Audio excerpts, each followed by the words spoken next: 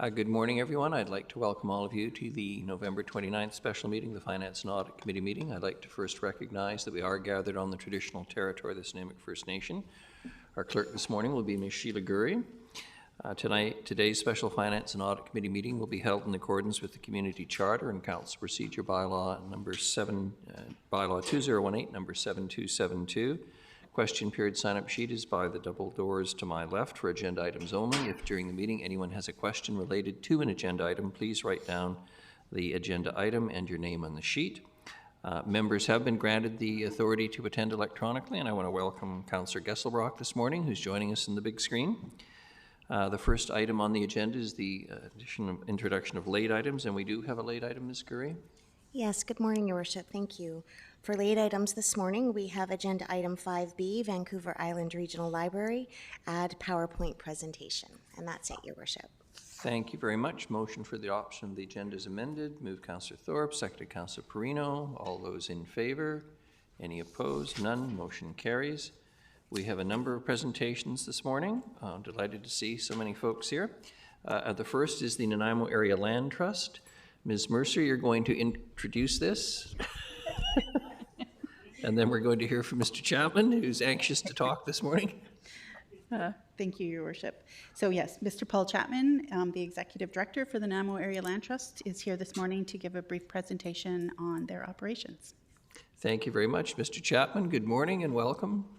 Thank you, as always, for your enthusiasm. There we go. One makes it forward, one makes it go back. Thank you for this opportunity to speak with you today. My name is Paul Chapman. I'm with the Nanaimo Area Land Trust, and since our beginning in 1995, we've had an excellent working relationship with council and city staff.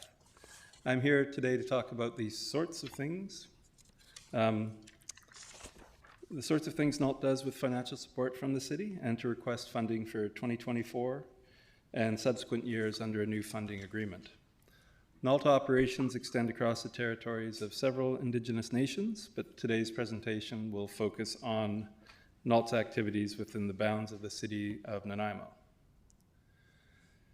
So this slide, this isn't an exhaustive list of the folks we work with, but I'd like to draw attention to the sign, the picture of the sign on this slide. So this sign represents a nexus between city park staff, Saywenst Elementary School, and NALT School Water Stewards staff. This is a new kiosk for the Northfield Marsh where the students come and do their stewardship lessons and their stewardship activities. And when this kiosk was being designed, the students and teachers asked if they could have an element where they could add their artwork and their thoughts about stewardship of the marsh in there. So that was built into this kiosk, and as you can see from the results, the students are doing that, and it's making that connection not only between the students and the marsh, but the community and the park as well. And it's sort of a win-win-win-win situation. Watersheds are another nexus, another place of connection where conservation, community, and city services meet. Many of the things we do involve restoration of riparian and riverine areas in support of stream health. This list of watersheds is not complete. It grows as we respond to community interest and concern, and as we secure funds for habitat work. NALT restoration efforts support stream health.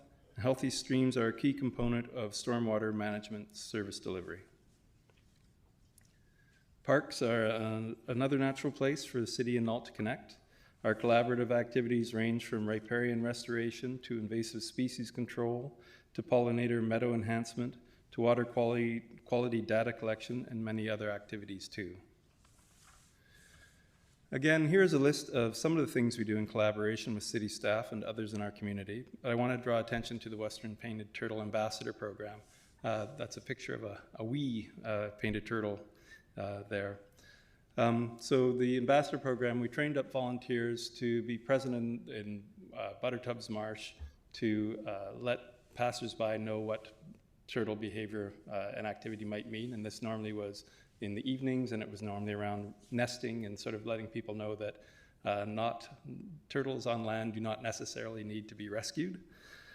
And so in the beginning, the volunteers would witness this turtle nesting habitat, which happened in the evening, let NALT staff know, and then NALT staff would go down there and put on protective netting to stop the nest from being predated upon. But what we found was, when we went there the next morning, is that every nest and all the eggs had been predated upon. So it may be that there hasn't been a successful western painted turtle hatching on Buttertub Marsh for years. So we changed our protocol, and we'd respond immediately to the volunteers letting us know about the nesting activity, go and put in those protections. And so this year we were able to protect 21 nests, and we're hoping that on the new basking logs that we set up with city staff, that we'll be able in coming years to see that the ages of western painted turtles present. So that for this one project, we had 19 volunteers donate 314 hours of time. So that's, showing some good buy-in from the community. And volunteer support is a key component of the success of various projects and a key indicator of community support of those projects. And as this slide illustrates, our volunteer support of NALT is increasing. The financial support we receive from the city not only funds specific projects, it also allows us to use that support to leverage funds from other sources to be applied in our community. I've expressed that leverage as a combination of funding from other sources and volunteer support.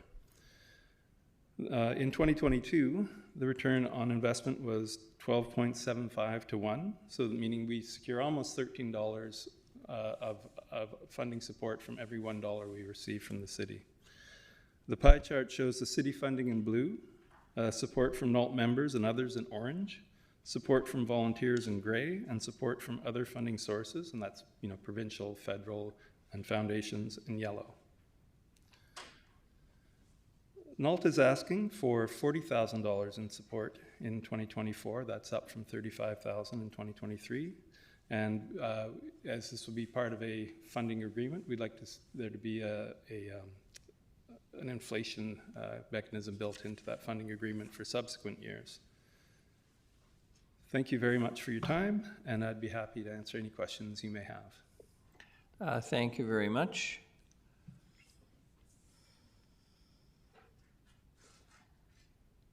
Is it working? It is. It is now, thank you. Councillor Eastmere. Good morning. Thank you so much for your presentation this morning. I was wondering if you could tell us a little bit about the invasive species removal that you're supporting, because I know that is one of your major focuses in Nanaimo. Yeah, and it's, if you're in the invasive species removal business, the good news is there's lots of business. At Lotus Panatis Parks in Harewood Plains, we've, with the city and other organizations and individuals, removed broom from those parks. We are working with a group around an event of oh Lord, it's forgotten. Okay, anyways, other invasive species in Colliery Park.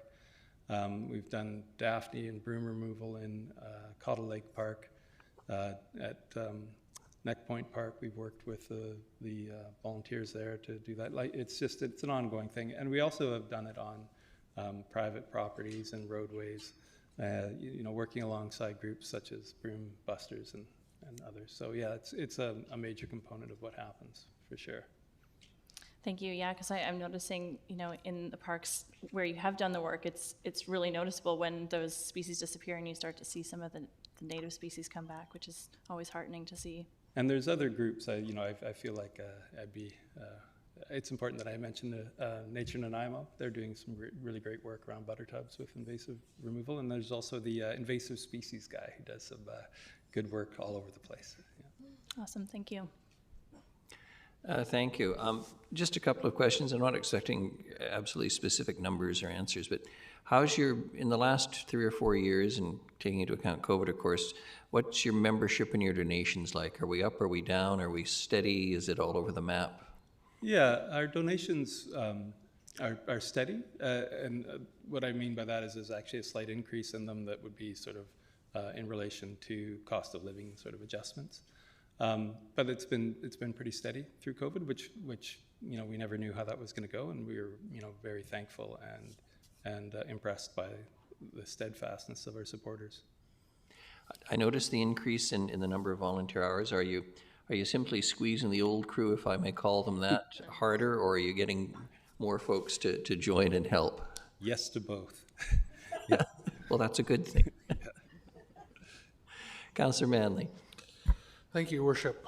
Thank you for the presentation, and wanted to also thank you for some of the previous work, the presentations that you've brought to Council. As you know, the provincial and federal governments have put money into a fund for protecting biodiversity, and some of the areas that you've identified in the city and the regional district, that work is important for us to be able to make those cases to senior levels of government for biodiversity protection. And I know you're well aware that this is somewhat of a special area with the ENN land grant and the lack of actual public land to protect. And so some of that federal money has gone towards protecting areas that are crown land, and we don't have that opportunity here.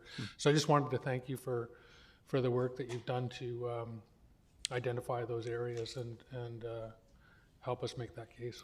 Thanks.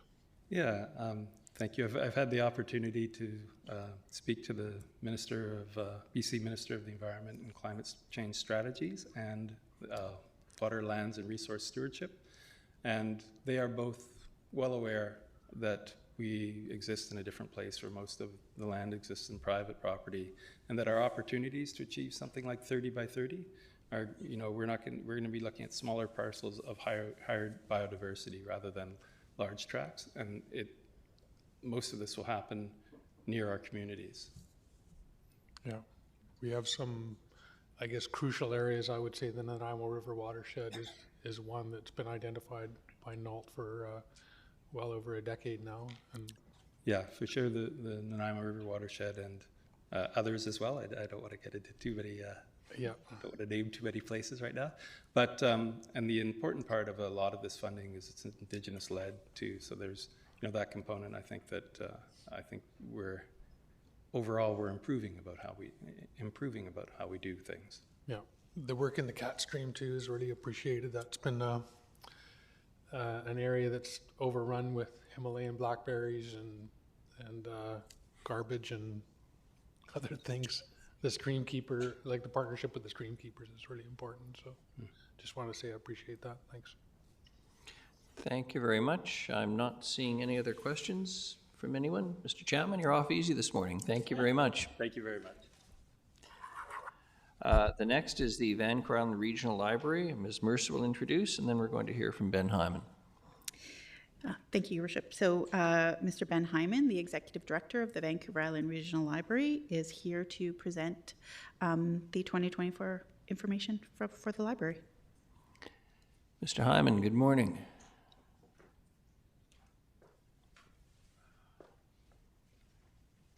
Good morning. Thank you for your time. Nice to see you all again. It's been a year. Thank you for your work. Goes faster when you're older, trust me. So I have 22 slides for you today. Just poke me if the time is off.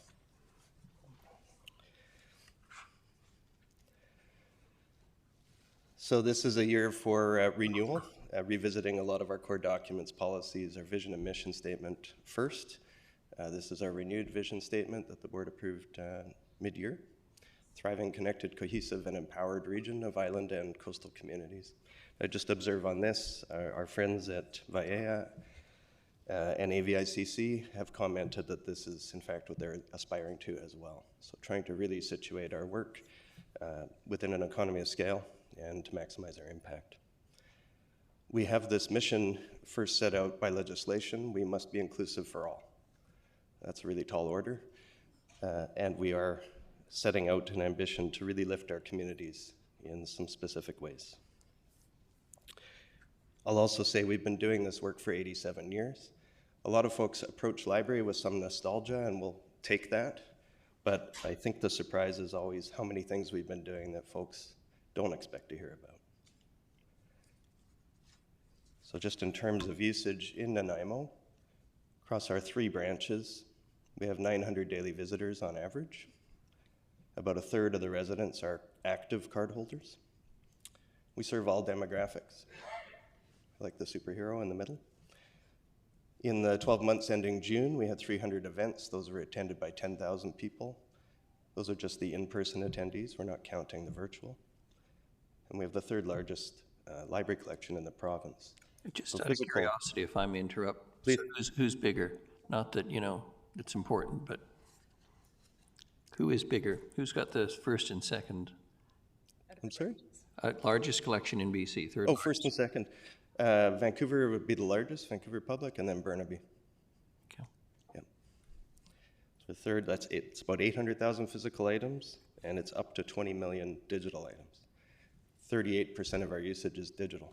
So on top of all of those daily visit counts, over the next year or two, we hope to be able to really quantify what the daily load is in terms of accessing downloadable audio, streaming video, ebooks, all of those components. Our cards are minimally valued at $700 per user based on active users in the system, and that's just looking at the physical collection value. So over the next 2 to 3 years, we hope to fully cost the return on investment and the cost savings for each one of those. We estimate it's likely up to about $2,500 per family for active users of the system.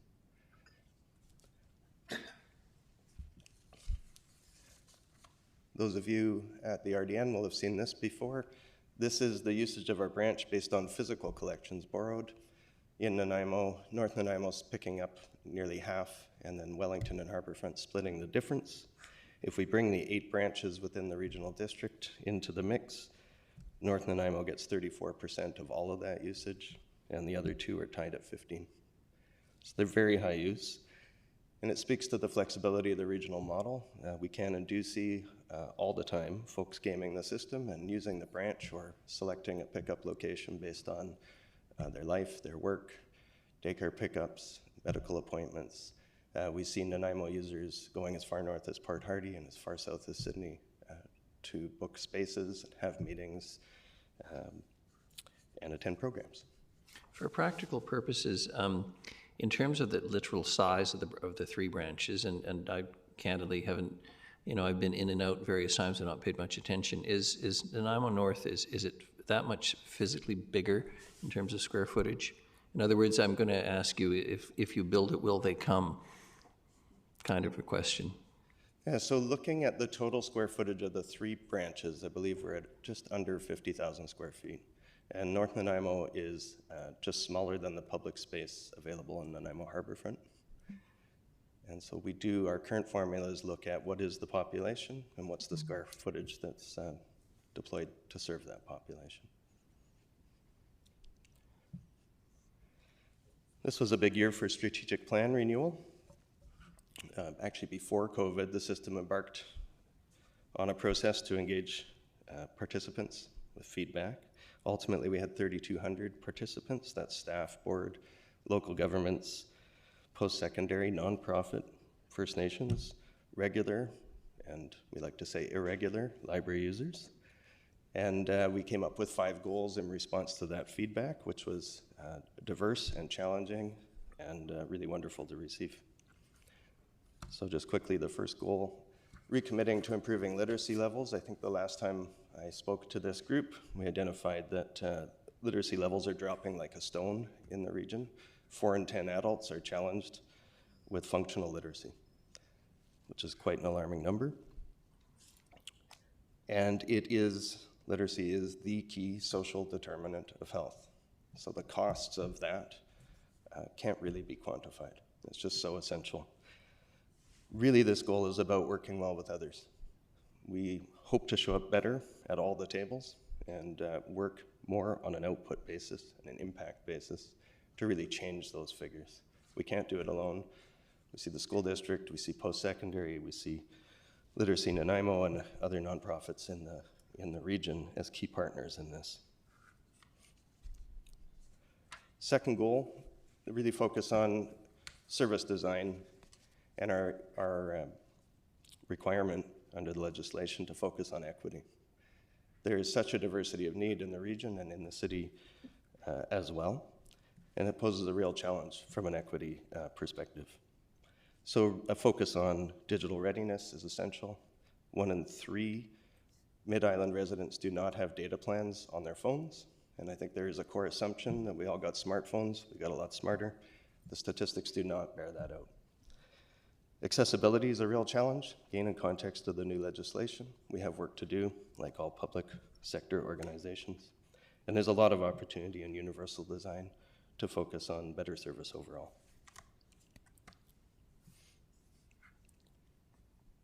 Really thinking about our partners and opportunities for reciprocity.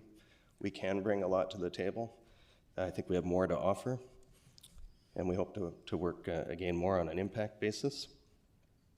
Non-traditional and traditional partners, really exploring the underserved and the gaps in services from a citizen-centric perspective. So we have many good conversations on an ongoing basis now over the last year, thinking about communities of practice, multidisciplinary, that leverage wise practice. And we're working a lot with our aligned partners, especially in the GLAM sector, galleries, libraries, archives, museums, including all of my colleagues here in Nanaimo. Fourth goal, fostering safe, inclusive, and welcoming spaces and services, collective services. We are a third space in communities. There aren't a lot of other third spaces in the communities we serve, certainly in Nanaimo. A day in the life at any one of our 3 branches, they are absolutely community living rooms. And that's important work for us to continue, to being welcoming and inclusive, focus on safety, accessibility, and resilience. And then the 5th goal, this is focusing on ourselves, really hoping to develop our workforce to meet and respond to the challenges, to continue centering workplace culture, supporting good governance and inclusive governance, and expanding our infrastructure and data-informed decision-making. So again, we heard from 3,200 folks. I hope some of this resonates with you. I'll just segue over to budget. Just a reminder, under the Library Act, our budget cycle is budget approval in September for the fiscal year starting January, which doesn't ever align with local governments. And of course, we have 38 local governments represented on our board. This year, we had 7 meetings with board or executive committees between May and September. Just 2 key pieces of context for budget this year. The first is a report that came out in October by the Canadian Urban Institute, which observed national challenges to the entire library sector that have arisen since COVID. In some cases, these are really acute challenges.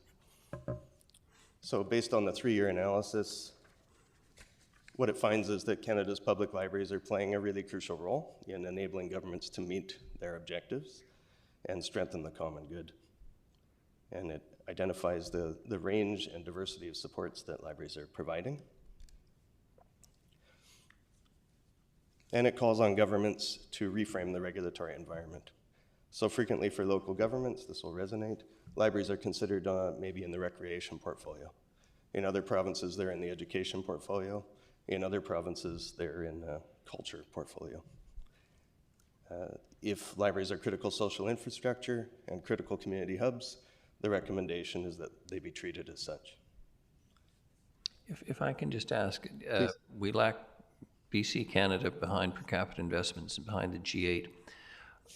Are they investing, their library systems investing in something different from what our library system does? I mean, are they more technologically advanced, et cetera? If you can comment on that. I think the example that comes to mind always is libraries in Finland. It's a different place, but it's an easy comparator. The funding structure is much more collaborative in terms of the different levels of government. Access to libraries is much more integrated with your identity. You use your driver's license to scan into the library 24 hours a day. You can use that space for pretty much anything you like if it's closed, and people treat the spaces really well. Consequently, the overall usage of the libraries is similar to here, a blend of physical and digital resources and materials, blend of business resources and services, on-site expertise, referral, all of those sorts of components. but there really is a more library forward perspective in terms of this is social infrastructure. We're going to fund it as social infrastructure, and there's never a question about what level of funding is coming from the highest levels of government. Those are the main pieces. So it's the blend. In BC, about 4% of the sector is funded provincially, and the remainder, as you know, is local government. So that is definitely below average in Canada and certainly worldwide. So that's one part of the context. The other part of the context is closer to home. In fiscal 22-23, Rural Management and Board worked to identify and contain legacy financial issues. And through a tender process, I can say that new auditor was appointed for fiscal year 23 through 25, and a Finance and Audit Committee has also been established by the board. The short version is that previous administration drew down investments to cover operating expenses. Fundamentally, a practice of under budgeting and overspending. So those two pieces of context really fed into the 2024 budget assumption that we needed a right-sized budget, needed to be needs-based for all operating expenses. We needed to maintain operations and services to meet the need, and that we would see an above-average historical increase. That was on the operating levy. We have two levies, operating and capital. For the capital levy, this year the board reviewed its facilities policy and its facilities master plan, including an assessment of all 38 facilities that we operate in. And levy was to be established through that process, and ultimately was. The largest pressures on our operating, not surprisingly, all public libraries, biggest cost center is wages and benefits. Those are up, as you see here. We have 2 collective agreements. We renewed with CUPE earlier this year, and until the end of 2024, we have no more bargaining, and we're pleased about that. This budget does include savings from an exempt complement reduction. So July saw 5 very difficult conversations with folks in positions to make sure that we could wrestle the 2024 budget down. The second largest pressure was leases, security, and utilities. As you see there was a number of 5-year renewals on long-term leases and service contracts. We did conduct a full review of all of our leases. Again, that's 38 communities. We own 7 of those, so of the 31, it's a mix of local governments, nonprofits, and private. Overall, the increase was about 7% across those. In a few cases, we lease from the local government member. So we're really just exchanging money with the levy and the lease. And in some cases, that number is close to matching. And the last bullet there, the observation is that since 2019, our annual security, health, and safety overhead is up to about $600,000 a year. Part of that coming through WorkSafe requirements and just the cracks we've seen in the system since COVID and post-COVID. Again, that's in line with the overdue report that I referenced. That's actually significantly under many of our comparator systems across the country. So by the numbers, the total budget at $38 million, which is a 15% increase over the previous year. According to the provincial apportionment formula, local government levies will contribute $32.5 million, and it brings the per capita increase to $67.69. The City of Nanaimo increase, which I can assure you is an atypical year, is as you see there. Before going to the next slide, just to confirm, we are absolutely prioritizing provincial government relations. We met with Minister Malcolmson just last week. The BC Public Library partners are working with Earnscliffe to advance ongoing increase, a lift from 22 million annual funding to the sector to 30 million, and have been seeing good support, and we've been advocating behind that. And revenue generation is a key part of our 5th strategic goal. In terms of identifying, while we cannot monetize our services, there are some opportunities potentially to take the pressure off. So just in comparison, These were numbers we pulled down on Monday, and I can update because Greater Victoria Public released its budget yesterday. So if we add that into the mix, it's 95,000 population, so just between North Van District and Nanaimo. And their budget is 6.73 million with 2 library branches. What it means is within this cohort, Nanaimo sits about 1.1 million below the average, and it has above average number of branches in the city. Of this mix, the communities you see, Nanaimo obviously a member of Vancouver Island Regional, Kelowna is a member of Okanagan Regional, so this is just looking at the levies specific to those communities. And I don't know that this comparison had been done in a long time, but it was certainly interesting to see how the numbers fell out, and I think it's true right across our system. It's a 42,000 square kilometer service area, but there's always been a sense that by having the headquarters of the system and predominantly most of the workforce based in Nanaimo, that there were really compelling savings for the city, and that certainly bears out here. You'll note that some of these numbers are 2023, so the savings compared to average would be even more significant for 2024. Looking at the numbers, I mean, obviously it speaks highly of rural. The way I read it, North Van, not much difference since the collection size is 40%. You've got 2 branches. I appreciate it's probably more expensive real estate or a lease or whatever the case may be, but I'm going to assume there aren't substantive differences in the wages. Do you have any explanation for, although it's more interest to the voters of North Van, but why they are so extraordinarily expensive in comparison to Nanaimo? The first thing, I think you're right in terms of wages overall. We may be below Greater Vancouver area, but not significantly, I wouldn't think. So it likely goes to their assessment formula and the converted land values. We didn't do a historical, we didn't look back a few years to see if there was a big spike, for example. And then I think it's also in the range of additional services that are available, especially. But by looking at a few different communities, we tried to avoid that. So for example, TransLink represents a significant cost, and there are some shared contribution models for the North Shore communities that touch on library, which is difficult to explain, and nonetheless it's there.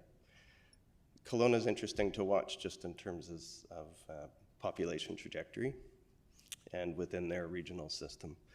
Some of the strains that we see in ours are similar to Okanagan, just in terms of rural electoral areas, being sensitive in particular to levies if they don't have a physical branch close by.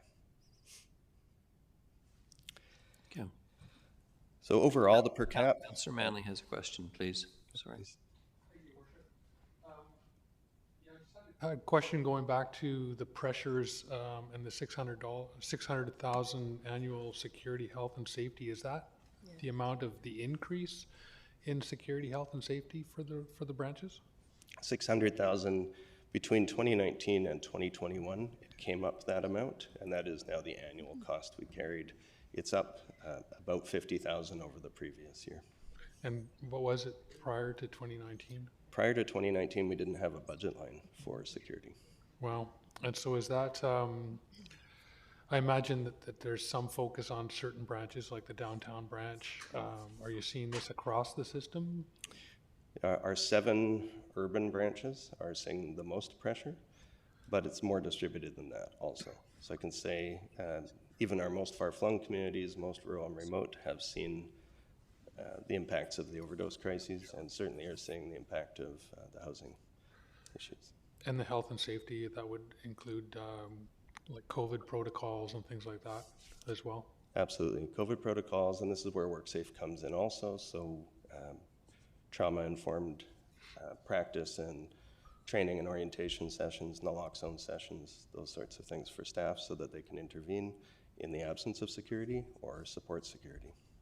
And has there been an increase in the kind of changes you need to make in a branch with that population using the branches a lot more? So like washrooms and things like that where overdoses are taking place? Yeah. Some of the costs show up in our facilities levy also in terms of improvements that we can make to satisfy the accessibility legislation. But by universal design, it's also code word for we have had overdoses in the facilities. And presently, we have a $50,000 grant from Island Health to install non-intrusive sensors to monitor for folks that may have overdosed, for example, in those spaces.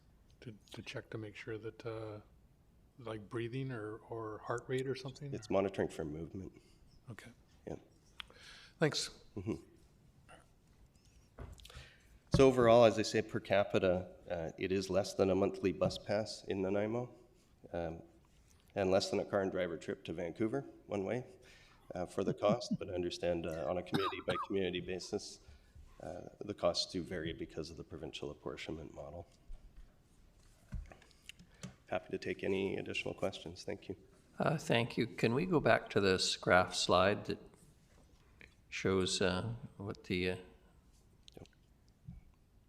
keep going, Oh, sorry. the graph around, Oh, this yes, one. Yes. that one. So pretty clear to me that we'll call it the previous administration, so to speak, was draining the family bank account, is the way I read it. Is that too simplistic a view? I think that's a fair characterization. Are there any legal requirements in terms of what level of cash or investments or whatever that the system has to have in Yes, place? there is, and I should say that through this entire run, 2011, right up until the last audited statements, the organization did enjoy a clean annual audit opinion, so there'd never been deviation from that. And part of the question that's posed, there is a minimum retention value, and my sense is the way that that minimum retention level was met annually was based on the year-end cash and investment position. The rub here is our levies come in quarterly, so if you do a sampling at year end, things look pretty healthy. Thank you. Question? Councillor Hemmons referring to Councillor Perino. Oh, thank you, Your Worship. Question through you. Thank you for the presentation. It's very interesting. I just, again, going back to that slide that we just had, sorry about that. You were so good to get there. I'm just wondering, you're audited every year, Yes. and that wasn't picked up? No. Okay, and that's my, sorry, surprise, as you can see. So my next question is, knowing that you are so often there for our community members that are so compromised, and I wondered what effect that has on, I just want you to talk about that again, about the overall cost and on your staffing and so forth, what that means for you, because we often say, as a warming center, often the library is a place to go, and we're so grateful that you're there, but there's a cost, and I just want you to talk a bit about that, both the financial and the emotional. Sure. I'd characterize it this way. So for all of 87 years, as far as I can tell, the library's always kept its doors open on a cold day or when there's an extreme heat event. We didn't refer to them as that more than a few years ago. The difference was if it was really cold and staff noticed that, you'd throw a pot of coffee on. So nothing's changed. That's the main piece.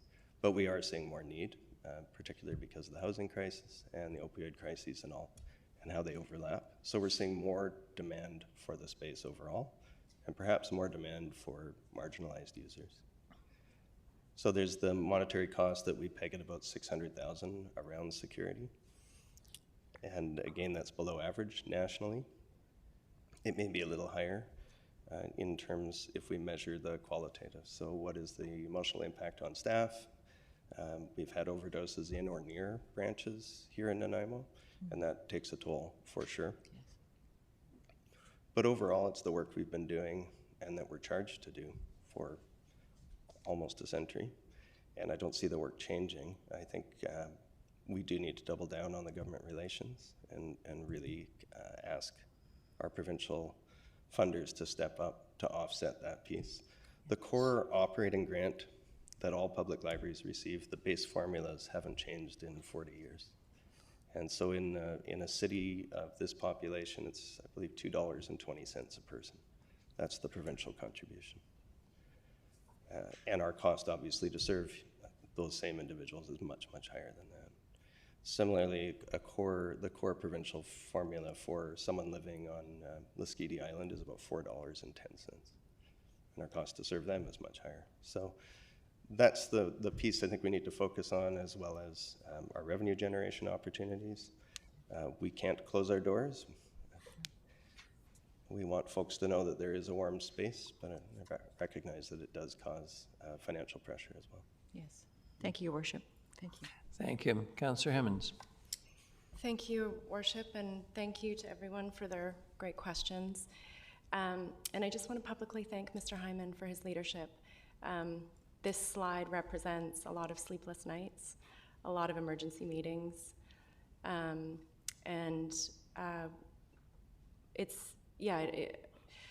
not off base to say it's been a tough year at the library, and I've, on behalf of the board, and I think our community in general, I think we've really appreciated your leadership. Yeah, that's it, Your Worship. Thank you. Thank you. No further questions from anyone? Ms. Hyman, thank you very much. Presentation this morning, much appreciated. Thank you all. I was going to say better luck than existed before. Thanks. Take care. The next item is the Vancouver Island Conference Centre 2024 Business Plan. Ms. Mercer, and then you'll introduce Mr. Lowen, please. Thank you. So Mr. Chuck Lowen, the General Manager of the Vancouver Island Conference Centre, is here to present the presentation for the Vancouver Island Conference Centre.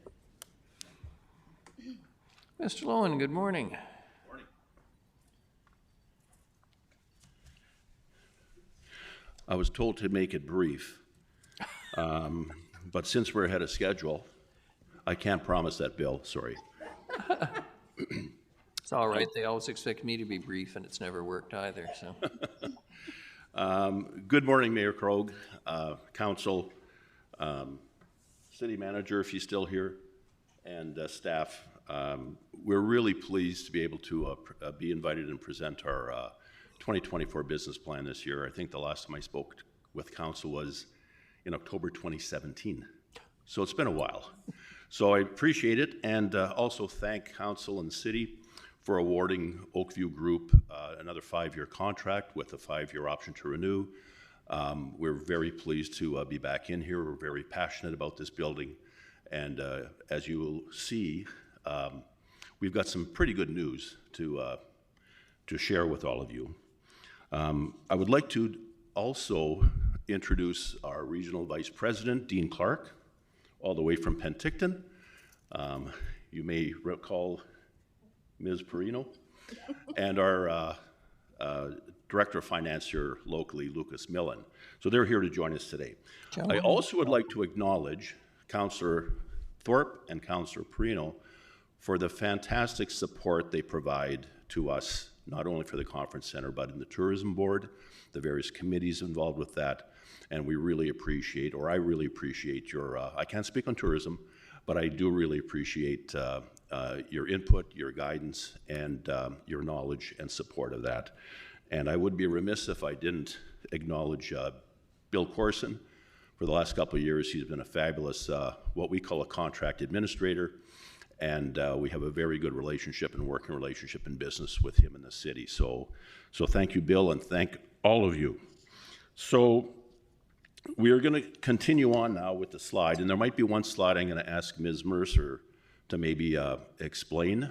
It's a slide that's developed by the finance department. But let's see if we can make this thing work. The overview of us, we're basically in the hub of a lot of other businesses or agencies or entities. We've got local transportation providers, local hospitality operators, the Prosperity Corporation, the city here, of course, downtown, you can read them all, tourism. We are impacting them, and they are impacting us in a very symbiotic and supportive nature to develop economic prosperity and economic growth in the city of Nanaimo. So we deal with all of these, and we work with them, they work with us to provide economic impact for the city of Nanaimo.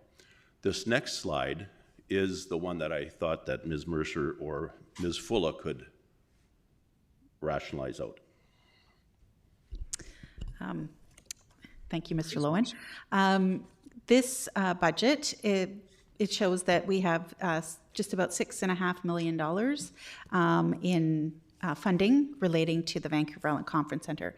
So this includes the operating that Mr. Lowen and his group look after, as well as money for the building shell and the debt servicing that we have on the facility.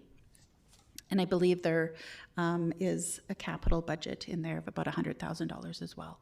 So all of those combine to come up with the $6,492,929 in budget for the Vancouver Island Conference Centre or the Port of Nanaimo Centre. And the debt servicing, we're nearly at the end of that. Debt servicing? Oh, it ends in, one ends in 2026, the other in 2027. Thank you.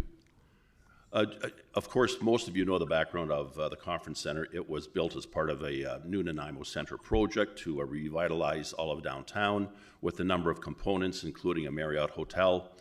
Unfortunately, the Marriott hotel wasn't built and opened back in 2008, but fortunately, it opened softly in March this year, and then with a grand opening in June, and we're just delighted that they're downtown.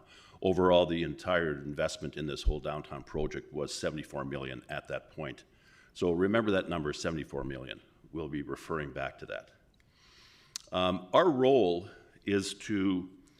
purpose is to create positive economic input, stimulate growth for the city, and provide for cultural enrichment for the community.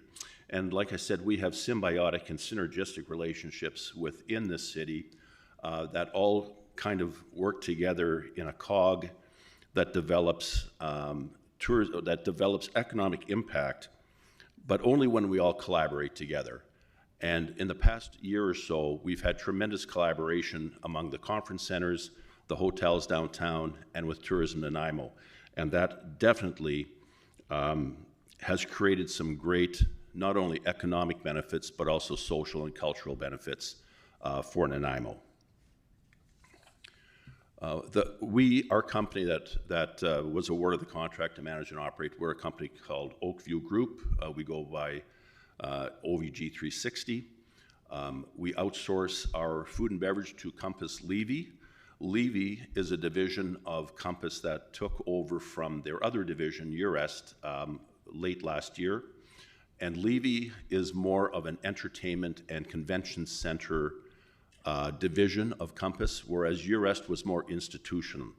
They did penitentiaries, they did senior citizens' homes, they did things like that.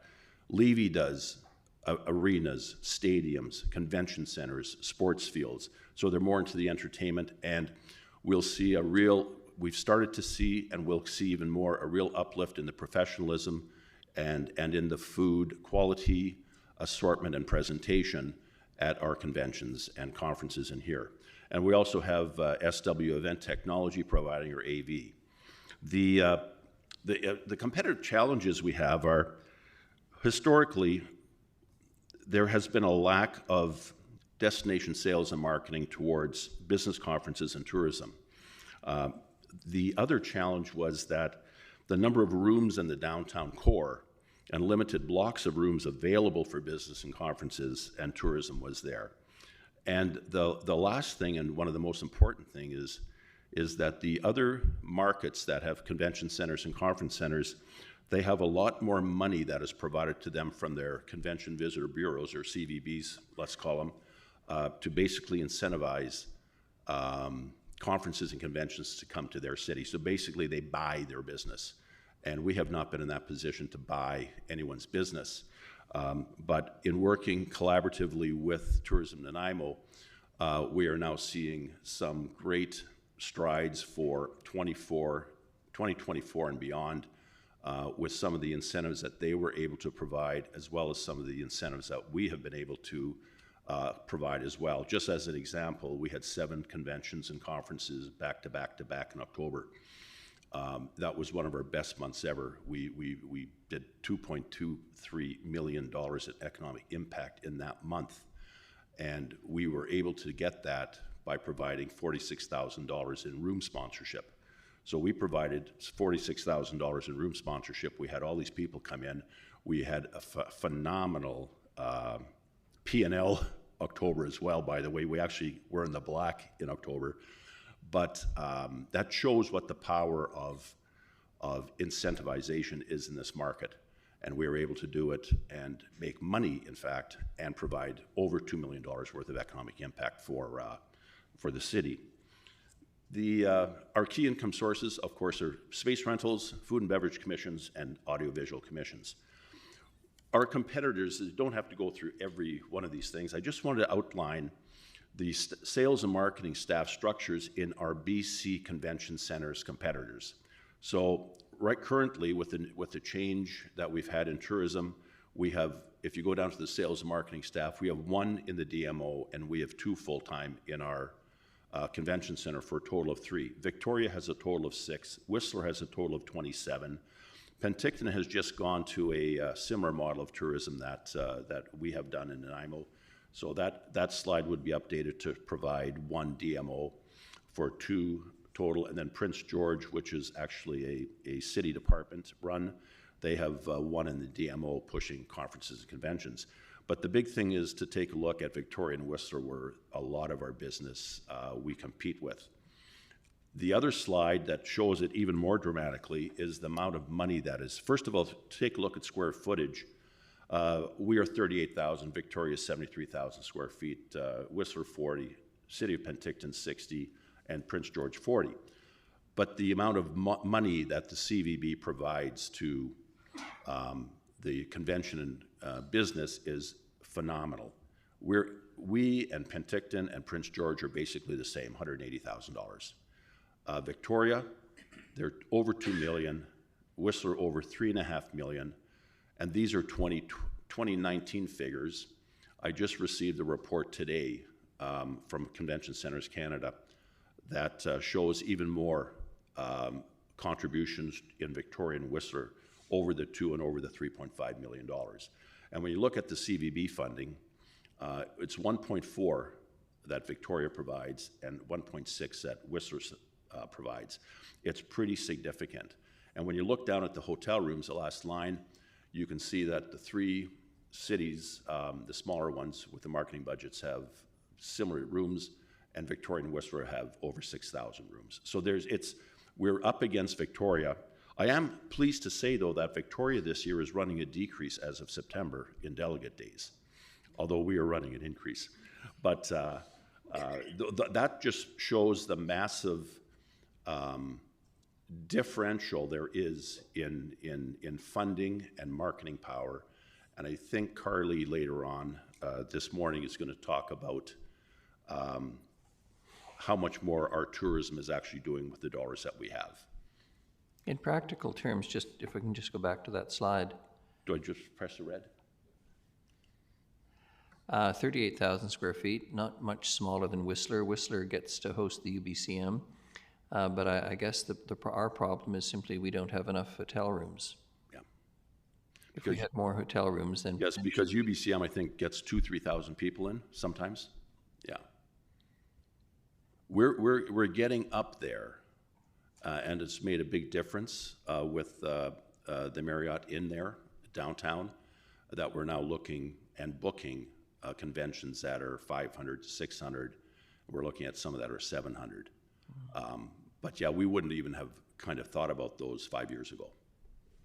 But that's a good observation. Relative cost-wise, it's always struck me, and I'm sorry to interrupt you, but you know, if you're coming to Vancouver for a major convention, looking at relative hotel costs and expenses generally, I would think there's quite a market for us here. Hop, skip, and a jump with Hello Now, and even allowing for flights on the Helijet or float planes that you could probably still see a fair bit of a savings potentially with some conventions if they come here, if you're coming as far as Vancouver, particularly a province-wide or a nationwide convention that might be specialized. Can you comment a little bit about that? Yes. Am I off base, or? You're very correct in that, and we are seeing actually that the expense of conventions are getting out of hand, and they're also reducing their size of attendees and going to the smaller markets. And that's where when we go to market with tourism, to trade shows, to bring in events and that, we really promote that factor that we are the affordable choice and a very scenic choice, and we're not that far. We have more options now. I believe tourism has just put out a marketing piece about hello. You know, you're just a hop, skip, and a jump away as far as conventions go. We do have the traditional ferries. We've got the helojets. We've got everything else. We have the only mode of transportation we don't have is rail to get here, and we're starting to see a lot of great response to that. And I know that the DMO sales manager is working on that. Let's get the expense of the Vancouvers out there. Even compared to Victoria, we're a good deal. So we use that as part of our strategy, and we also use the availability of multiple modes of transportation to get here. And where those conventions have always been maybe 600, 700, 800, they're now maybe doing 400, 450, and they're looking at other options. We're never going to compete with Vancouver with their 2,000, 3,000, 6,000 delegates, but to get a little piece here and there is great, or even get ourselves recognized in the Western market and the BC market as a great option. And we're seeing it. We have a lot on the books right now, from now till 2028. But the very good observation about that, the pricing. Thank you. So when our company first got in here in 2017, marketing was provided by the NHA and TAVI, the Tourism of Vancouver Island, but it excluded any business tourism marketing. We lobbied long and hard with both groups to give us some help in marketing not only the VICC but the whole destination.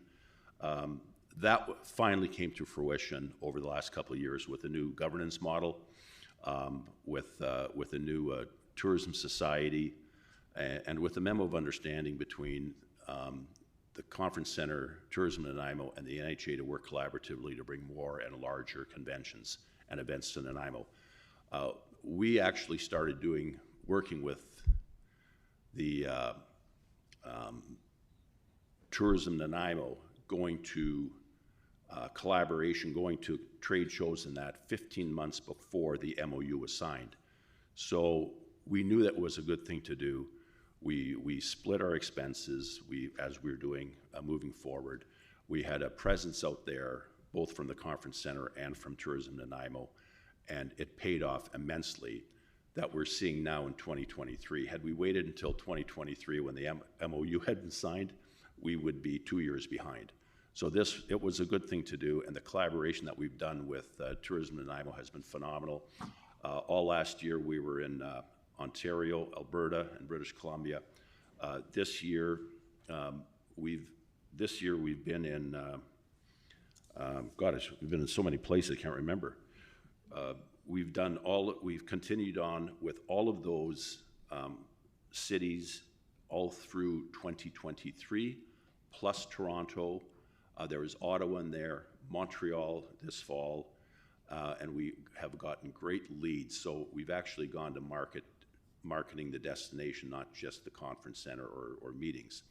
And we've been able to, we've already committed, we paid for the expense already for 2023 to Tourism Nanaimo, and we've already committed to the joint advertising and marketing and trade mission plan with Tourism Nanaimo for 2024. And when we get around to doing the strategic plan in the next couple of months for Tourism Nanaimo, we are going to be completely enveloped in that as well. And whatever the strategic plan is for Tourism Nanaimo as far as meetings and conferences go, we will be all fully aligned to it and working it all together. Here's an interesting slide. Don't look at all those numbers unless you really are a financial guru. But I wanted to just show the historic operations that we've had since 2017. It shows the net income at the bottom. I call that the investment from the city, and that's what from the annual budget. So I don't consider it an expense that the city has. I consider it as an investment that provides an ROI, a financial ROI.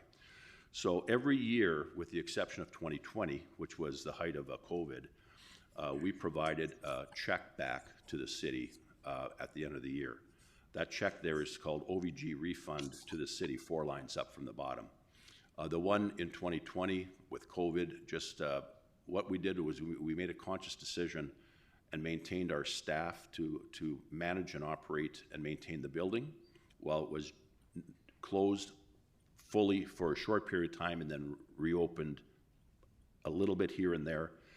But more importantly, we kept our sales and marketing people on, working from the office and working from the home, and making sure that all the conventions that we had and all the events that we had booked, we would not lose. And we would lose certain things like single-day meetings or meetings that just are done that are not planned in advance, years in advance. But we were able to maintain about 95% of the conventions and conferences that we booked. And we were able to, we had to move them a couple times because of COVID, but we were able to bring them all back in future years. One of those, I won't say which one it is because it's proprietary at this point, we had come back this year. They were so thrilled with the event. It was a provincial organization that at that event they voted and are coming back in 2025. And just last week we were approached by that local and provincial organization for pricing to bring back the entire national organization for 2028, which could be 600 plus. So it's these things that, like, you know, if you lose them once, you may never get them back again. So we made sure we didn't lose them, and we've been able to come out of COVID actually better than any other convention center in Canada. And the ones that have struggled the most are actually the very large ones. But we are the best in our group, and I'm going to say proudly the best among the best as far as Canada is concerned. So that OVG refund to the city equates, when we built the budget, this thing here, back in August, because we have to have it in by August, we projected a $157,000 improvement to budget, which of course we will write a check for at the end of the year. Well, that's grown another $100,000 over the last couple of months, so we'll be writing at least a $250,000 check back to the city, which will take us back to an accumulated refund since 2017 of over $1 million. So we've been able to give back $1 million to the city and to the taxpayers, and through all of that, we've been able to generate, it says $43.7 million of economic impact, even through the COVID years. Our return on investment, which is economic impact for 2023, is not 7.448 now. It's going to be about 9.5 million, another $2 million. So that's very, very good. We're very proud of that, and we're pleased that we're able to not only not spend our budget, but give the money back, but at the same time develop that much larger economic impact. Just very briefly, yes, the courtyard is here. It's fantastic. We're very pleased they're here. We now have almost 500 rooms within a 5-minute walk downtown, and it has been instrumental in our ability to market Nanaimo and sell Nanaimo even before it really opened. We were working with the Marriott about a year before it opened. So, and even prior to that, we were working with the PEG Development Group so that we could offer room blocks at certain times when the conventions were coming in after their opening, So again, we didn't wait for the hotel to open. We were working with them a year and a half, 2 years prior to the hotel. And with all the delays through COVID, we still were able to, I think we only lost one convention because of a late opening, but we were able to provide this year some great hotel rooms downtown for the hotels. This slide just shows our revenue by event type. The important thing to see here, or look at here, is that orange, or it looks kind of like a tan colored bar that's sticking up on the right-hand side. Those are conferences. And what we have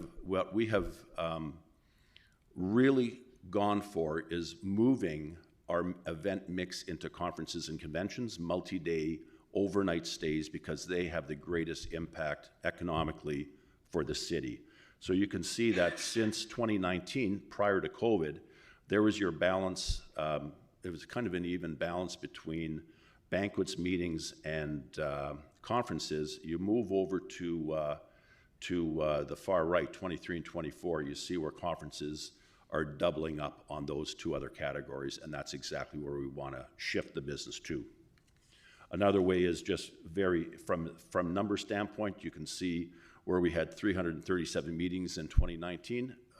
We're actually budgeting 197 for 2024, and that's a conscious decision, because if you look at the conferences, we're going from 19 to 30.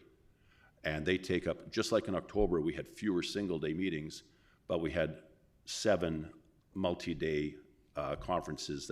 It's a much better balance or mix of meetings to make economic impact and to bring down the investment from the city.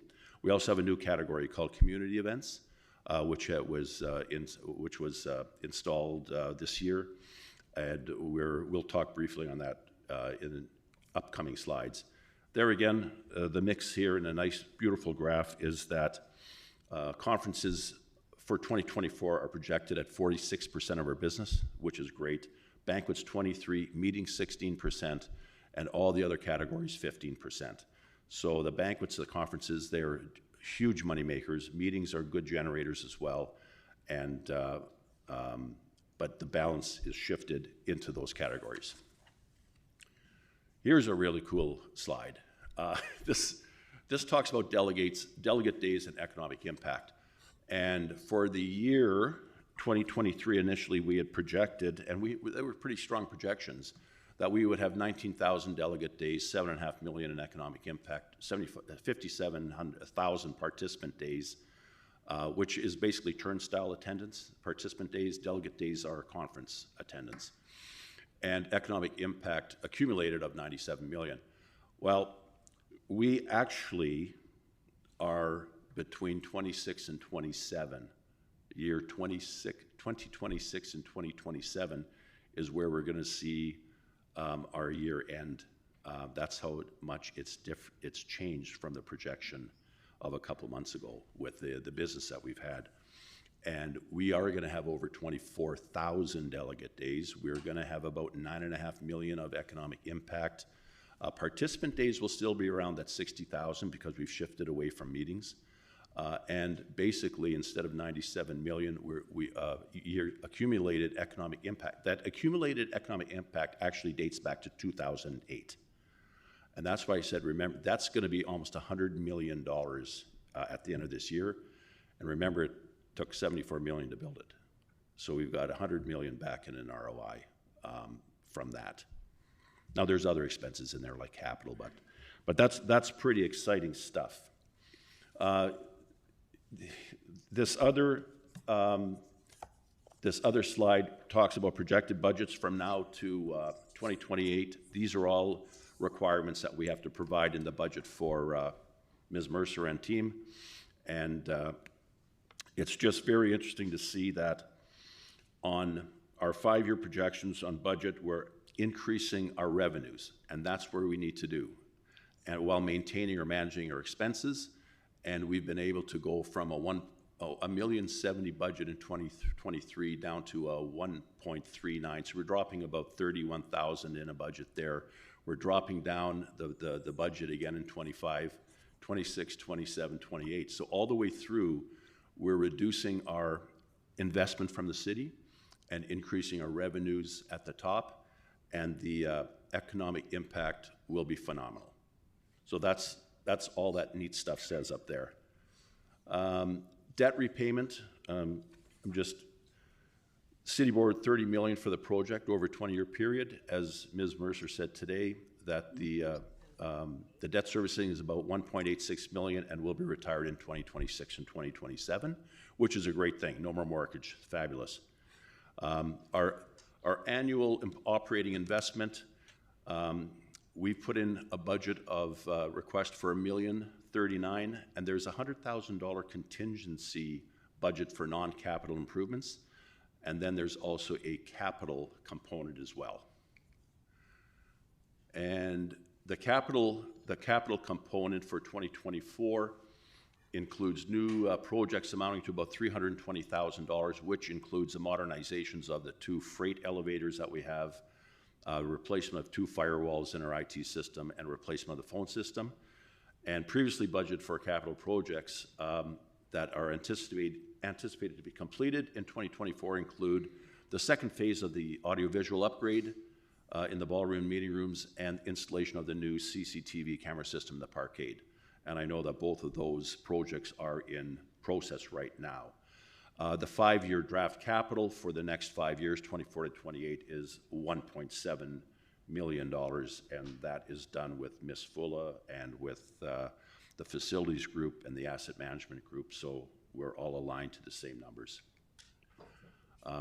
This just shows that we provide a business plan and budget every year. We have an annual marketing plan, and the capital plan is developed with staff. These are our key performance indicators. You won't have to read that. It's just that most of those indicators are on that type of form that I do. Bill enjoys reading those. But those are our key performance indicators. So we just don't have 1 or 2. We've got a whole host of them, and we go after those indicators on a daily basis. Some achievements that we had is, I think some of the biggest achievements are the collaboration and integration of the VICC with Tourism Nanaimo, with the downtown, with the city hotels, with the DNBA, the Chamber of Commerce, city departments, and in the signing of that memo of understanding. So that was a big step in 2023, and I really take that to heart as excellent achievements. The pre-COVID, we've also gone back to pre-COVID business tourism. In fact, we've gone to better than pre-COVID.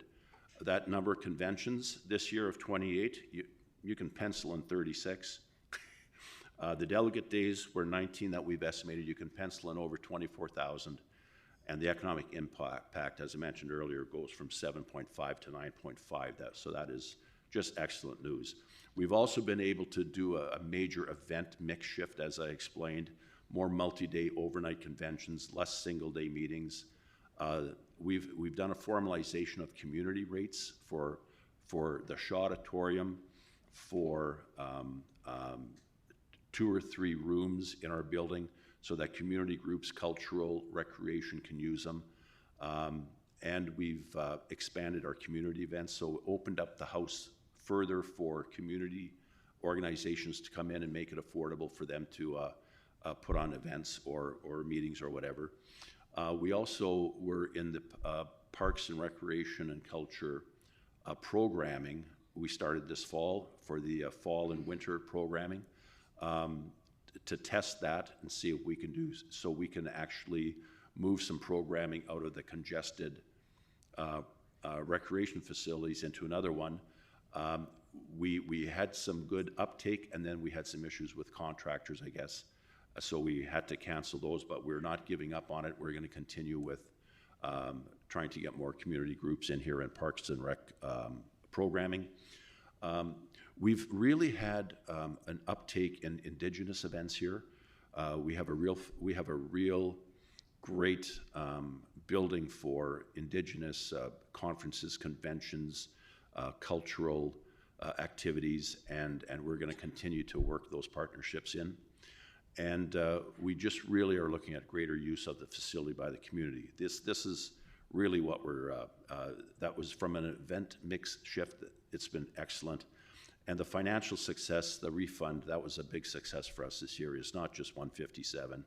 It'll be over $250,000. I don't want to give you the exact number yet, but I know for sure it'll be at least $250,000. So Lucas, you better put that aside for now. I've got to keep that promise up.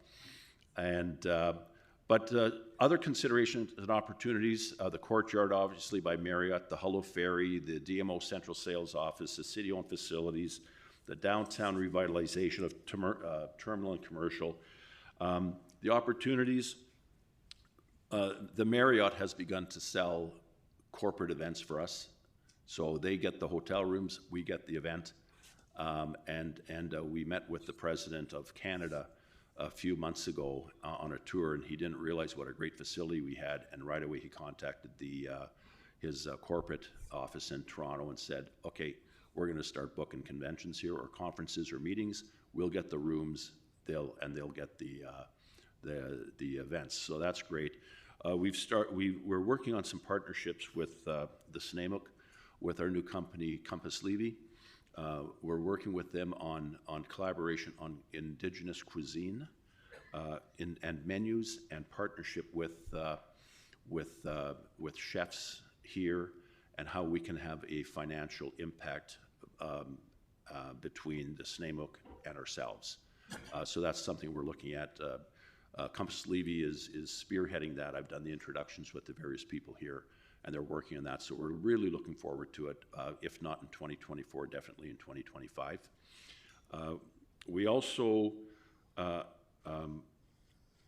see the increased business use on the ferry and marketing on the ferry. And my understanding is that they are agreeable to group rates to bring conventions and conferences in. So group rates to bring them over from Vancouver and back.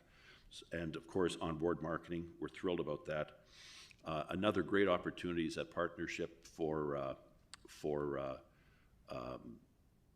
and presence in the marketing and RFP collaboration. So the leads that we get and RFPs that we get through Tourism Nanaimo and our trade shows, we have a real good partnership in building up that offer or quote. And we see that as a real opportunity to bring in more business by working together. We also are looking at partnership with the Parks and Rec and Culture Department for trade shows and conventions. If some of you may recall, in 2009, the BC Fire Chiefs were here, and we actually used the NIC Center and the VICC, one for trade show, one for meetings. It's a similar format that's used in Penticton as well for the BC Fire Chiefs, and we've gone. I've worked with the sales office in tourism to provide them with information, and they're going to go. We're going after the BC Fire Chiefs Convention to be held between the two drive floors at the NIC Center and VICC for June of 2028. They're booked up until then anyways, but that's a good thing. And if we can get them in the rotation every couple of years or every 3 years, that would be fabulous. So we're working with that, and we also have opportunities in other buildings that we can, like to rent out Frank Crane if we need something for a convention or a trade show, things like that. So we're working closer with the city on that. And as a last slide, some of the strategic priorities is, I put in quotes, safe, secure, sustainable streets, and we're partnering with the hotels, the Downtown Nanaimo Business Association, and with the CSO office. Another one is expanding the VICC walls, where we only have 38,000 square feet, so if we need more, we got to go somewhere else. So we're partnering with Parks, Recreation, and Culture facilities. Another one, opening our doors wider, partnering with PRC, community groups, and nonprofits. And another one is, another priority is West Coast Indigenous Inspired Fusion Culinary, and that's with partnering with the Snamuk. And that's my presentation, and I'm open to questions, and I'm sorry if I took longer than I was supposed to. I can assure you that, as I jokingly often say, I'm just the chief of the complaints department. To hear some good news is always a wonderful thing. That is appreciated. Before I go to Councillor Manley and Thor, I'm going to pull rank here quickly and just ask a couple of questions, if I may. Can you comment on the percentage of the conferences that involve unions meeting here for their annual JGMs or whatever? For union? Unions. Yes, actually quite a few. We have quite a few with BC GEU, not only conventions, but also other banquets and other events. We have QP401 that comes in. We have United Steelworkers. Yeah. So we have, and we have in the last couple of years marketed to unions that we do have a union staff in the VICC. Good, and the reason I raise that is it's anyone who appreciates the history of Nanaimo and the Great Coal Strike and various other, a long history of labor activism, it always struck me that it was a selling feature for this community in terms of attracting union conventions. Significant history, some historians have suggested that British Columbia's vicious politics, which are apparently more vicious than many other provinces, date back to the Great Strike and the kind of divisiveness. And it just struck me always that we should play on it. So I'm glad to hear you're doing that. So I won't say anything further, but I do think it is a continuing opportunity in terms of attracting conferences of a substantive size. So in order, Councillors Manley, Thorpe, and Prino, please. Thank you, Your Worship. This might be more of a question for staff, and it's just in one of the slides said that we had an annual $6,492,000 in operating and debt servicing, and then another slide said our debt servicing was $1.86 million per year, and then the annual operating was $1.03 million per year. So I'm just wondering what the breakdown in the 6.4 million is, because it doesn't add up with what was presented in the other slides. Ms. Mercer's flipping sheets and Ms. Full is leaning in. This is always a good sign when they collaborate.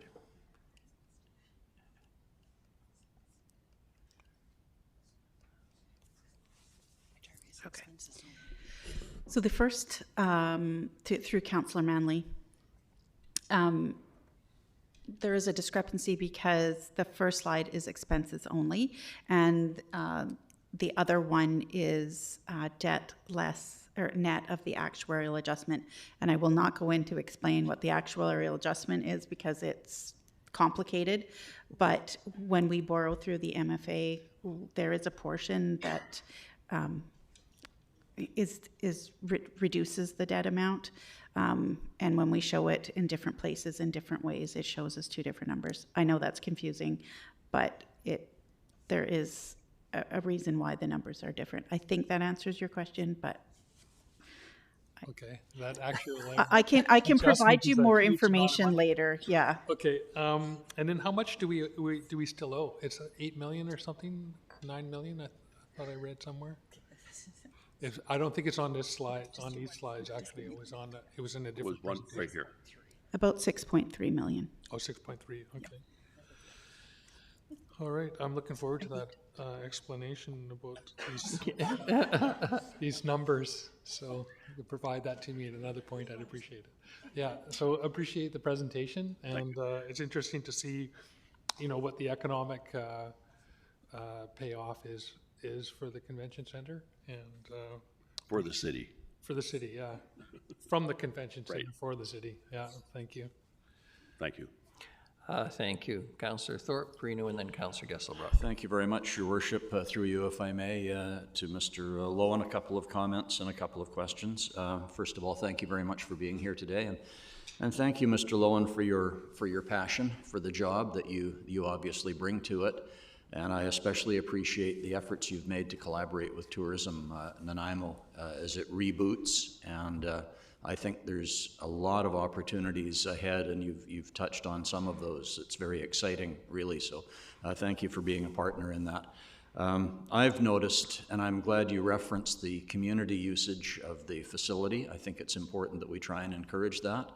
And I know coming up in the elevator to these meetings several years ago, there'd be a sheet inside the elevator with other meetings happening, and there wasn't much on that sheet. And now I see just about every day that sheet is filled with a number of community users and holding meetings or conferences or whatever. So that's very encouraging.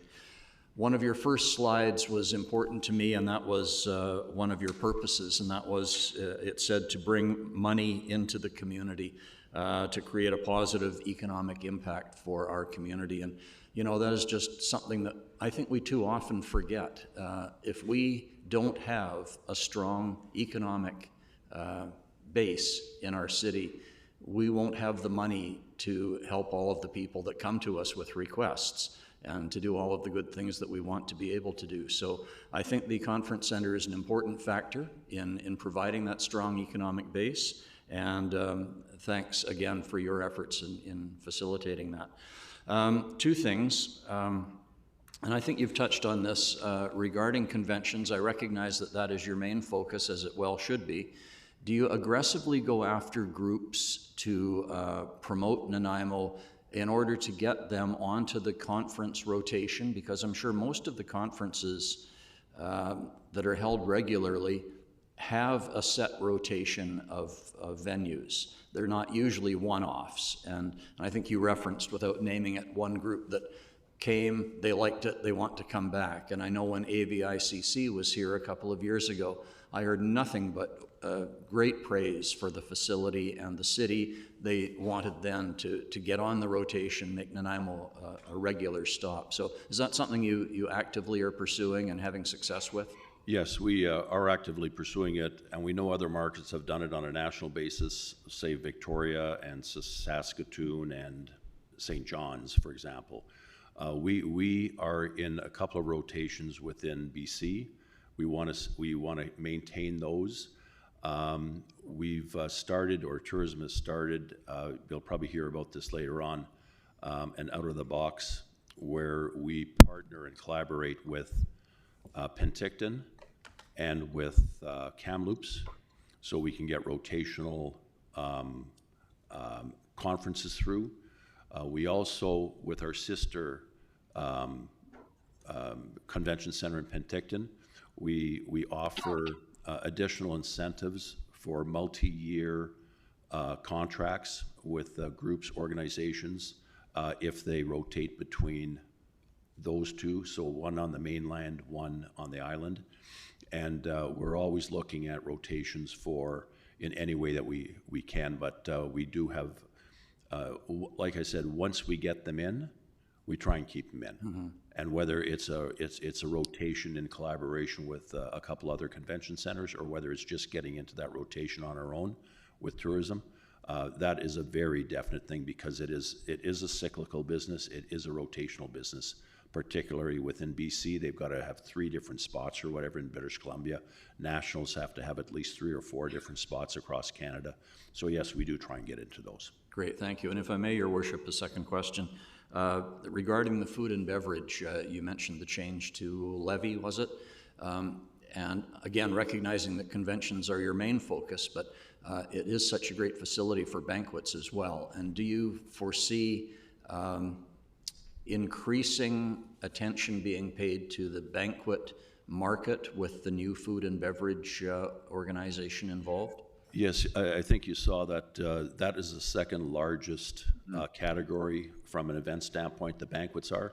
And when we say banquets, we don't include the food and beverage that is served at conferences and conventions or in meetings. Those are the galas, the parties. Just for example, we've got one group coming in December with 697 people for a Christmas party. Those are nice.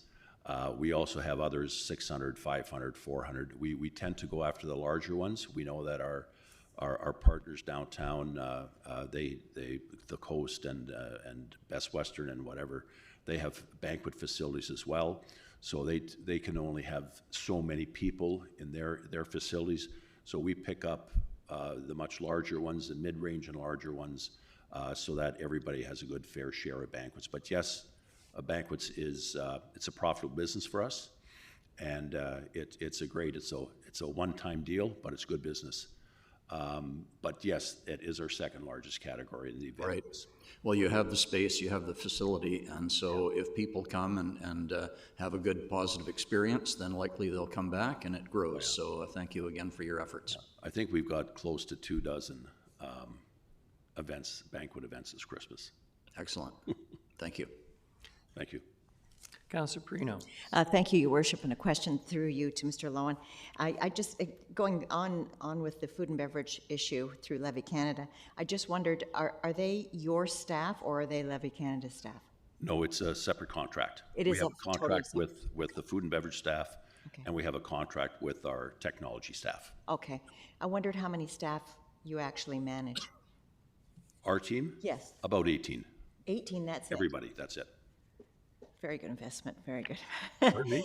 You know, and the one thing that we talked about, you know, the money coming back and into the community, I think it's important to note that, particularly for our downtown core, those retail businesses depend upon people coming and shopping. Right. So I really want to thank you for that, and just going to brag a little bit that, you know, I saw Mr. Lowen's work in Penticton and how incredible you were there, and it's so good to have you here in Nanaimo, and glad to have you on the island. It's good. Thank you. Thank you. Councillor Gesselbrock, please. Thanks, Worship. Through you, just a couple questions. Thanks for all your work. Looks like things are picking up. I'm just curious, with sort of increased conferences and banquets, does roughly the expenses, is there a threshold where, you know, the need for annual operating funds from the city? It looks like it maintains, you know, pretty consistent at, you know, around $1 million. Is there a threshold where it starts decreasing, or is that sort of, you know, what we can expect to be paying, like, you know, even though the flow through of conferences and that increases? Through the chair, thank you for the question. We've maintained around that $1 million budget every year, with the intention of spending it if we have to. But if we don't have to spend that money, that's when and still providing an increase of conventions and conferences, overnight stays, economic benefit, we're not going to spend it for the sake of spending. And that's why if you take a look at each year except for 2020, we provided back around $150,000 annually. And this year it'll be about $250,000 we're returning annually. So as we do increase our revenues, we do increase our conferences and conventions. There are also additional expenses involved with that. But we do feel that with those increased conferences and conventions and revenues, we'll be able to continue to give that money back to the city and not spend all of it, if that answers your question. So if you look at it, we're around $850,000 a year instead of $1 million. This year, it'll be a little better than that. But when we have to build our budgets starting in July for August, we look at our best information on what that year is going to look like and budget accordingly. We may get less, but then we spend less. We may get more, and we may either spend more or less, but we'll always receive a better bottom line on it. But I think $1 million is a reasonable number to start from. And when because there is a lot of responsibility as far as this building goes, that we have to manage and operate it. But we've been fortunate enough to provide, I'll call it a refund, back to the city on an annual basis of $150,000 or more. Right. Okay. So thanks for that. So basically, you know, plus or minus, you know, $250,000, you know, rebate. So, you know, the city's contribution investment would, you know, annually would be anywhere between $750,000 to $1 million. There really isn't sort of like an economy of scale, just where the ratio of revenue to expenses shifts once there's a certain flow through. Usually the ratio stays roughly about the same.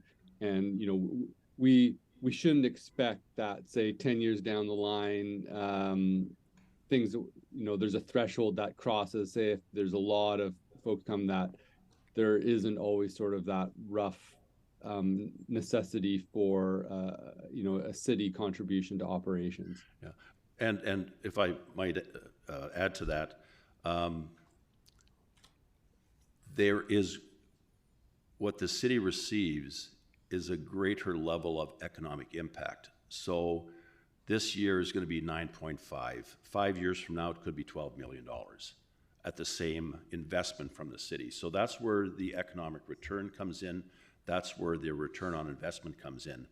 This building, or our P&L, also does not include certain revenues that other conference centers have.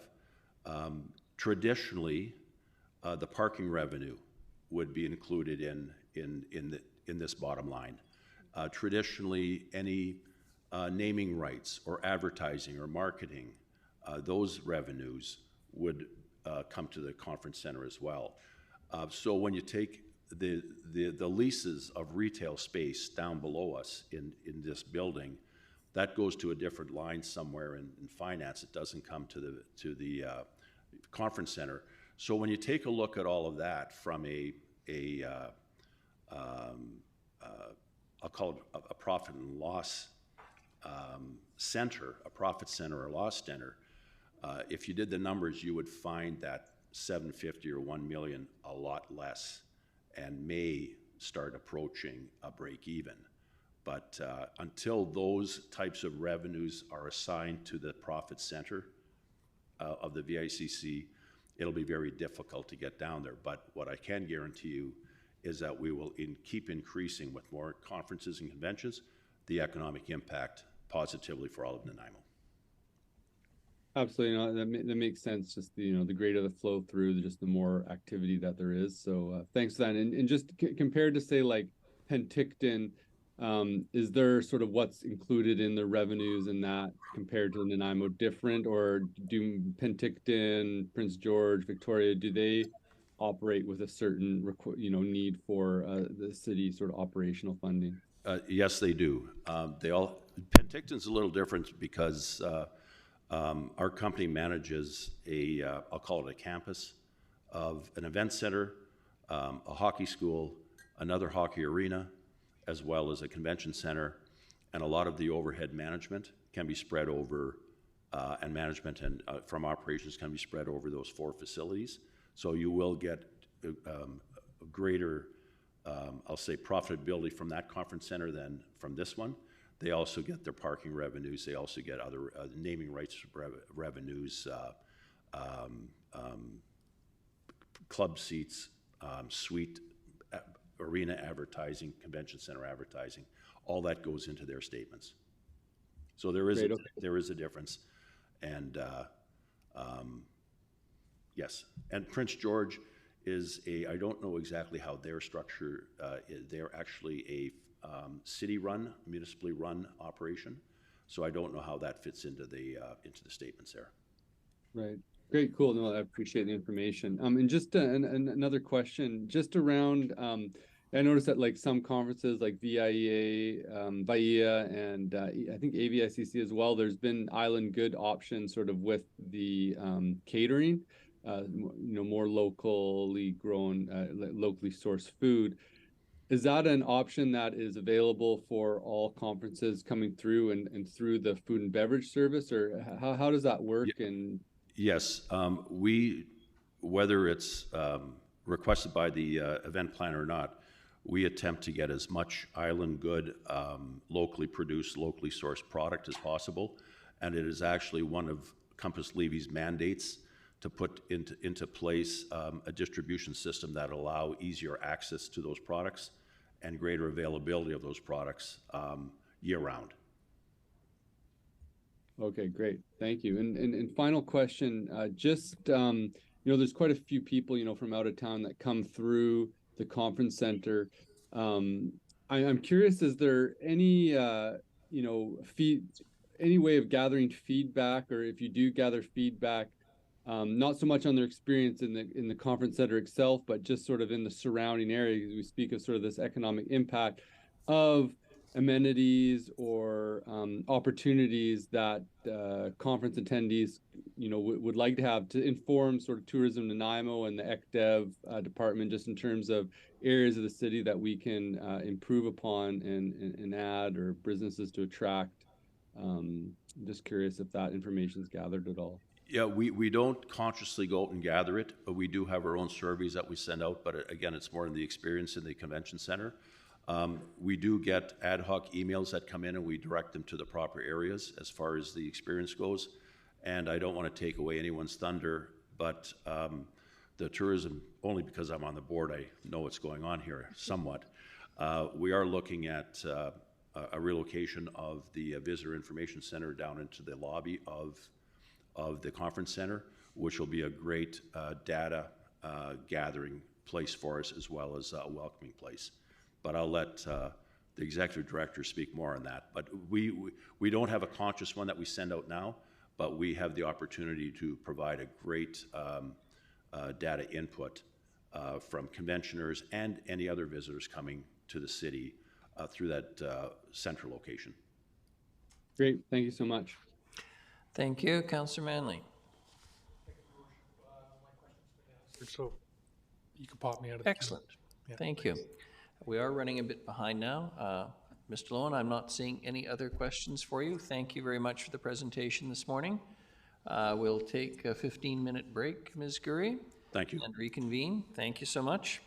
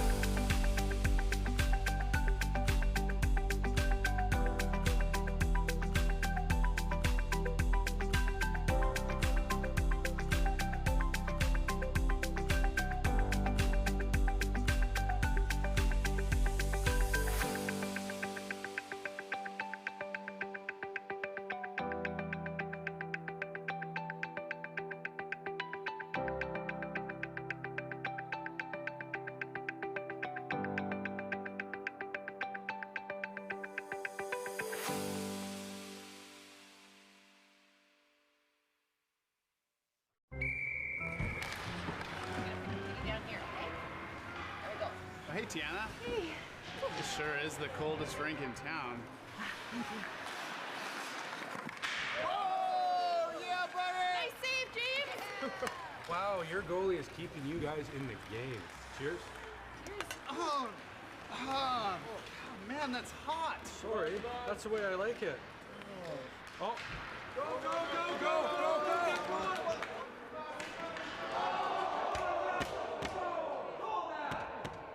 Penalty shot!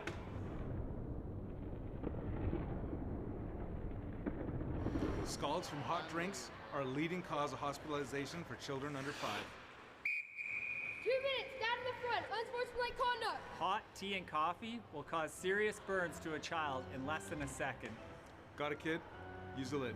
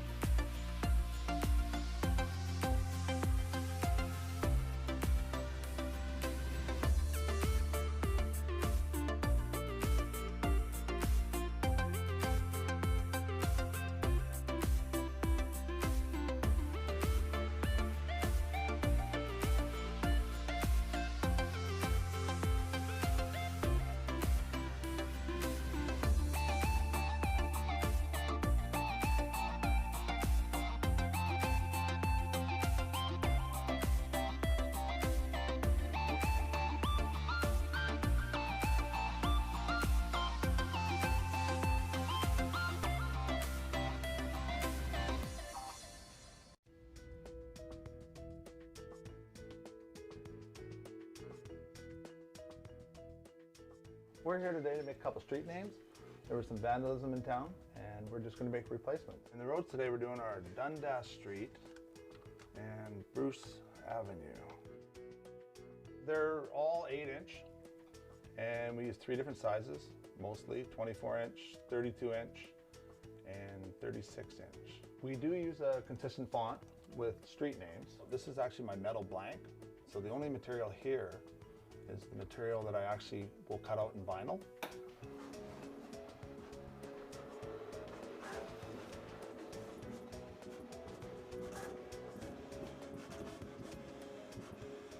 From here, we have to take out the vinyl that's not needed, which is the outer. So all we want to do is save the inside borders. From here, we actually have to put a transfer tape on it. And what this does is it allows us to take the blue vinyl and pull it away from the clear backing that it's on so we can apply it to our aluminum blank. Now that we have our 2-sheeted piece of vinyl, we take our aluminum blank, which has high intensity diamond grade, which you can see behind me. We have all different colors. We have orange, yellow, white, depending on the type of signs. Most of our white signs are regulatory, and the yellow ones are warning signs.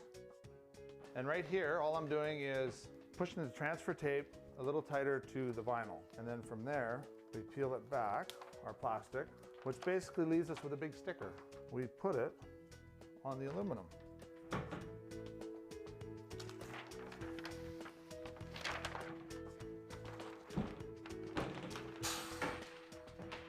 And when we're done here,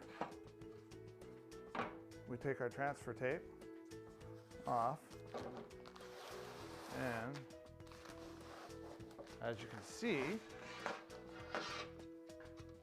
we're left with Dundas.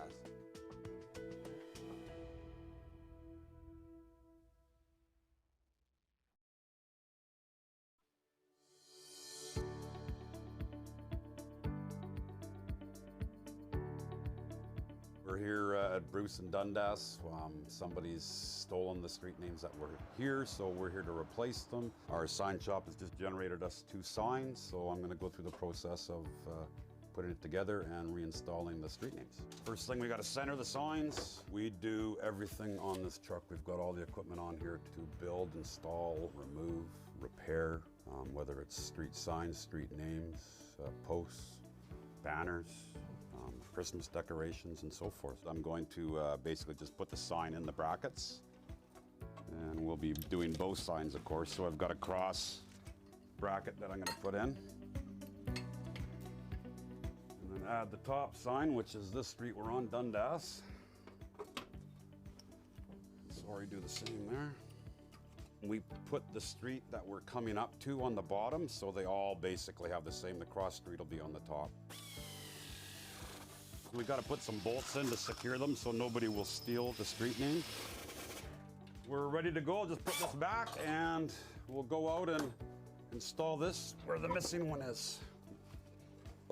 Every year we do what we call a stop sign survey, where we go around and check all the stops. We clean them, make sure they're in the right spots, in good condition, not bent, and we also clean the street names, make sure they're good. As we're doing that, if there's ones that we decide we want to replace, we do that at that time. This year we're looking at approximately about 120 sets. It's very expensive to do, but we're continually, weekly changing street names because of either them getting damaged or people breaking them and taking them. So I'll put this on, and then I put a bolt through to secure it to the post.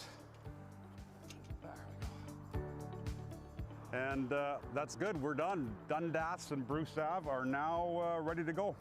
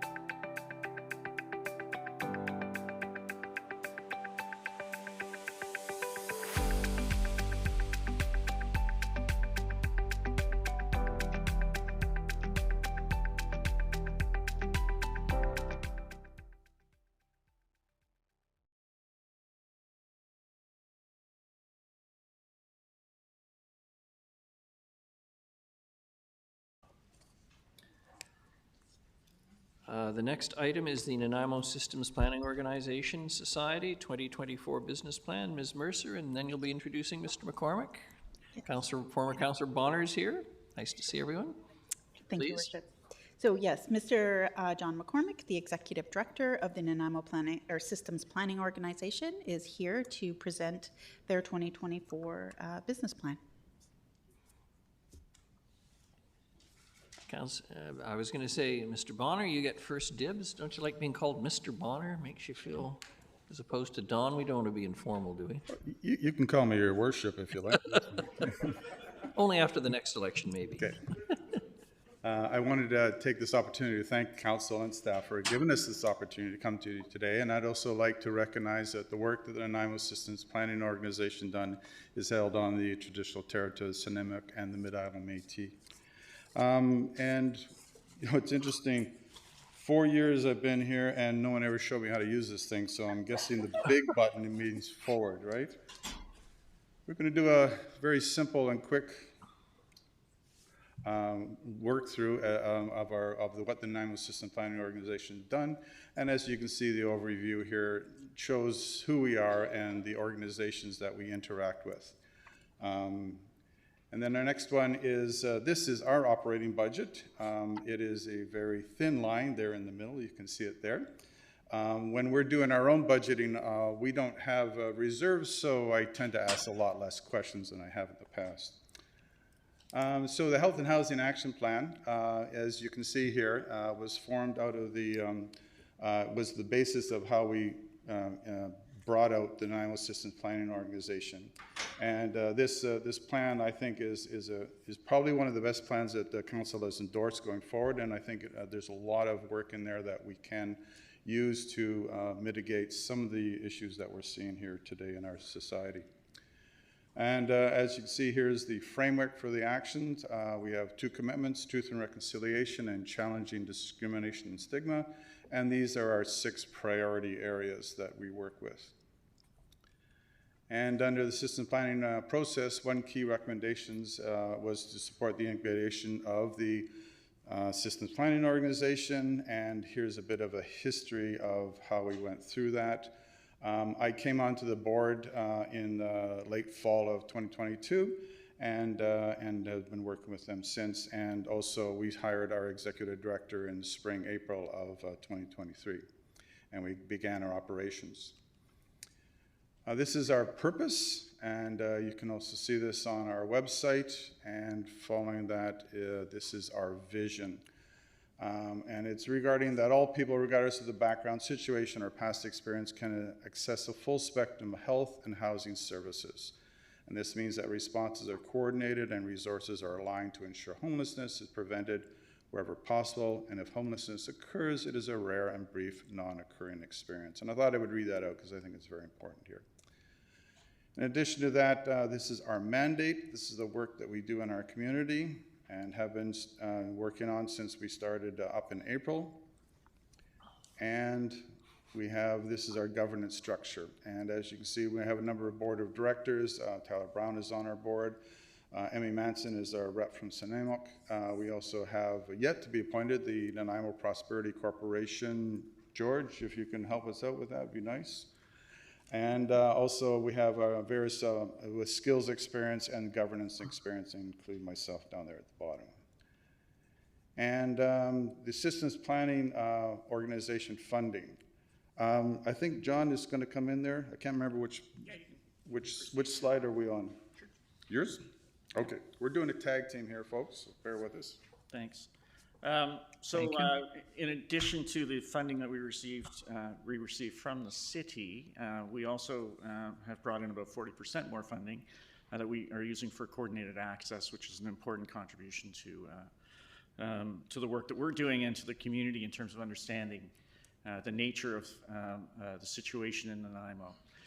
In the Health and Housing Action Plan, indicated that there would be an increase in the amount of funding that might be required for the system planning organization, but it didn't necessarily mean that the city would be adding additional funding itself, but that the work of the system planning organization, as it builds over time, the snowball that it becomes, is in response to the amount of impact that we can be having on the community, and but it never becomes something that becomes sort of something that we have to try and feed. I think this was a concern certainly several years ago when we started talking about this, when I was one of those executive directors, that we didn't want to have an organization that was another mouth to feed, as it were, but that we had something that was trim and lean and could really provide a contribution to the overall ecosystem and be impactful in a way that individual community organizations couldn't. And I certainly, when I was executive director of the then John Howard Society, I couldn't speak on behalf of the community. We couldn't operate that way. It just simply wasn't in our mandate to do so. And we were too busy trying to deliver contracts. As Councillor Manley knows, when he's running the Unitarian Shelter, it's hard work to try and do that and try and think about all the other things that you're trying to do as well. So operationally, we just wanted to speak to that. We do have our own space now, and we are have our own finance, management, accounting, and all the pieces in place. So we are self-standing, freestanding, and in a recent conversation with the former mayor of Edmonton, Don Iverson, he indicated that they did the same thing in the Edmonton context, and he thought it was important that the SPO was an independent organization, not simply because you get sort of bound up in the city functions, but it allowed it to play in a kind of neutral space, and that allowed it to function in a different kind of way than if it was one of the departments, let's say, of the city. As I said, administratively, we've got our administration in place, financial controllers hired, and she's also our business manager. And can I say shout out in council chambers? I'm going to do a shout out to Lorna Beecroft, who is just a terrific person I've worked with for many years, and really has helped us to pull all the administrative pieces together that we need as an independent organization. So, some achievements this past year. As Don indicated, we officially were incorporated in January, but the team came in on as of April 1st, and so now we're getting close to having a full complement of what I would consider to be the staff that we need. We just hired a data coordinator to help us really bring online the data collection, the data curating that we want to have as a function of our work in doing research and collaboration and coordination and facilitation. We are in discussion with Snuneymuxw First Nation around an Indigenous coordinator role, and I think that's a very important function.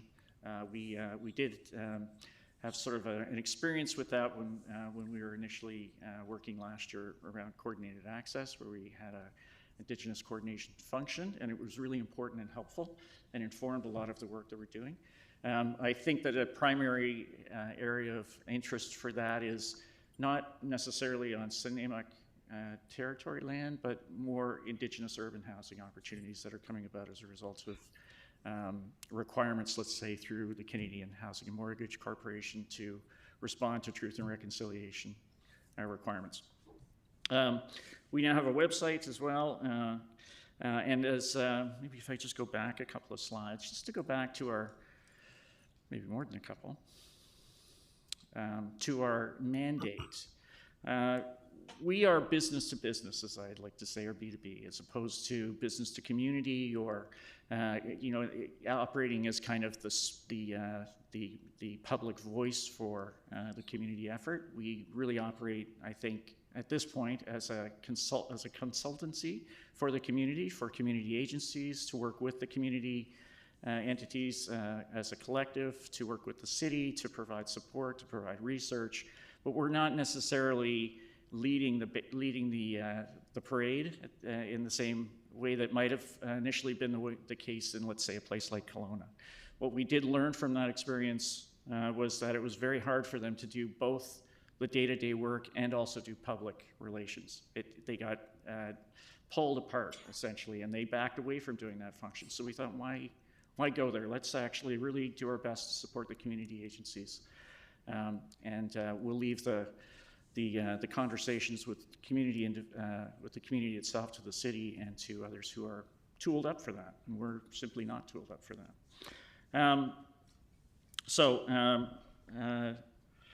We have a very tight team, compact and very skilled. And in the first 9 months, we've really worked assiduously to try to insinuate ourselves into opportunities that made sense for us to be there. So we haven't tried to, we've tried to support, we've done everything we can to make sure that we are making a significant and valuable contribution to the work that's going on in the community. So as example, we're currently working with community operators to provide a requested response from the Ministry of Housing related to BC Housing's challenges with paying community agencies to run their programs and other challenges that community agencies are experiencing in their work with BC Housing. This is not a slag on BC Housing at all, but there are real challenges that make it effectively puts community agencies in a situation where they're bridge financing on behalf of the province for services that they've been contracted to do. So we're providing a community response to that, and we're in the process of doing that right now.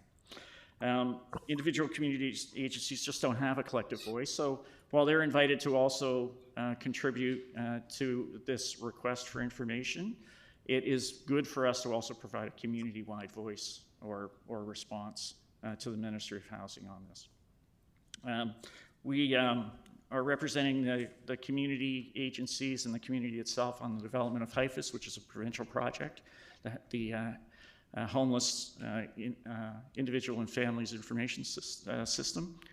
That's been a long-standing project. I have many new gray hairs as a result of it, but it is worthwhile for us to do so.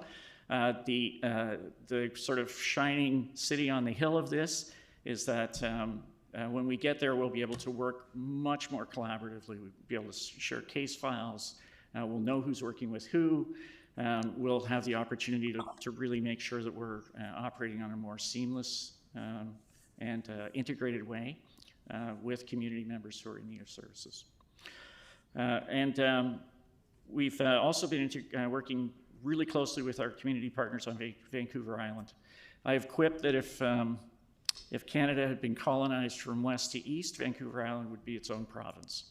And I know that some people would like to see it that way. I'm not going there. I just, for the record, wanted to indicate that we do have sort of a unique circumstance here on Vancouver Island, and there's a certain amount of movement or flow that happens amongst community members who are struggling to find housing that happens on Vancouver Island itself.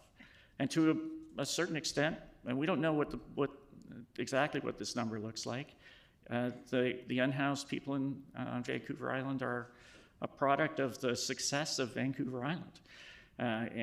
So I have also quipped that when Harry and Meghan got kicked out of Buckingham Palace, they came to Vancouver Island first.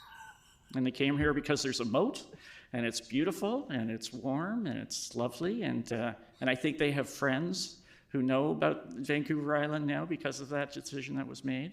And I think, we all know, I think in this room and in other places, that Vancouver Island's got a very bright future.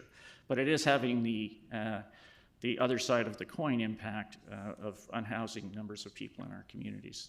So we're working with our community friends in Cowichan Valley, Alberni, up Island, as well as down in Victoria, to try and address at a sort of more systemic way, in a more seamless way, the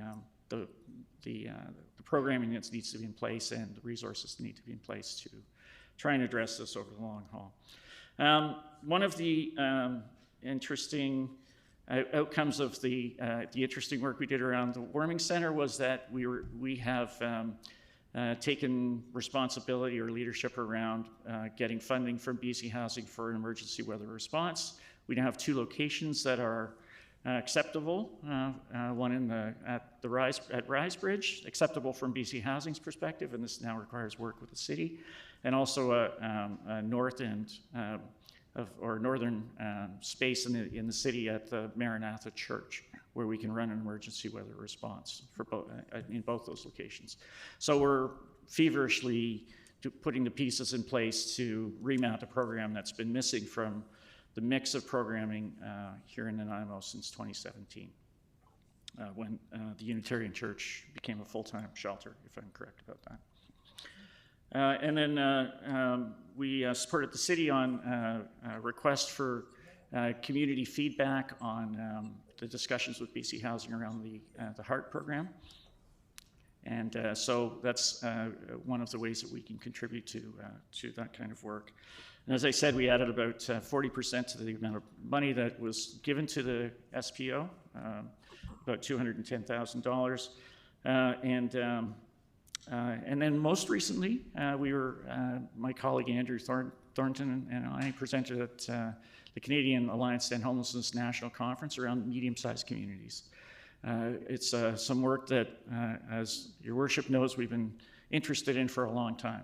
And there's now national interest as a result of our peskiness, really, on this topic. We're dogs with a bone, and we're not going to let go of it, because we feel that there is really a significant policy conversation to be had around the nature of medium-sized communities, the difference between the kind of programs that get forced on us but required of us to participate in that generally come out of much larger urban centers.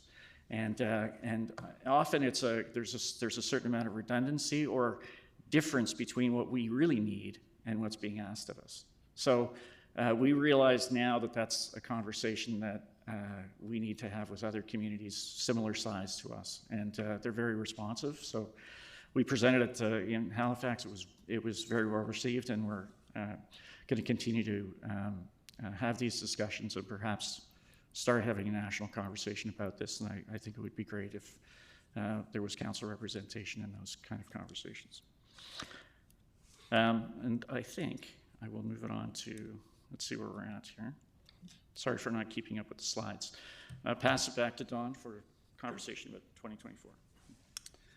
Thank you, John. And so in 2024, our plans are on the operational side is to hire an additional Indigenous coordinator to round out that team. That'll give us 4 staff.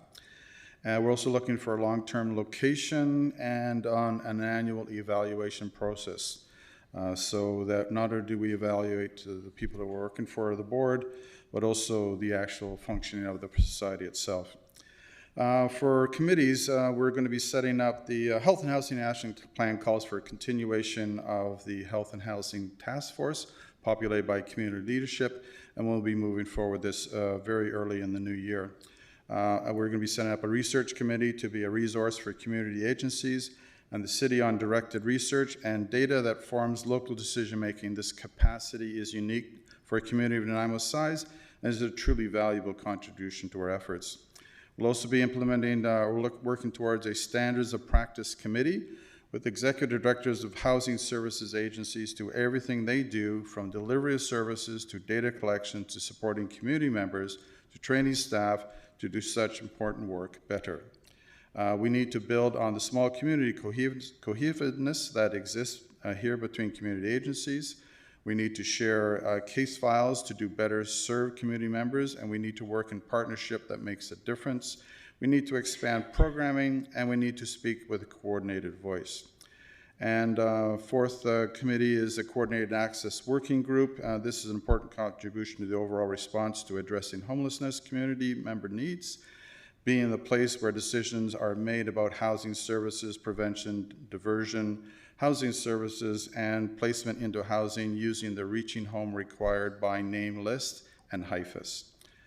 We're supporting SFN housing team with urban Indigenous housing opportunities connected to CMHC funding, specifically the Truth and Reconciliation component built into a future funding application. This is an important contribution that the SPO Indigenous Coordinator's role can contribute to the overall stock of housing. Community agencies are calling for more shelter space, and we need emergency weather response, including warming centers, because we are not resourced to address the actual housing crisis being faced on the street. There are lots of great work being done, but Nanaimo needs to have far more temporary shelter space. The SPO will making that case through research, planning, and advocacy. And expertise. We plan to engage in Nanaimo's homeless challenges. Dr. Sam Siriburis, Health Ways to Housing, Support for Nanaimo Housing Research and International Best Practices. Dr. Elena Turner from Help Seeker, contracted support of Help Seeker. Mitch DeCock, MSc data analyst to bring in understanding leverages of data. Don Iverson, former Edmonton mayor, on engagement of SBO in communities, board chair, Canadian Alliance to End Homelessness. The Canadian Alliance to End Homelessness, national support for addressing housing, including Built for Zero Canada, Canadian Observatory for Homelessness, and the IAP2 engagement and the approach that we'll be using in community conversations. Under research, we'll update of the Nanaimo comparative study of medium-sized communities, flows for homeless serving sector funding into Nanaimo, and a national dialogue on medium-sized communities, and a development of a homeless dashboard to keep track of where we are in the community in addressing homelessness. Updated monthly, it provides a meaningful understanding, challenges, and success of programming funding. This will live on the SBO website. And in fall of 2024, a point-in-time count is being considered by Infrastructure Canada for all communities in Canada. And on to our next slide here. These are our key initiatives that we'll be working with over the next year, including strategic priorities and implementing the city plan, our strategic priority of social health and public safety challenges, and a strategic priority of maintaining growth in current services, as well as capital projects below market and supportive housing. We'll also be communicating with the community, agencies, and corporations associated with below market and supportive housing, and community entities in BC and Canada. And we'll be working on a governance and corporate excellence, including setting up standards of practice, coordinated access to maximize community agency housing resources, and community agency leaders. Come on. And at that point, I think we're open for questions. Thank you very much. Councillor Hemmons, first off the mark. Thank you, Your Worship, and thank you to Don and John. Always good to have you here. You mentioned a data coordinator being hired in 2024. Is that to collate data that we already have in the community, or to create new data sets related to Nanaimo? Yes, both, actually. Okay. So it'll help. So there's a number of ways in which this is really helpful. For agencies that are already collecting data, they have never been able to actually access reports on that data. So they never really knew, and we didn't really know collectively where we were at, because that data was going off to BC Housing, and that was it. So it's kind of a black box. Secondly, there are a number of agencies that really will benefit from having access to a case management tool that Is this HIFIS? that HIFIS will provide. So that's for smaller agencies really helpful, and it also helps us to gather their data as well. And then furthermore, we just will benefit from the collating of that data, the aggregating of that data into an understandable picture of where we're at, because as you know, the point-in-time count is one example, is an underreport of where things are at. And it's also trend analysis. It's not really specific in the way that we really need to have data. It doesn't mean that data is going to tell us, give us a whole wide, new picture about what's going on, but it will actually inform a lot of the anecdotal information that individual community agencies have. Right. As well as that, it'll provide provincial information, which helps us all. Right, So of course. When do we expect HIFIS to be up and running?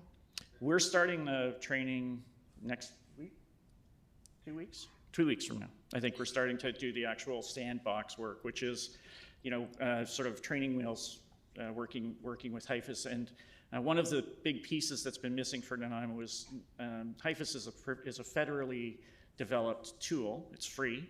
It does most of the things that community agencies need to manage their day-to-day operations. And it has a number of modules. So it is very flexible. We've only, as a community, had what BC Housing was giving us because they had the only license for HIFIS in the province. They'll still have the only license, but we've been working with them to make all of the modules available to community agencies, and also to allow us to pull our own reports and have access to our own data. So all of those are features or functions of that coordinator role. Right. Thank you. And do we have buy-in from nonprofits not currently using HIFIS to jump onto the HIFIS system and allow, Yes. kind of community aggregate data? Brilliant. Yes, we Okay. Really, really glad to hear about the Maranatha Church. I think that's well located. So just to confirm that they are on board to be an emergency weather response. Yes. Okay, thank you. Final question is, when you spoke to us last, you were talking about strategic planning, and it had been a couple of years since the Health and Housing Action Plan had come about, and you felt that it was time for the community to come back together and really kind of determine, is the SPO meeting its objectives? Is it doing what we need it to do? Have you done that, and what was the outcome? We haven't done that work yet. We would have liked to have, I think, gotten started on it by now.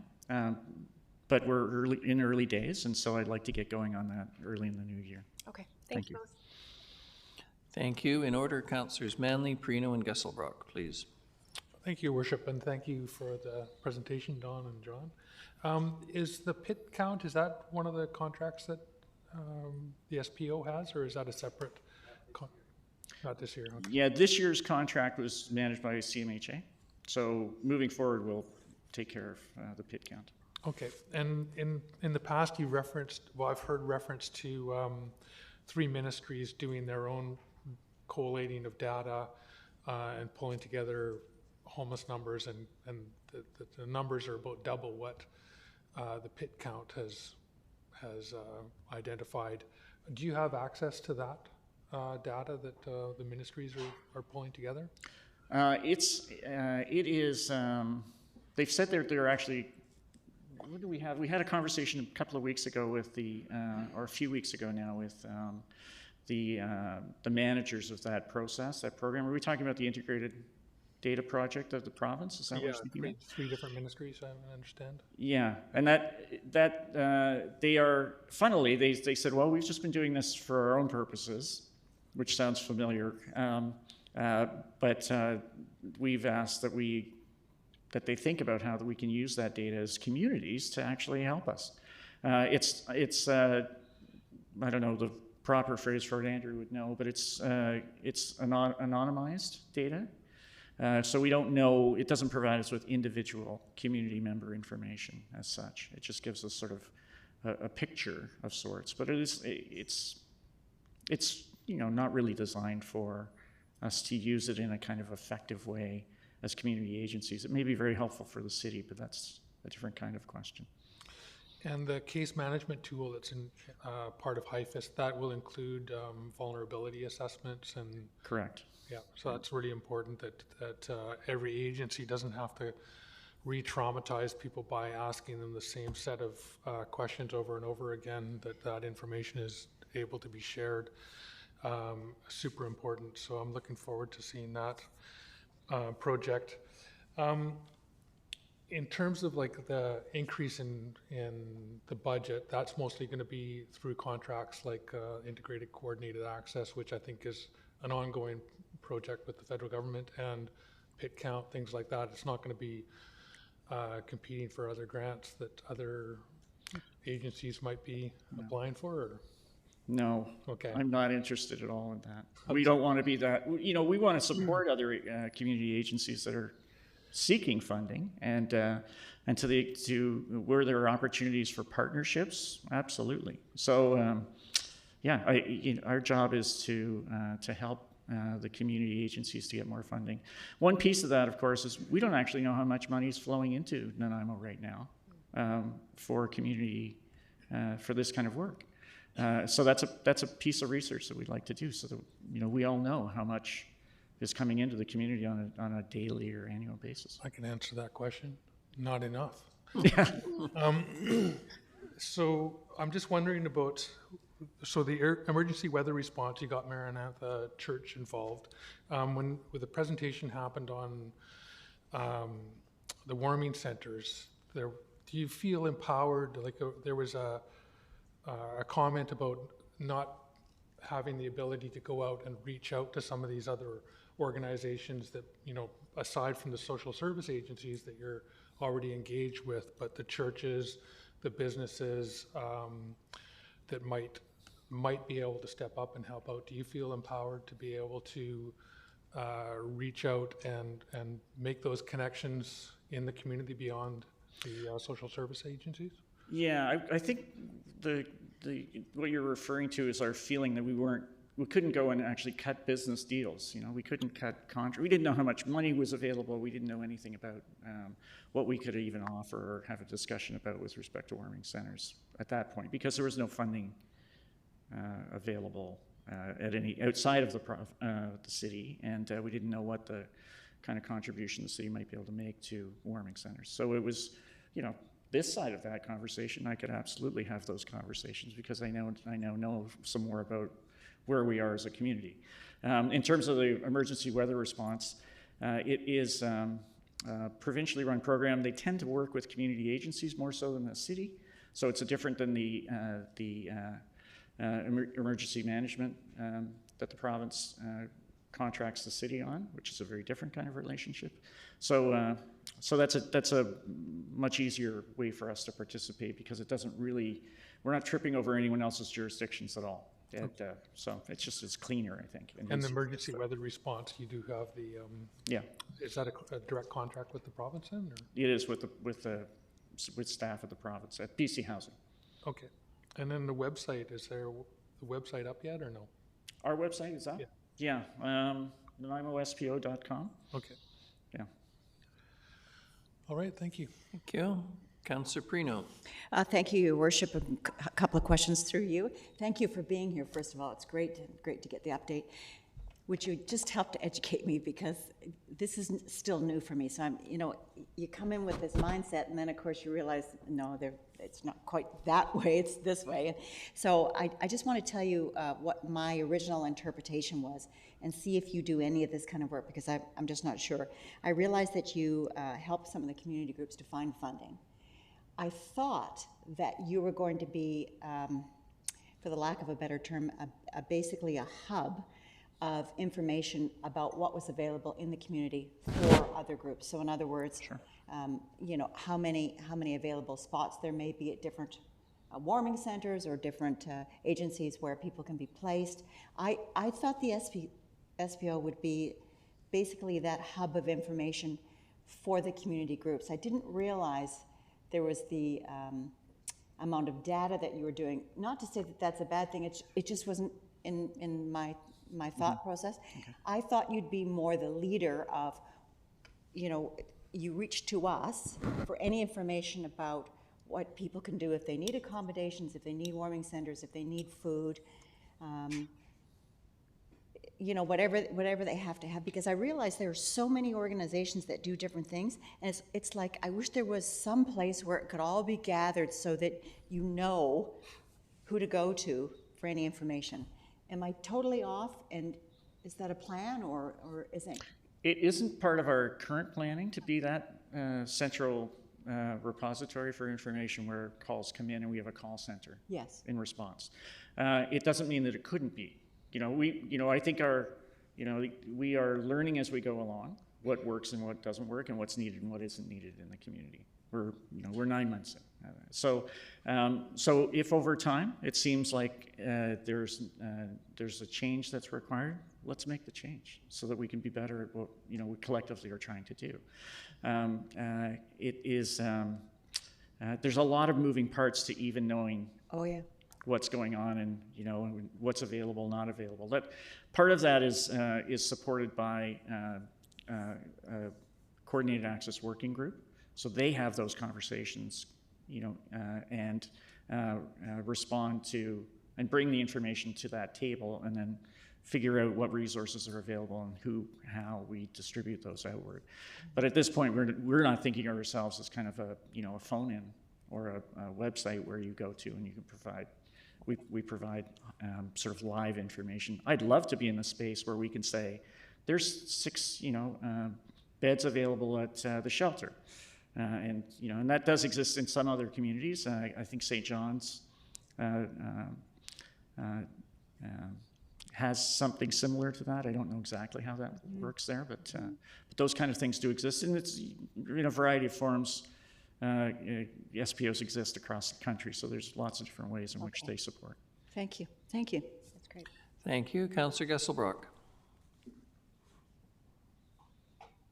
Thanks, Your Worship. Through you. Yeah, I just had a question, maybe a little bit building on Councillor Perino's, but just in terms of the plan, sort of in the systems plan organization in a role of a convener, I'm curious in terms of other tables you're setting up to bring community agents together in terms of strategic planning on a community level, and also to share information, on the ground, prepping for funding requests and that. And I noticed that the Nanaimo, the NCAB committee plays a big role in that sort of convening. And even though it's focused on the Reaching Home Fund, there's a lot of conversations that happen there. And sometimes you notice to the frustration of individuals where there's an expectation to have a larger conversation on strategy, where some folks want to keep it focused just on the Reaching Home funding. And there seems to be a void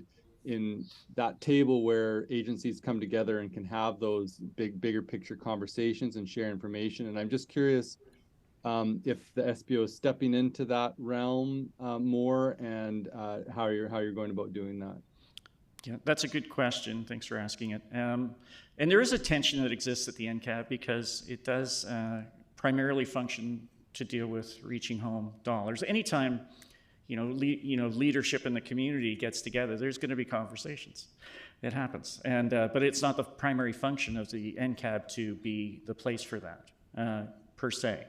At the same time, we recognized in our early days that a lot of those conversations were happening, and that there are gaps in those conversations because they don't necessarily include all the participants. So the idea of reinvigorating the Health and Housing Task Force with leadership from the community is one of the ways that we think that will actually contribute to some conversations that move us along on a different kind of track, and address some of the bigger questions that we have as a community about needs and how to respond to them, because those are certainly not going to be happening at the NCAB table, not formally anyway.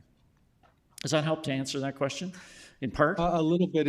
Is there, so in terms of like the SBO moving into that space a bit more of convening and facilitating those conversations happening, is that something that there's a plan to do sort of within the next few quarters?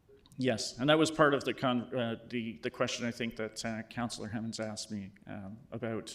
Are we going to have a strategic, review process or conversations in the new year? And yes is the answer to that. We really do need to do that work.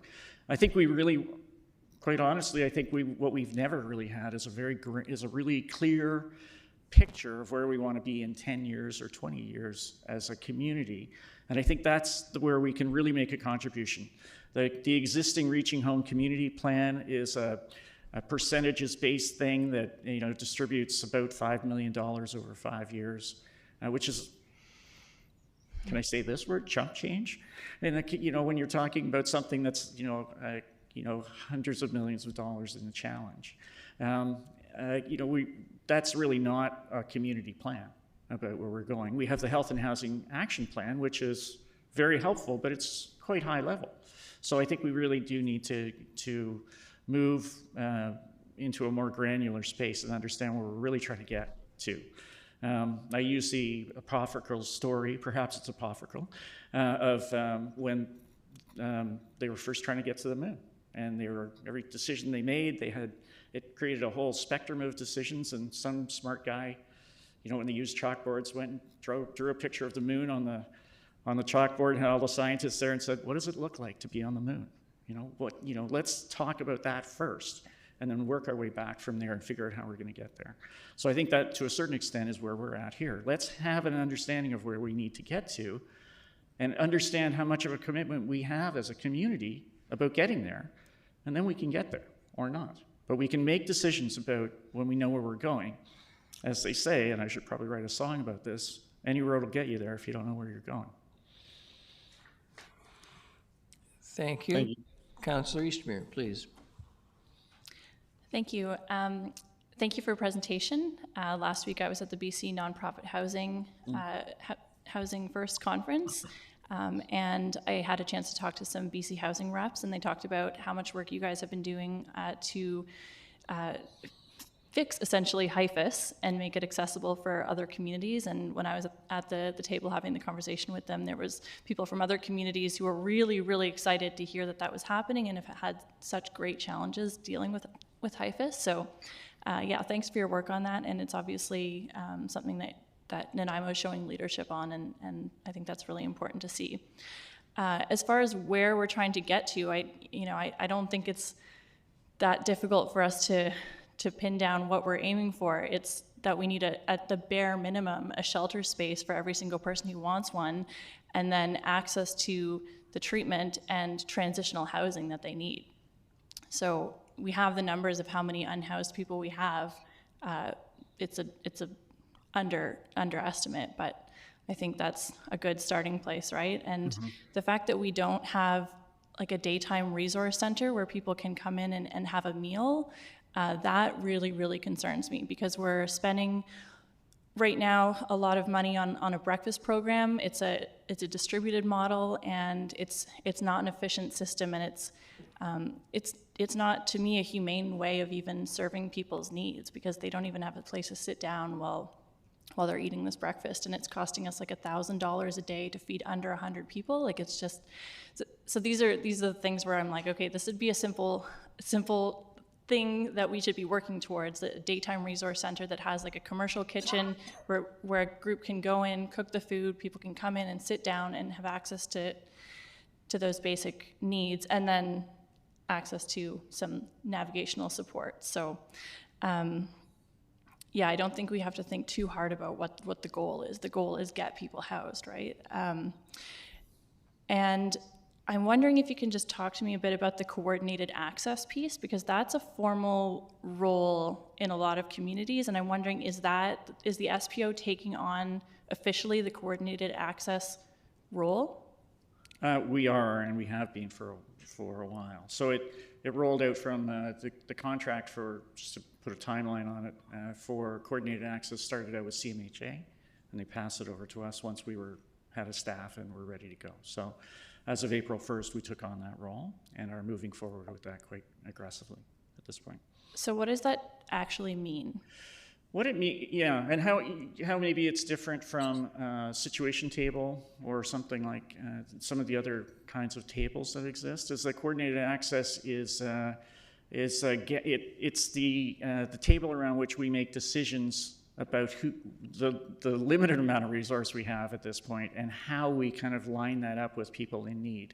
So the idea of a by name list is a list of community members who are unhoused and need services, or meet certain criteria that lead them to being on that list.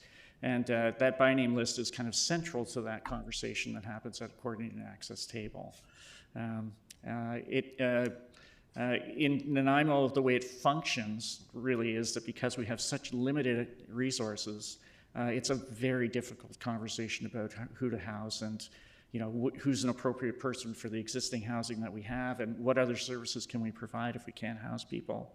That's what that conversation looks like in Nanaimo. So, and it is kind of data driven. We haven't really had without HIFIS, we have a very difficult challenge of trying to figure out even what a by name list looks like. It's hard to gather together something like this and have it in a living form. It becomes stale dated very fast. So something like HIFIS makes it much easier for us to do that. And this isn't a challenge that Nanaimo only has. It's a challenge that every community in BC has who don't have, like us, access to an adequate way to manage what is data, essentially, or a flow of data. So who's actually around that coordinated access table, and like how frequent are the meetings, and how many people, like how many files or individuals have you actually dealt with? So the coordinated access table is directly connected to HIFIS, and as we move forward with, I'm sorry, I missed that. To HIFIS. Okay. Directly connected to HIFIS. So we had initial meetings around coordinated access and what we needed HIFIS to do for us to be able to make that happen. And then we've been working over the last 4 or 5 months on getting HIFIS to the point where we can now reinvigorate and move forward with the coordinated access tables, so that we can actually start to get some, to your point, get some traction on this, and actually not just, sit in a room and say, if and when we have this system operating, this is what we'll be able to do. That's really, not really helpful. So we're at the point now where we're actually starting to implement HIFIS in Nanaimo, which is why I'm so thrilled about it, is that we can actually start to move forward with the work that's done. And the people who are around that table are the housing managers who are in direct contact with their outreach teams and with community members in need of housing and are fielding calls on a day-to-day basis. So, I'm just wondering, having that separate from the situation table, does that actually make sense? Because I think that at the root of the situation table, a lot of the issues that they're dealing with are directly related to housing and lack of shelter. Could it make sense to have them merged? It doesn't, but it does make sense that they're connected. So, in more than a few communities, the situation table happens, and some of the members around that situation table are also on the coordinated access table, so you just seamlessly move from one conversation to the next. But the situation table deals with a whole range of things that are way outside of housing, so it doesn't make sense to run the two concurrently, as it were. That's been our experience and understanding from other communities, and also the conversations that we've had with city staff. And so for the coordinated access table, you'll have people around that table who aren't on, it will be in addition to SPO members, you would bring in representatives from other organizations. Yeah, interesting. We don't use the word members, but yeah, I know what you mean by that. Yeah, it's the people who are involved in housing or housing services that are around that table who are dealing with community members who are unhoused or who are struggling with housing. Just if I can, and it's not from trying to step away from this conversation at all, but very clearly, the best use of money to address homelessness is prevention. And it is such a hard nut to crack because of confidentiality of data and not knowing who might be 6 months away from being unhoused and all of the challenges that go along with that. But that really is, and I just want to put a pin in it, that really is a key piece of us addressing the situation. I think Councillor Manley would, corroborate that. But when you start to see people coming into the shelter who were recently housed, you realize that really has to be one of the primary areas that we focus on trying to address.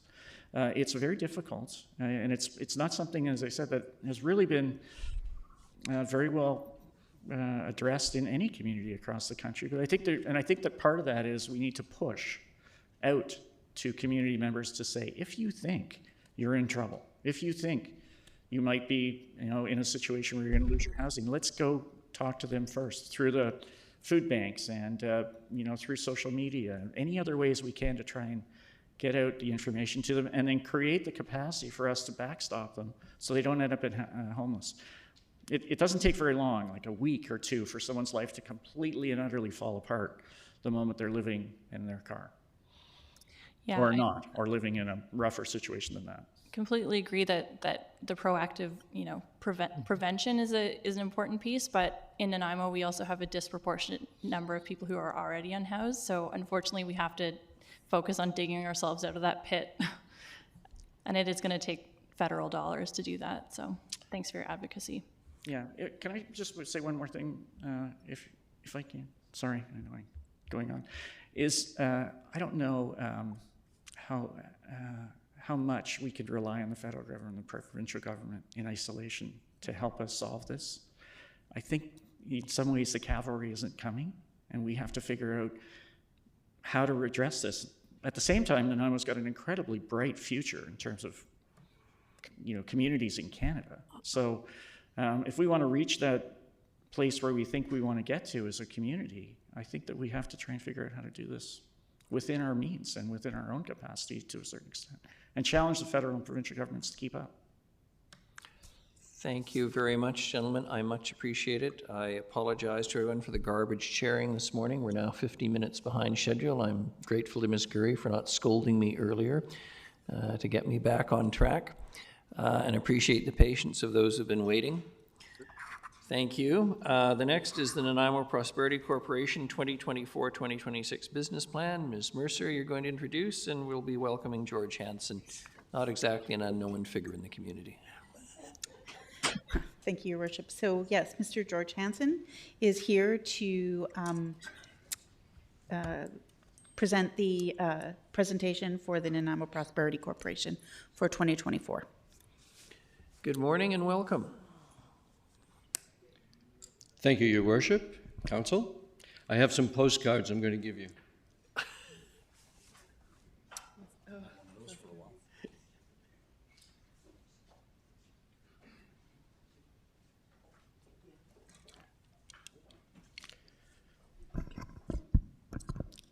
Some of you will have seen these postcards when you were at the Economic Summit that the Prosperity Corporation sponsored this year. So, yes, the Nanaimo Prosperity Corporation. My name is George Hansen, and I was contracted for 1 year as a strategic advisor to help the corporation get structured and get focused on its direction. So I'll be in this capacity until March 31st of 2024. The corporation actually started work in earnest in January of this year. Oh, I think I have to use this thing, don't I? Okay. And the corporation has a single mandate to facilitate a thriving and resilient economy in the city of Nanaimo. And I don't envy the challenge that you all have listening to all of this information and figuring out how to dedicate limited resources to enormous city needs.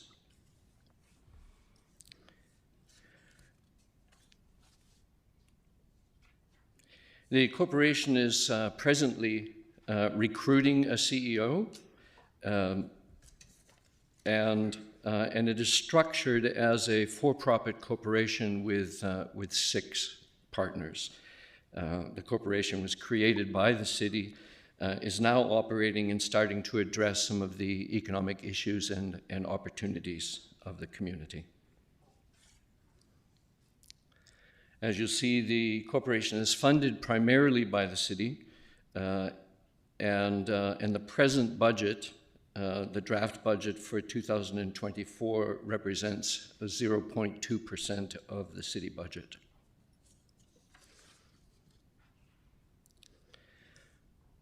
Most of the details of the corporate mandate are outlined in the city's integrated action plan.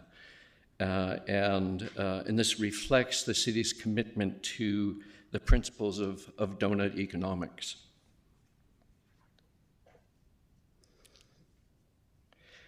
As I said, the corporation is presently in the process of recruiting a CEO to start as early as February of 2024. And the corporation has developed a work plan for 2024, has been working with a work plan for 2023, and will prepare a thorough strategic plan once the new CEO is in place, as the board was feeling that it would be part of the attraction to the position for the CEO to be able to drive that process, him or herself.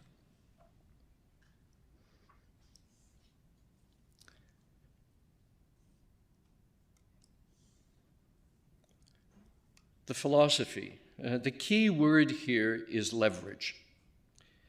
The corporation will not be in the business of duplicating efforts, is not going to compete with other organizations, and is not going to be reinventing the wheel. The corporation is already partnering with Tourism Nanaimo, the Vancouver Island Economic Alliance, and Innovation Island for effective use of resources and for stronger outcomes. It's clearly recognized that partnering with other local and regional organizations is to everybody's advantage and can lead to deeper impacts and a much better use of resources.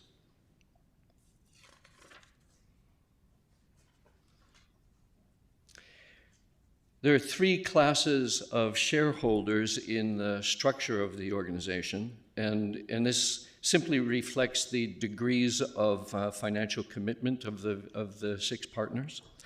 But all of the partners are and stakeholders are equal at the board table.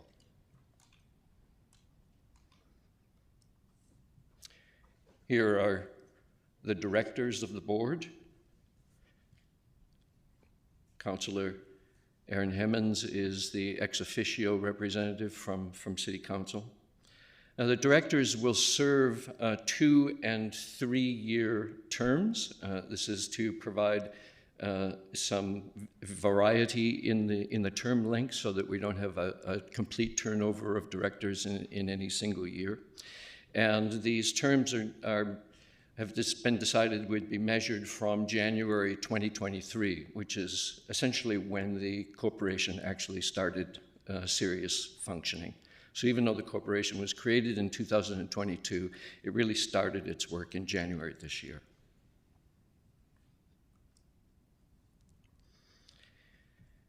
The prosperity section of the city's integrated action plan is expressed through these 6 themes, along with long lists of associated actions.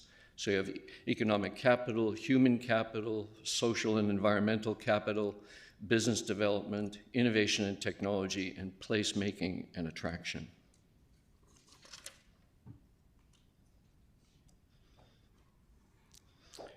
"2023 has been about building corporate structure, establishing direction for the corporation, initiating partnerships, and developing projects.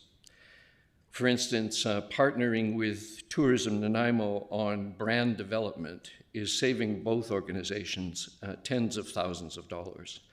We're really excited about this branding project. As someone that has been in Nanaimo for a fair length of time and seen a number of these, it's the first time I've seen a brand being developed that I believe accurately reflects the city of Nanaimo that we love, the diversity and complexity of our community.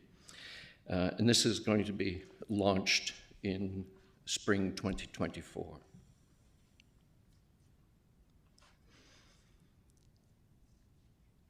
So along with the launch of the new Nanaimo brand in spring, we have under construction right now investnanaimo.com, which will be the Prosperity Corporation's URL. And that is, even though it's under construction now, will not be launched until we launch the brand next year. Again, partnering with Tourism Nanaimo, we are working together to bring together a video and photo library so that we have a solid collection of visual assets that both organizations can use in promotions and on websites, etc. And we're working with several organizations to gather the assets that they have as well. So VIU has photo, video assets, the airport has such assets, the Port Authority, various corporations have assets that we'll be using to not only promote the community, but to promote those other organizations in the community. And again, by doing this and sharing these assets, making sure that we have the licensing agreements to use them, saves thousands of dollars for all of our organizations.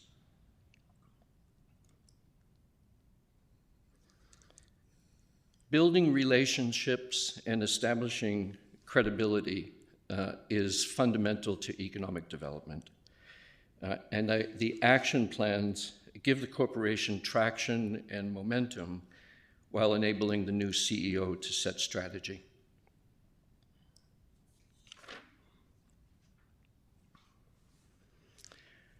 I've been meeting with business owners and executives to learn of opportunities and challenges in the community.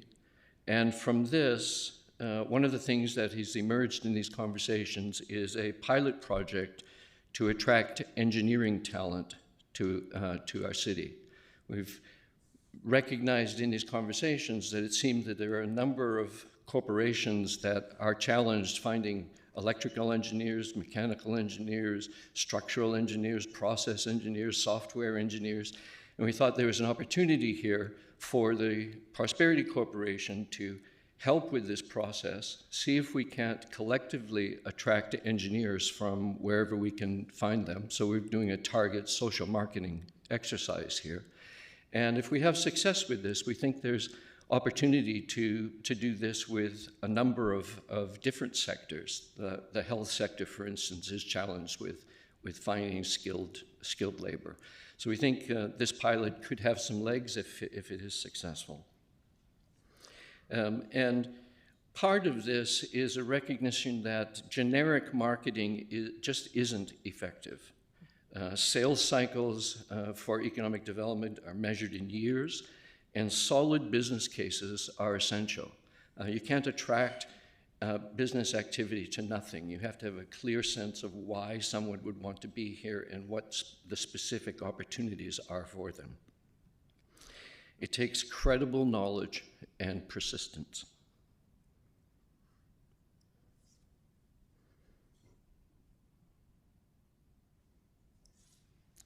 Along with advocacy for the hospital improvements, the corporation sees the need and potential for similarly advocating for other major infrastructure improvements to our community, and building a justification to support these improvements.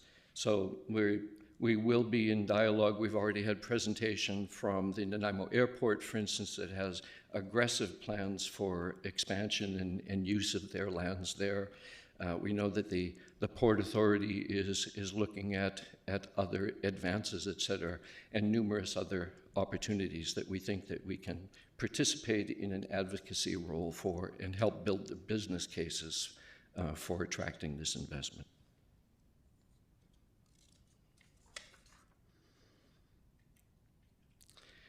So the corporation has already initiated dialogue with the Hospital Foundation, and we have plans to develop an economic impact report in 2024 to strengthen the case for substantial government funding. The Cath Lab, Cancer Center, the Major Tower.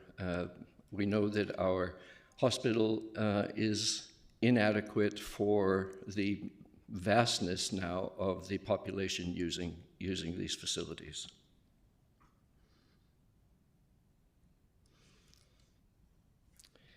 We expect to launch this engineering pilot soon with 8 participating companies. One of the things we recognize in putting this pilot together is that one of the things that can inhibit the interest of professionals looking to take advantage of employment opportunities in a community the size of Nanaimo is a concern that if I take this job and move across the country to this city of 100,000 and it doesn't work out in 6 months, then what? And the fact that we have identified 8 corporations that have significant need for engineers, we believe that this collection of companies will give professionals a greater sense of comfort that there is a professional network in their sphere that they can have lateral opportunities or upward opportunities in.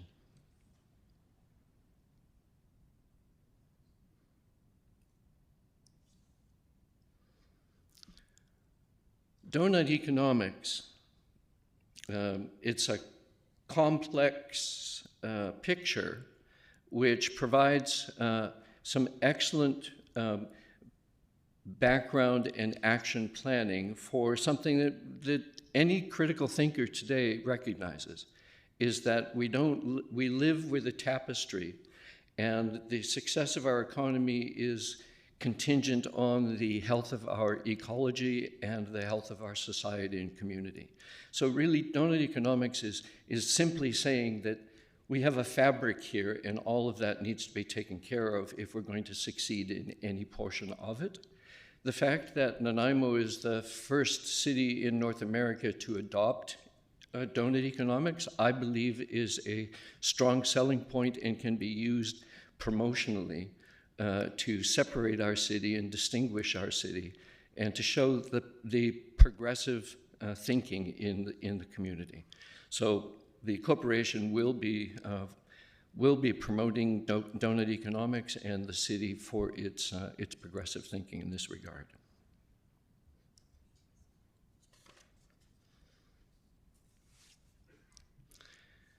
Business retention, expansion, and attraction is all about meaningful engagement, problem solving, and clear opportunity.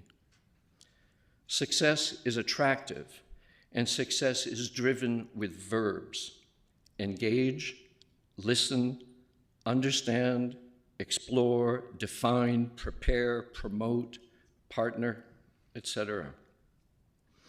And one of the other opportunities we see here is, and I believe this is very important, is learning from the experiences of other BC communities in the last number of years. Sumas Prairie floods, fires in Kelowna, etc. We need to do work in engaging the business community and helping to ensure that we are not only prepared for potential emergency in our community, but have a resilient plan for how to help these businesses continue successfully if we should have a major difficulty. So part of the work is taking information that we already have access to from the Economic Development Association of British Columbia and the experience from these other communities and help improve the preparedness for our economy.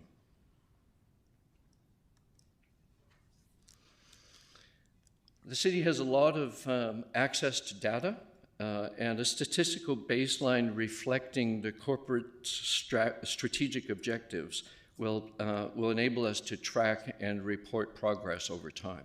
So we'll be using the data that the city has, identifying key measurements that we want to use related to the mandate of the corporation, and then be able to track that data in our reporting to council and to others over time.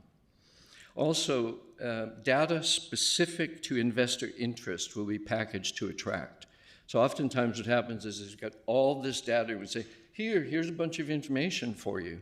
And 90% of it is irrelevant to what their specific needs are. So the work here is about, as we're identifying prospects for our economy, is to do the work of identifying exactly what information they need to make an important decision and to package that in a manner that will be easy for them to digest and use in their business planning.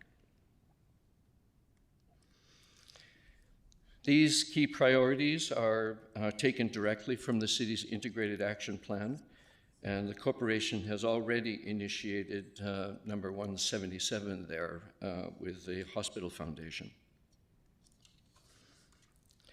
And the corporation has begun dialogue with the Chamber and Community Futures regarding item 181, and priority 187 is well underway. The new Nanaimo brand, of course, will be launched in the spring. Funding, here's the fun part. The combination of funding from 2022 and 2023 resulted in an operating budget this year of $635,850.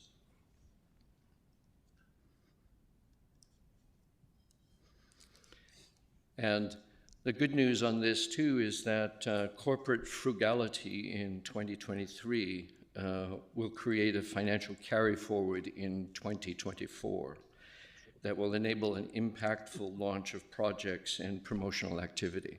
So it was recognized as we were structuring the organization this year that a corporation that as of April 2023 didn't have a bank account and didn't have a telephone number, really didn't need to have a fully equipped office. We needed really to get the project moving and then worry about facilities and equipment at a later date. So that means that we'll have a healthy carry forward in 2024 as we fully launch the operation of the corporation.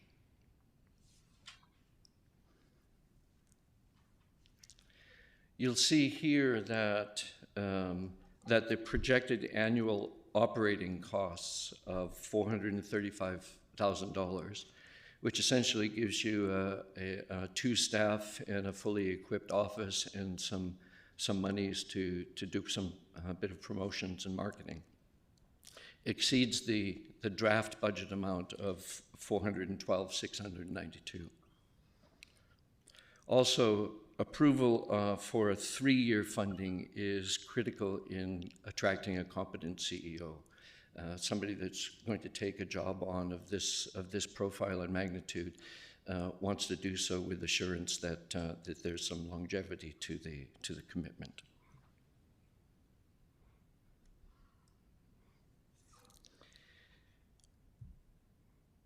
There's no other way to say this, but the current draft budget allows the corporation to exist, but with little capacity to invest in projects and promotions. So you see here at a total budget of $462,692, the amount available for marketing and projects is just under $28,000. So if I take the engineering attraction pilot and our intention to create an economic impact study in support of the hospital, those two things alone would be north of $60,000 in 2024.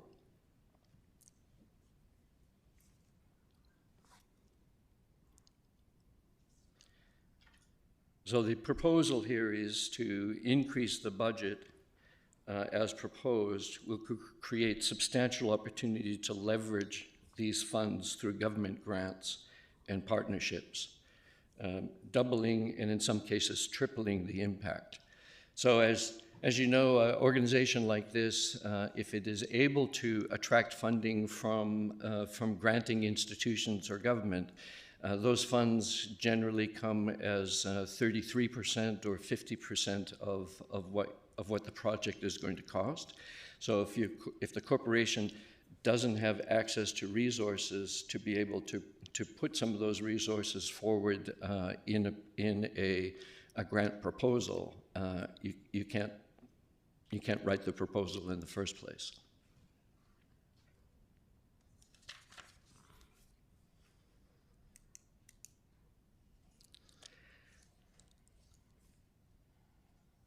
As strategic advisor to the corporation, it's my experienced opinion that secure 3-year funding is critical for recruiting a capable leader for the organization, and resources sufficient for projects and promotions will enable the corporation to leverage those resources and partner for efficiencies.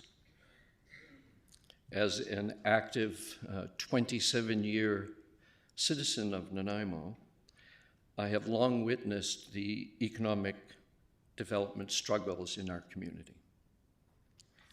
It's time. It's time to be bold. It's time to make a difference. I'm happy to answer any of your questions. Thank you very much, Mr. Hansen. I think you just said go big or go home. Much appreciated. In order, Councillors Eastmere and Manley. Is physical office space a requirement? I'm just wondering, like the slide showed $435,000 for 2 staff and office space. Mm-hmm. Make that make sense to me. Yeah. I think the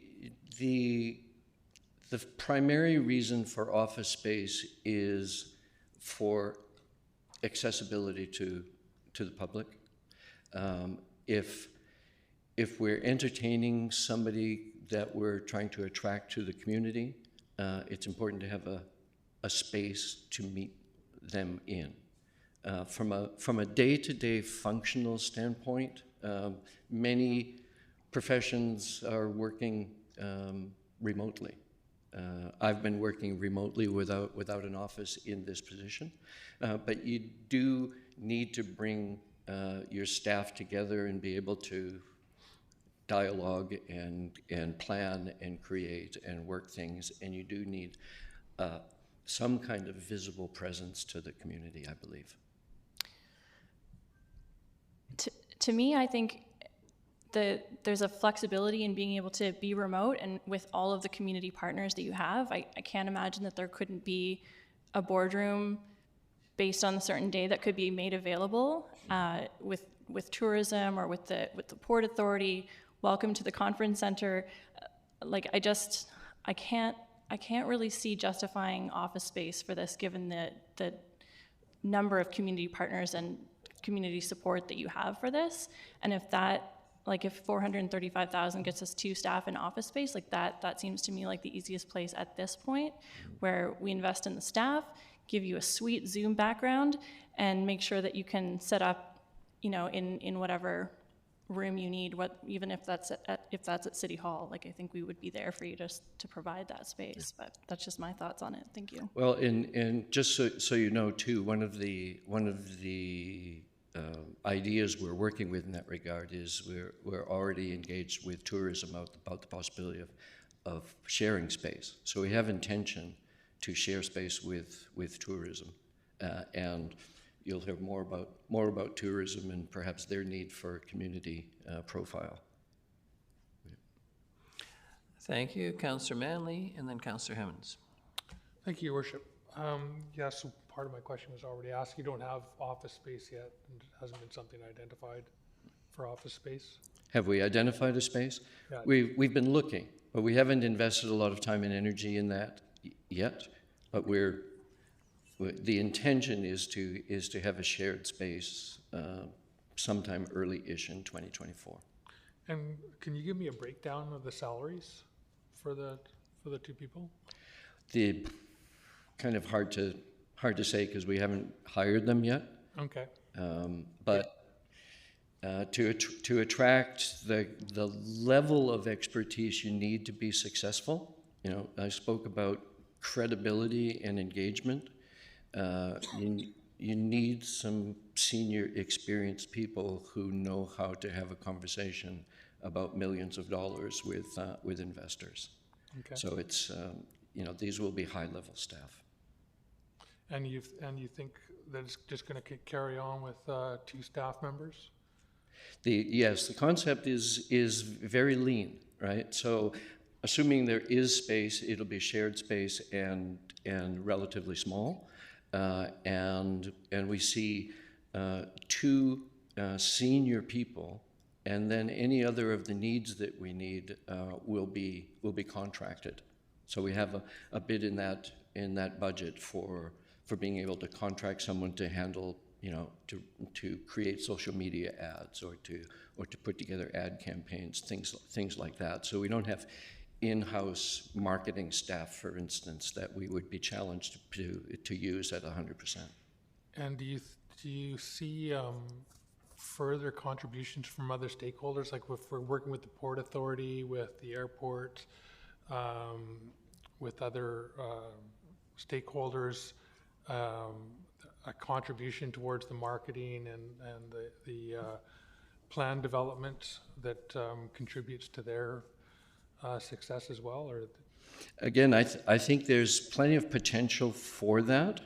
So, for instance, with our plan to attract engineers, the corporation is putting that plan together in the digital capacity to do the marketing and targeting and all of that, and we're inviting the 8 companies participating to contribute to that project as well.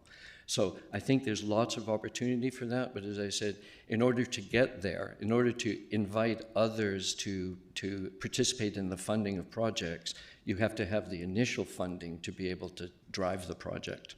Okay. All right, thanks. Thank you. Councillor Hemmons and then Councillor Prino. Thank you, Your Worship, and thank you, George, for being here. Mm-hmm. I'm going to ask you some historical questions. Just a what question? Historical. So Historical. You noted that you've been here for 27 years, and you've seen the ups and the downs of economic development in this community. Can you tell me how Prosperity is different or is approaching economic development in our community differently than those previous unsuccessful attempts? Sorry, yes. I should have ceded that to you. I don't know if they're all unsuccessful. How long do you have, I guess, is the question on that. But what I've observed is, and I've observed this in many communities, in-house municipal staff trying to drive economic development is difficult to do, often because those municipal staff simply have not had experience running a business or driving the entrepreneurialness that's required to have success. So they're able to give data, they're able to show various programs or tax incentives, et cetera, but there's a general lack in an in-house municipal program to be able to sit down and have a credible, detailed conversation about somebody that has a challenge or is looking at investing in opportunity and help analyze that. From the standpoint of the city's previous attempt with the Nanaimo Economic Development Corporation, my humble observation is that it tried to solve things by throwing money at them. You know, like, for instance, building out and leasing the space on Victoria Crescent for the co-work place. Excellent idea, but too aggressive too quickly, in my opinion. So you spend a lot of money creating this space and leasing the space out, hoping that there were tech and innovation people in the community that would use it. If I was doing that, I would have looked at renting maybe 1,000 square feet in an empty walk-up building and rent it for a year and put a few desks and a couple of computers in there and see if there was any response. And then based on that response, then maybe invest in more, expand the facility, et cetera, et cetera. But to spend hundreds and hundreds of thousands of dollars on a facility to see if somebody would come to it, I think was the kind of mistake that organization made repeatedly. Thank you, that helps. And one more. The Mid-Island Business Initiative, they formed successful business leaders in our community. They came together to kind of fill that gap when NEDC shut down. In your role as strategic advisor to Prosperity, have you had any contact with MIBI, and is there any appetite for that group, which formed in the absence of NEDC, now that we have a new economic development arm up and running? Is there any appetite to see MIBI wind down and provide support to Prosperity? Is there any opportunity for collaboration or future partnership with that group? I think there's huge opportunity for collaboration and partnership. I think there's opportunity for that corporation to maybe wind down in time, but in fairness, again, to those people that are invested in the business economy of Nanaimo, if I was them, I wouldn't wind down until I saw this organization demonstrate momentum and credibility and results. Thank you. Right? Once this is moving, I think there's lots of opportunity for people that are at the MIBI table and others in our community to participate in all kinds of ad hoc committees or housing committees or attraction committees, or you name it. Once we get going and we have a clear picture as to the results we're going to achieve, and we are getting results, then there'll be lots of folks that'll want to come on board with us. Councillor Perino, then Councillor Thorpe. Thank you, Your Worship, and a question through you to Mr. Hesden. There's no way you can retire. Not you. No, I just a couple of things. Along with the MIBI group, and I've attended one of their meetings, and they're extraordinary. It's a very productive group. But there's also, and I hope I've got the acronym right, the PPN group, which is another one that is doing great work in the city, and just thoughts. But I don't want to get into the operations. I'm not sure that that's our role as councillors, right? That particularly since our CAO, Dale Lindsay, is attending your meetings as a board member. So, you know, I'll leave it to you to decide what staff gets paid and you know, so forth. But my concern, just sitting at this table, is the cost increase that you're requesting for. That's what throws me off more than anything. Sure. It's quite an increase, and so, you know, I'll just say that's where my head goes. But I appreciate the presentation. It was very well done. Thank you so much. Thank you. Thank you, Councillor Thorpe. Thank you, Your Worship. Through you, if I may, I just wanted to go back to Councillor Hemmond's question. Thanks for being here, Mr. Hanson. Appreciate it. As somebody who was at this table 10 years ago, I fully, well, not fully, but I recall the efforts of NEDC. And yes, they made mistakes, but I would not term it a failure, and not that anybody has said that. But at least they were making an effort to bring economic development to our city until in 2016 or 17, that organization was aggressively attacked and forced to disband. And I think we need to recognize that since that time, we have had no economic development group working on behalf of the city. And I in no way downplay the efforts of Ms. Manhas, who I think does an excellent job on our city staff. But we are just now, after so many years, back to the point where we are establishing an economic development type of corporation, the Prosperity Corporation, call it what you will. So I, for one, am glad that you're here. I'm glad that we're getting reestablished, and I know it's a long road ahead, and we can debate the costs involved and the value and so on. But without economic development, without prosperity for our city, as I've said many times, we can't provide the services that many people want us to provide. So again, my thanks to you for being here and taking this job for as long as you're willing to hold it to get us back on track for economic prosperity. Thank you. I'm not seeing any further questions, so let me just conclude by saying a very sincere thank you to you to echo what Councillor Thorpe has had to say. You have brought to this position considerable experience and expertise, and without rubbing it in, because we both have gray hair, 27 years of residency here that is invaluable in terms of having seen what's gone up and down in this community, what's worked and what hasn't. Again, I want to echo Councillor Thorpe's remarks.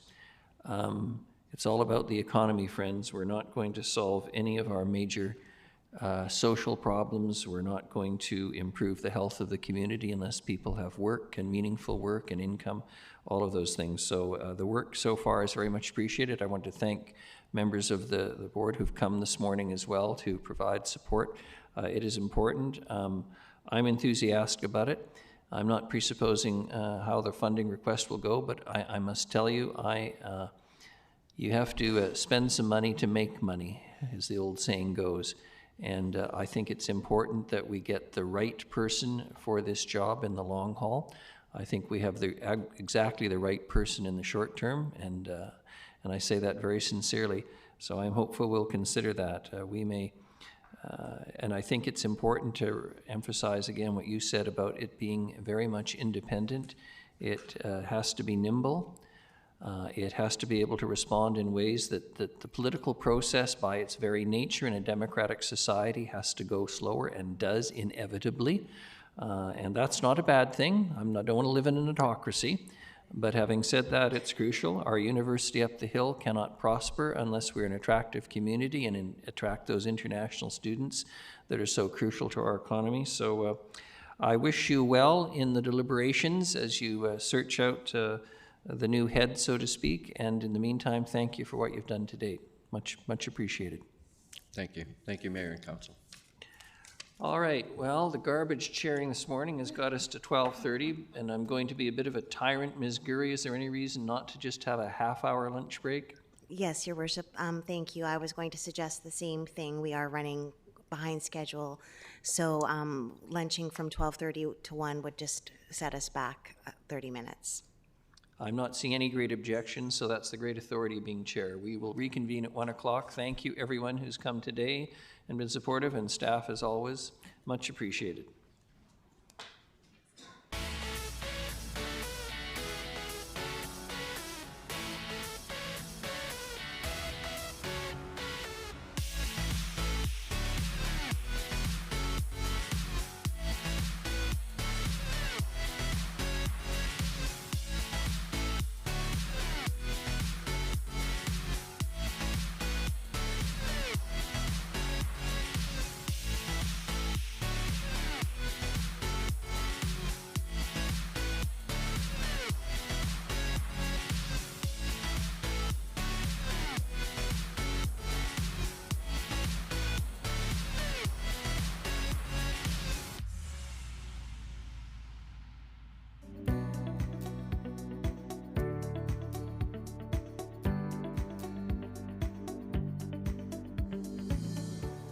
This is a plug catch basin.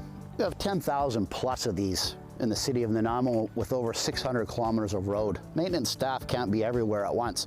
So we don't ask a lot for the city of Nanaimo residents, but if they know that they have one of these catch basins, clear it off with a shovel or a rake. Do not use your hands. If this gets plugged, you could ultimately flood a neighbor around the corner, flood a road, which is prone to hydroplaning.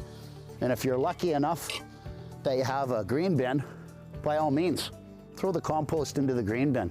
And if you don't, throw it into a composting pile.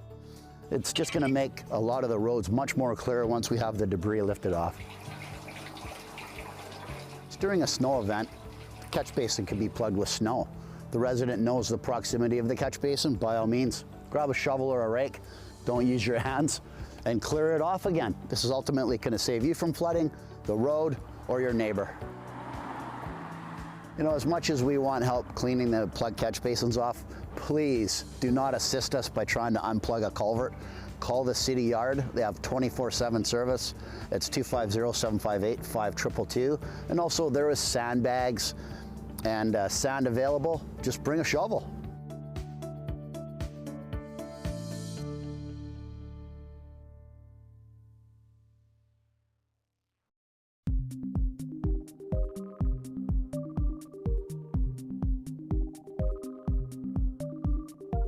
This is the 2018 redux of the lighting at Nanaimo's historic bastion. I've had the pleasure of being part of the relighting project on this amazing building in downtown Nanaimo.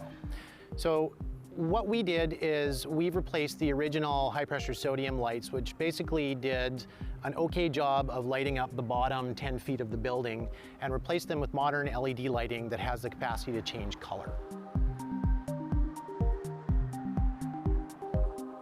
We can run through a number of different colors that we have pre-programmed here in a pink, a purple, a green. Probably my favorite on here is Rainbow Chase for Pride Week. It'll actually run all the way around the building all the time. With this new technology, organizations can now request that the bastion be lit to promote their cause by going to the City Nanaimo website and following the instructions. Go to Your Government, Bastion Lighting Requests, complete the lighting request form, and submit. You will hear from us within a couple days if your request has been approved, and the bastion will be lit in the colors that you have requested. If you have any questions, please contact the Mayor's office at 250-755-4400. So the next time you're in downtown Nanaimo at night, come on and check out the new dynamic lighting at the Bastion.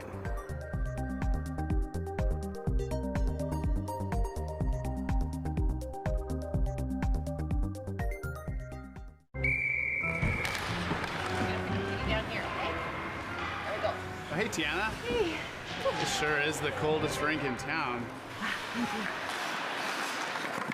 Oh, yeah, buddy! Nice save, James! Wow, your goalie is keeping you guys in the game. Cheers. Oh, man, that's hot. Sorry, that's the way I like it. Oh. Go, go, go, go, go, go!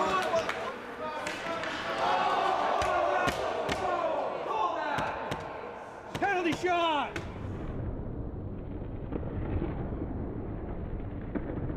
Scalds from hot drinks are a leading cause of hospitalization for children under 5. 2 minutes, down in the front, unsportsmanlike conduct. Hot tea and coffee will cause serious burns to a child in less than a second. Got it, kid? Use the lid.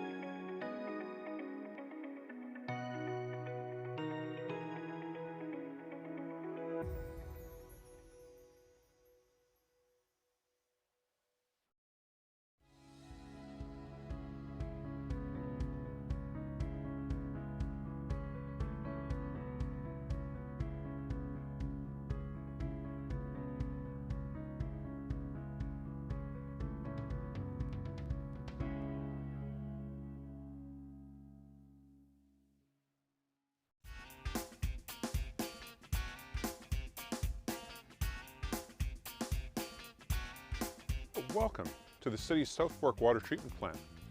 This is where we take water that we would collect in our lakes and rivers, pipe it, we filter it and treat it before we send it off to the city's distribution system in your taps. This facility actually does a better job than most home filtration systems. The water that comes into your home that you use every day, that you bathe in every day, that you wash your clothes in every day, is cleaner than anything you can get anywhere. Here you see filtration in action. It's kind of like watching paint dry. There's nothing to really see. But if you look in the tank, you'll see the froth on the top. That's dissolved organic matter, and when we aerate the tank, that froths up, and that's why that's up there. We take all the little particles, all the organic matter, any insects or bugs that might be in the water, and pathogens that we're trying to filter out, they're all gone. We filter the water using a series of membranes. So what we're looking at here is a membrane filtration module. So when I talk about the membranes filtering the water, this is what we're filtering the water with. And while you might think that the water flows through like the baleen of a whale, it's not true. These are hollow fiber membranes. So each of these little tiny strands are hollow, just like a shoelace. And the membrane is wrapped around the outside of these tiny little hollow fibers.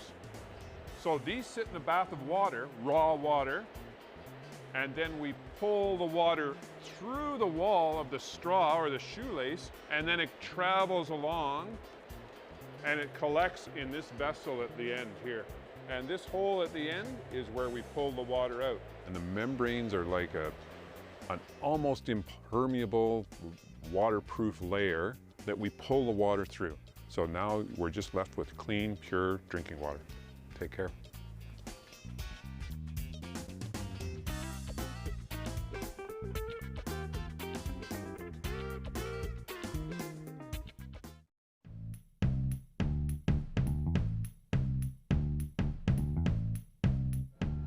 What we have here is the Real Ice technology that was installed at the Nanaimo Ice Center. It allows us to use cold water from traditionally hot water that we used to use for making ice.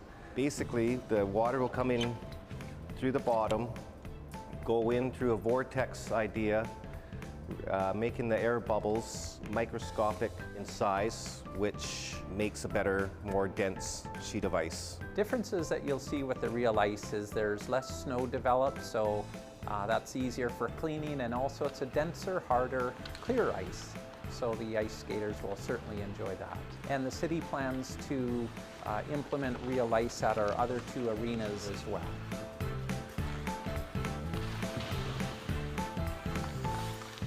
Some of the other efficiencies we've implemented in this facility are LED lights in some areas, and we've also, in the last few years, installed a higher efficiency refrigeration system, which lowers our energy costs. Both Zambonis at our facility are now electrically operated, so there's no harmful emissions, and they're very quiet as well. So what this means for the city is that we're able to use less energy and also reduce the amount of greenhouse gas emissions, which is more beneficial to the environment.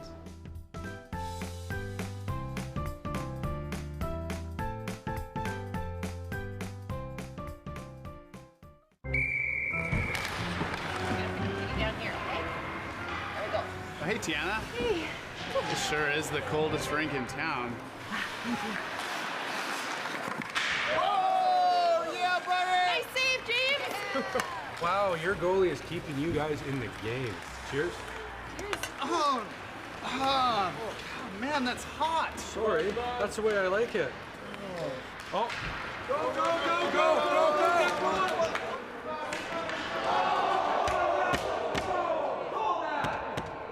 go! Penalty shot!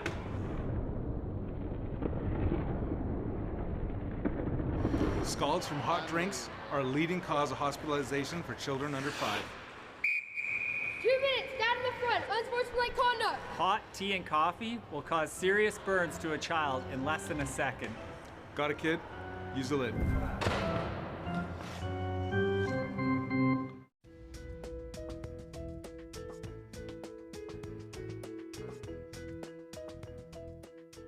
We're here today to make a couple street names. There was some vandalism in town, and we're just going to make replacements. In the roads today, we're doing our Dundas Street, and Bruce Avenue. They're all 8-inch, and we use 3 different sizes, mostly 24-inch, 32-inch, and 36-inch. We do use a consistent font with street names. This is actually my metal blank, so the only material here is the material that I actually will cut out in vinyl.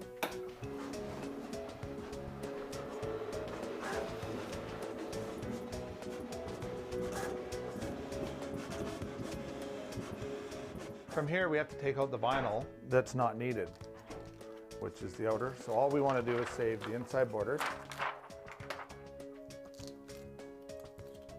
From here, we actually have to put a transfer tape on it.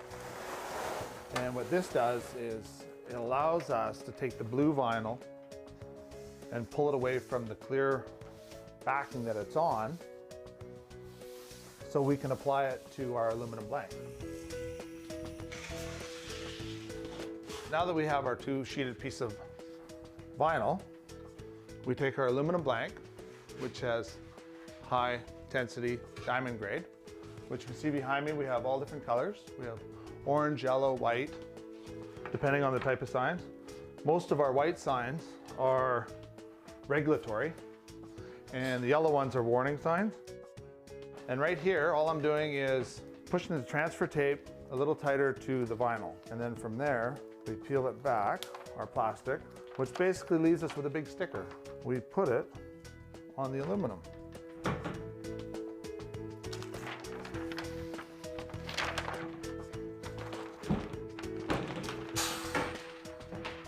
And when we're done here, we take our transfer tape off, and as you can see, we're left with Dundas.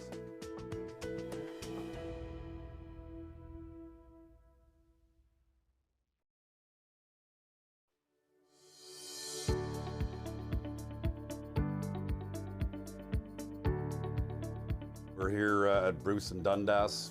Somebody's stolen the street names that were here, so we're here to replace them. Our sign shop has just generated us 2 signs, so I'm going to go through the process of putting it together and reinstalling the street names. First thing, we got to center the signs. We do everything on this truck. We've got all the equipment on here to build, install, remove, repair, whether it's street signs, street names, posts, banners, Christmas decorations, and so forth. I'm going to basically just put the sign in the brackets, and we'll be doing both signs, of course. So I've got a cross bracket that I'm going to put in. And then add the top sign, which is this street we're on, Dundas. Sorry, do the same there. We put the street that we're coming up to on the bottom, so they all basically have the same. The cross street will be on the top. We got to put some bolts in to secure them so nobody will steal the street name. We're ready to go. Just put this back and we'll go out and install this where the missing one is. Every year we do what we call a stop sign survey, where we go around and check all the stops. We clean them, make sure they're in the right spots, in good condition, not bent, and we also clean the street names, make sure they're good. As we're doing that, if there's ones that we decide we want to replace, we do that at that time. This year we're looking at approximately about 120 sets. It's very expensive to do, but we're continually, weekly changing street names because of either them getting damaged or people breaking them and taking them. So I'll put this on, and then I put a bolt through to secure it to the post. There we go. And that's good, we're done. Dundas and Bruce Ave are now ready to go.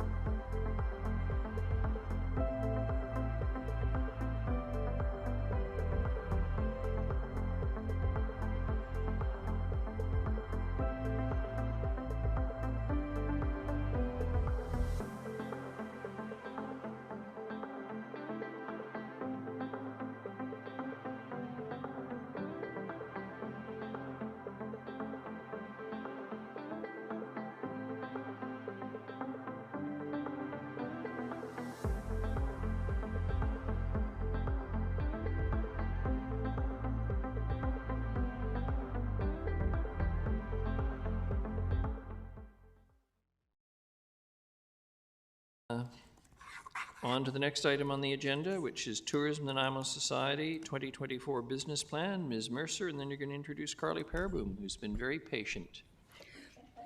Thank you, Your Worship. And you're going to introduce Mr. Corson first, maybe, no? Yes. I'm just going to go find her. She has just left the room for a few minutes, so. Well, we'll wait. She waited long enough for us, so.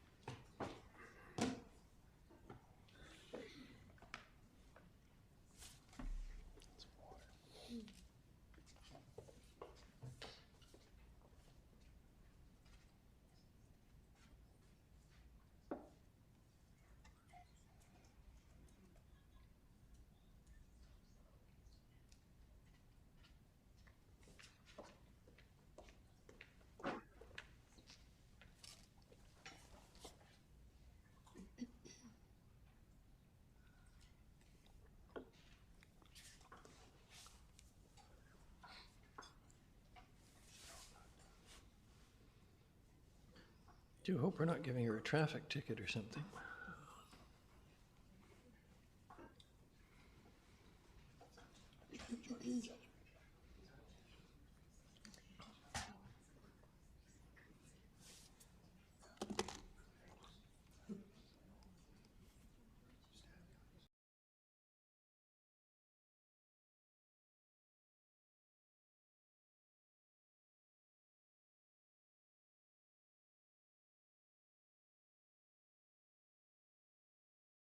Looked up before I called us back into session. That's okay. I think. All right. Good afternoon. Am I to start now? Thank You're you the very star. much. We're waiting for you. Okay. Well, it seems like everybody else said that I had lots of answers for all of you today, so I better be on my best. Okay.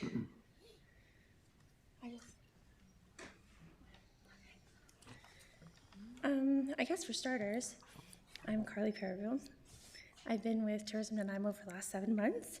You're very soft-voiced. Lean in more to the mic or bend it towards you. Thank you. Oh, okay. I feel like I was much calmer before lunch. I'm Carly Paraboom. I've been with Tourism Nanaimo now for 7 months as the Executive Director. I want to be able to go through the 2024 business plan with you. And obviously, when submission was made, things have changed. So we're going to go through that. Obviously, just like with economic development, there has been many iterations of tourism and the efforts within the city of Nanaimo. Everyone has seen this information, but just a quick recap of it. Before, Tourism Nanaimo was handled by 4VI, and this terminated the agreement in early 2020. And in 2021, the city established a tourism working group, which then was in partnership with city staff and city council. And it was established that Tourism Nanaimo, as the DMO and a not-for-profit, would be incorporated. And this happened in April of 2022. Our operating budget is $752,653, mostly from the city, 99.6% of our budget. Our mandate is to develop and guide implementation of the 5-year destination strategy to encompass business meetings in tourism, leisure, and sports tourism as it aligns with the city's integrated action plan. We are also here to develop a destination brand, which, as the Prosperity Group spoke to this morning, is going to become a all-encompassing brand to represent the city in marketing initiatives. We are also looking at research and development to ensure that the sustainable tourism industry is evolving. We're here to increase overnight visitation to Nanaimo while managing the destination responsibly, and we're here to strategically invest in destination development initiatives. We're also here now doing visitor information services, which is new this year to us. A few things that I wanted to speak about on this slide specifically, since we've given this report, is that an RFP has been awarded to support the 5-year destination strategy to renew the MRDT renewal partnership with Team Nanaimo and the NHA. The destination brand that was mentioned earlier today will also be launching in spring of 2024. And there is a continuous review of data to ensure that our budget and strategic outputs are resulting in strong return on investment and targeting our ideal visitor that results in stronger economic impact. There has been a review of visitor services, and it has been completed now. In 2024, as to Mr. Lowen's insinuation earlier, we'll see a change in service that will see us working closely with downtown and supporting visitors in a much more interactive way. Tourism Nanaimo is supported with experienced staff, which I will be speaking to a little bit later. Council. Can go just a little bit slower because the sound doesn't quite come to us. Carrie? As clear as it should. Okay. And I don't want to miss a word. Okay. Yeah. Oh. We need to upgrade our technology. It's not Good your to fault. No, it's not you. This is what I get for running in after lunch.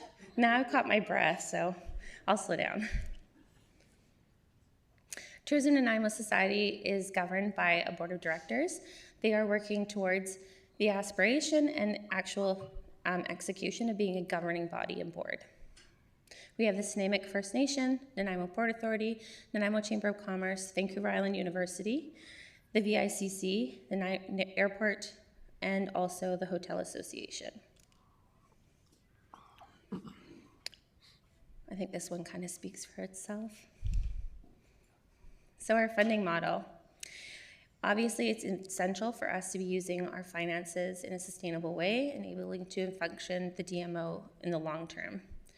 The core funding covers the following: labor costs for the executive director and support staff.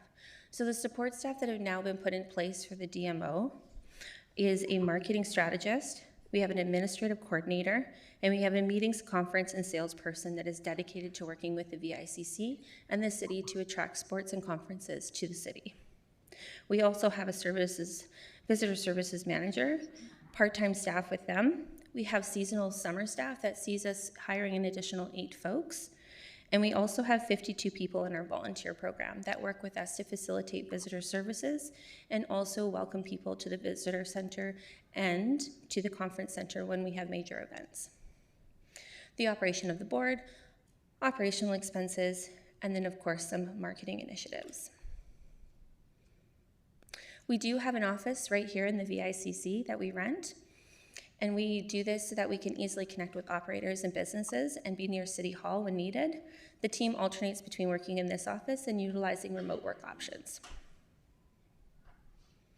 We are an independent legal entity, and we are responsible for financial management, legal affairs, human resources, the procurement of information technology, and more. And we will seek out every effort to bring in additional grants. Speaking to that, the team has applied for $325,000 in additional grants so far this year.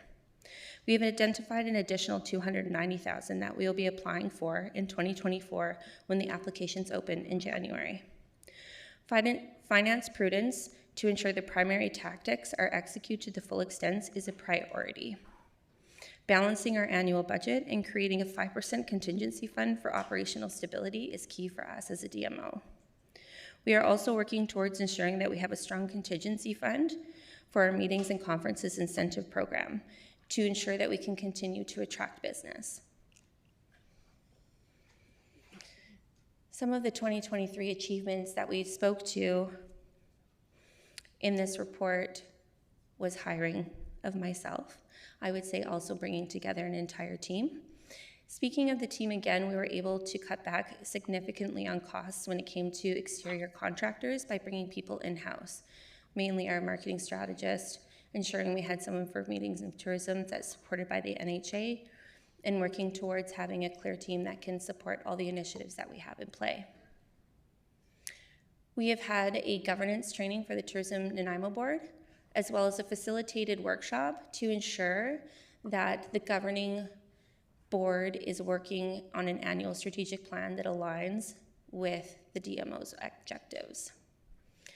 An RFP has been awarded for the brand development. That's been completed and we're almost finished there. And we have finalized an MOU with the VICC and NHA to enable Team Nanaimo. We've also been working with Lauren Simple, who is our LGBTQ+ inclusion specialist, to ensure that we have accessibility and that we are working towards our Rainbow Registry for Tourism Nanaimo while offering facilitated workshops to all of our industry partners to ensure that there is inclusive and proper service throughout the community. We are also working with partners to bring in a co-op and working to co-host initiatives throughout the community. What that means specifically, when we had VIA here recently, we also made sure that we had an introductory evening to the city of Nanaimo the night before by hosting an event at the Port Authority, or the Port Theatre, where they got a sneak peek of the Vancouver Island Symphony. It encouraged delegates to stay an extra night and to explore the city the day before the conference began. We were also successful in 2023 with the destination development funding for the Stadium District, up to $1 million for infrastructure. We have quite a few sport bids that are out, the Legion track and field event, and we've been working with the city to create a bid, and we were successful on Play on Canada for 2022 to 2027. The ministry meetings and events funding we were awarded equaled $150,000, which allowed us to have strong incentive programs for meetings and conferences. We were also awarded an additional $250,000 in our DBC Co-op Marketing Fund with the Sinamic Nation in Gabriola. And we were granted an additional award for $10,000 to work with Indigenous community members. 2024 considerations. We will be looking at collaboratively developing a 5-year destination strategy with key partners to guarantee a seamless MRDT renewal process with the province. What this approach will look like is a completed co-design plan. And when I say that, I mean that the city will be at the table, the Port Authority would be at the table, VICC, NHA, and Tourism Nanaimo, and other key partners. The purpose of this, obviously, is to ensure that the destination does not lose any momentum, especially as we're coming out of recovery.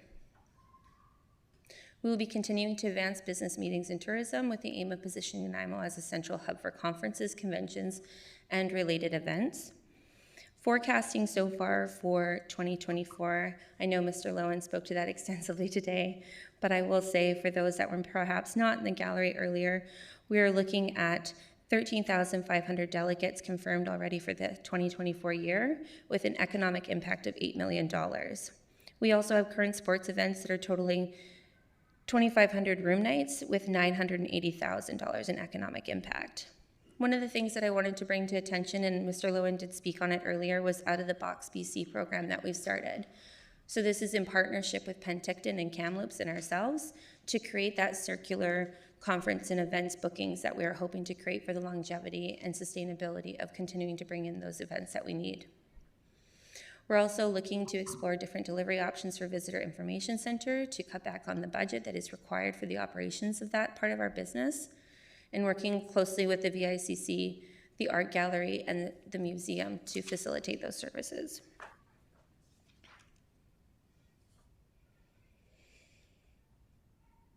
The 2024 tactical plan has now been submitted to the city and will be going out to the province imminently. It is due at the end of this month, which feels like we're barreling towards. Part of that obviously speaks to the different programs that we have that are associated under Tourism Nanaimo, specifically marketing, visitor services, sports and recreation, conferences and meetings, and feasibility grants. Performance research will make sure that we are guaranteeing that our decisions are accurate and well-informed. Everything needs to have a return on investment. And we will be looking at areas where we can co-host events and make collaborative efforts with partners across the province. Speaking of that, the Prosperity Group did bring up earlier today that we've been working closely with them, with both the brand and with asset management and curation. We've brought in quite a few different, I would say, controls and mechanisms to ensure that we have proper galleries, assets, licensing, that is ensuring that the assets that are being created will be long-term for the city to have use of, and to ensure that no matter what happens through either organization, those assets are not ever lost. We will be continuing to work with best practices in our governance, and we're looking towards also working with the BIAs to establish an events calendar in downtown. They are also working with us to create better alignment with the downtown businesses when we have meetings, events, and conferences to ensure that they are either extending their hours, they have extra staff on, or potentially creating swag bags that will encourage people to go out into the community to shop more locally while they are in destination. We will also be looking at our visitor guide and our website as key consumer touchpoints and harmonizing those along with the new brand that we have and ensuring that they are representative of the community. Key initiatives that we'll be looking at is implementing the actions of the sports tourism strategy, working collaboratively with economic development and tourism teams to develop and execute a coordinated marketing strategy for community. We'll also be working with the Hotel Association to attract shoulder season and off-season events and gatherings such as the BC 55+ games. Communicating with the community. While we'll be implementing the sports strategy, options will also include focusing on Indigenous sports, all things cycling, paddling, individual small sport disciplines, and adaptive sport and sports business. We'll also be looking to coordinate visual brand and general narrative for Nanaimo in partnership with Tourism Nanaimo and Nanaimo Prosperity Corporation. I did want to speak to this specifically, as the key marketing objectives this year will be both to increase visitor and resident sentiment of Nanaimo by creating strong and positive PR for the city of Nanaimo. We are also looking at creating stronger resident sentiment and understanding of what our community offers. All underlying efforts are there to solidify the brand recognition for Nanaimo that we have so desperately needed. I've brought it up a few times, but it's key to our success. Board governance will continue in the year 2024. Oh, that's the end. I have so much more to say to all of you. But I will leave it at that in case you have questions, and I hope that you do. Thank you very much. Councillor Manley, then Councillor Perino. Thank you, Your Worship, and thank you for the presentation. You flew through a lot of statistics really quick that aren't on the PowerPoint, and I'm wondering if you can share those with us afterwards, if you have a document or something. Are we speaking specifically about the meetings and conferences ones? And yeah, there was a whole additional funding. There was a whole series of them that you went through. Yeah, I'm curious about, so of the staff you have, I guess do you get Canada Summer Jobs for the summertime employees? Yes, we are applying for that right now. Okay, and then I imagine that happens every year. And yeah, so yeah, I was just curious about some of the other stats that you went through. You went through them kind of quick, but they weren't in the PowerPoint. I'm happy to go back. They weren't in the PowerPoint that I could see. Oh. Yeah. So I would love to see them if you're able to email them to us later. Absolutely. Yeah. Yep. And then some of the other funding applications, are those from senior levels of government mostly, or? Most of the applications that we are applying for, the largest one right now is going to be Pacific Can. They've put out a new one that is specific to creating tourism opportunities and increasing the viability of the sector and recovery.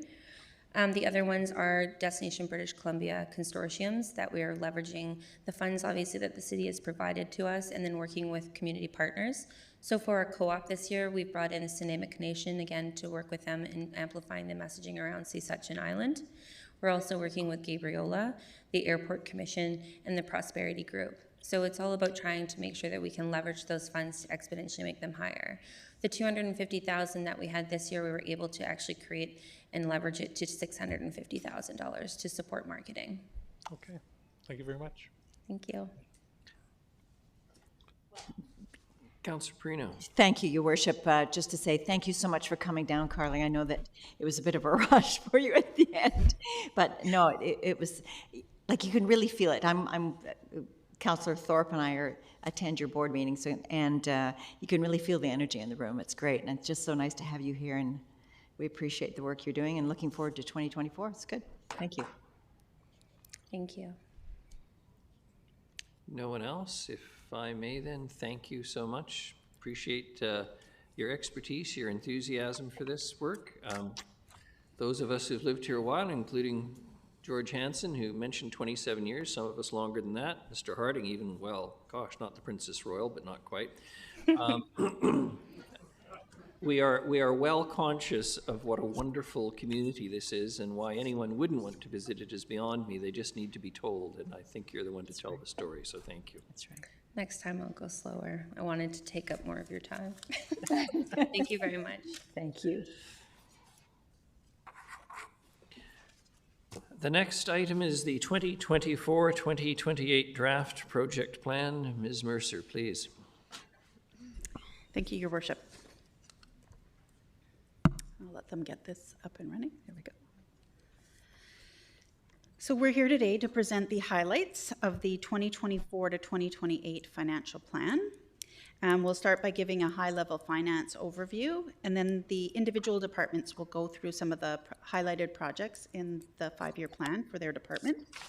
And at the end of the presentation, we'll have a discussion about some funding challenges we had this cycle, as well as some emerging projects that are kind of looming outside the 5-year plan. So there is approximately $291 million in projects in the 2024 to 2028 draft project plan. So for 2024, 2 of the largest categories relate to water and sanitary sewer infrastructure. So in 2024, water infrastructure projects make up about 29% of the total budget. And the most significant project in this section is the continuation of the Midtown Water Supply Upgrade Project, and this is for Phase 2. So this is a multi-phase, multi-year project to construct 2 large water pipes to replace current aging infrastructure in the central and northern areas of the city. There is a larger percentage of sanitary sewer projects in 2024 than in past years, and this includes 2 significant DCC sewer projects that have been undertaken due to capacity issues and to enable future growth. So the 2 projects that have the largest dollar value are the Millstone Trunk Central project for upgrades from East Wellington Road to Westwood Lake Road, and the Hammond Bay area project for upgrades to Turner Road and Hammond Bay Road. And this is a concurrent project that includes water and transportation components. So these projects and many others will be described in later slides in the presentation, but those are some highlights for 2024. So this slide provides some infrastructure project highlights that are in the 5-year project plan. There is $53.3 million in new or upgrades to transportation infrastructure, and this includes the continuation of the Midtown Gateway project, and this is a multi-year DCC project to improve transportation facilities for all road users in the Northfield Bowen and Northfield Boxwood area. And this is a concurrent project that includes both transportation and utility components.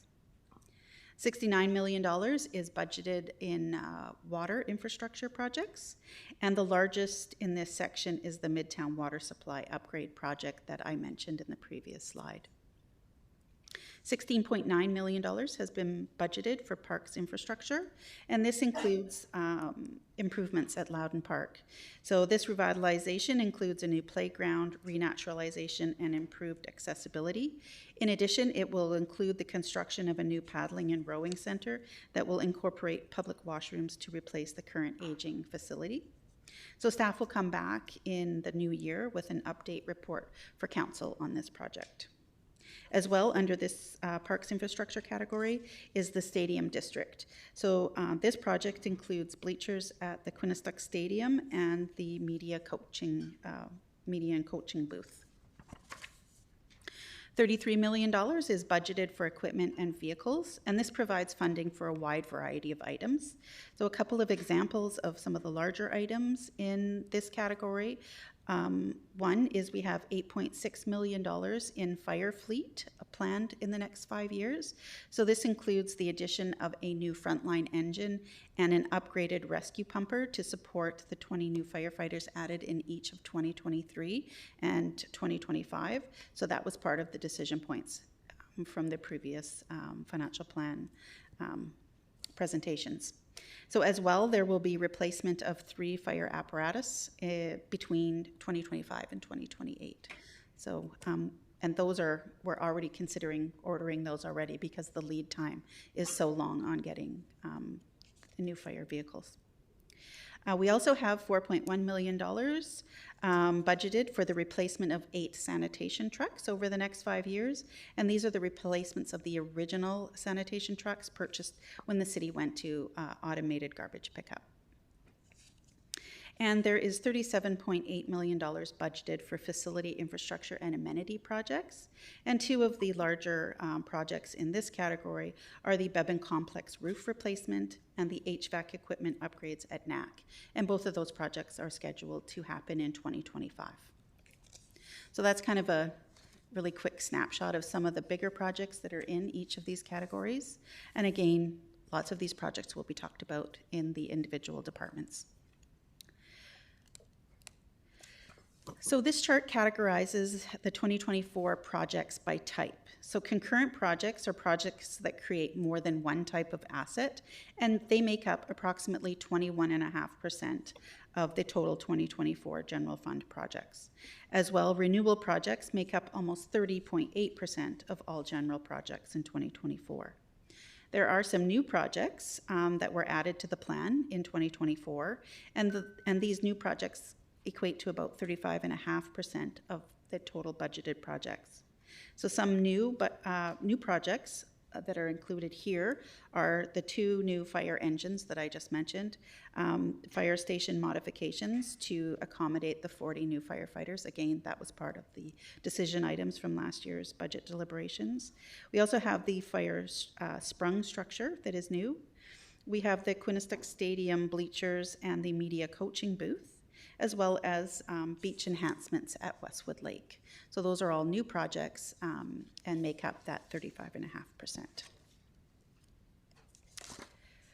So the $291 million in project costs have funding sources identified in this graph. So reserve funds account for the largest funding source of the project plan at approximately 81.3% of the total funding, and that equates to 236 million of the 291 that's budgeted in the 5 years. 1.8% of funding comes from grants and private contributions, and this includes a grant that was applied for regarding the HVAC upgrades at NAC through the Clean BC Community Fund, as well as a community amenity contribution that was allocated to the Outdoor Learning Center at Beban. 0.7% of funding comes from debt funding, and this includes an internal borrowing for the Hammond Bay and Turner Road area sewer DCC project. So this graph outlines the funding by year from general taxation for both operating and capital projects. So in the 20-year investment plan that Council approved earlier this year, a funding gap of $999 million was identified. Excuse me. One of the funding strategies that was approved by Council in the 2023 to 2027 financial plan to help close this gap was to increase the general revenue funding to $8 million in 2023, and then increase that on an annual basis by 5 years. And this was to help keep pace with inflation. So the previous 20-year investment plans that were adopted by Council were based on a $7 million per year general funding level. However, this target wasn't consistently met, and as a result, funding from general revenue didn't keep pace with inflation, and it helped to contribute to that increased funding gap. So for the last 5 years, from 2019 to 2023, the average yearly funding was $7.4 million per year. And that includes the base budget plus any general revenue funding that resulted from approved business cases. So the average over 5 years, we started to bring it back up in the latter years in 2022 and 2023. And then 2023 onwards, we're increasing it by 5%.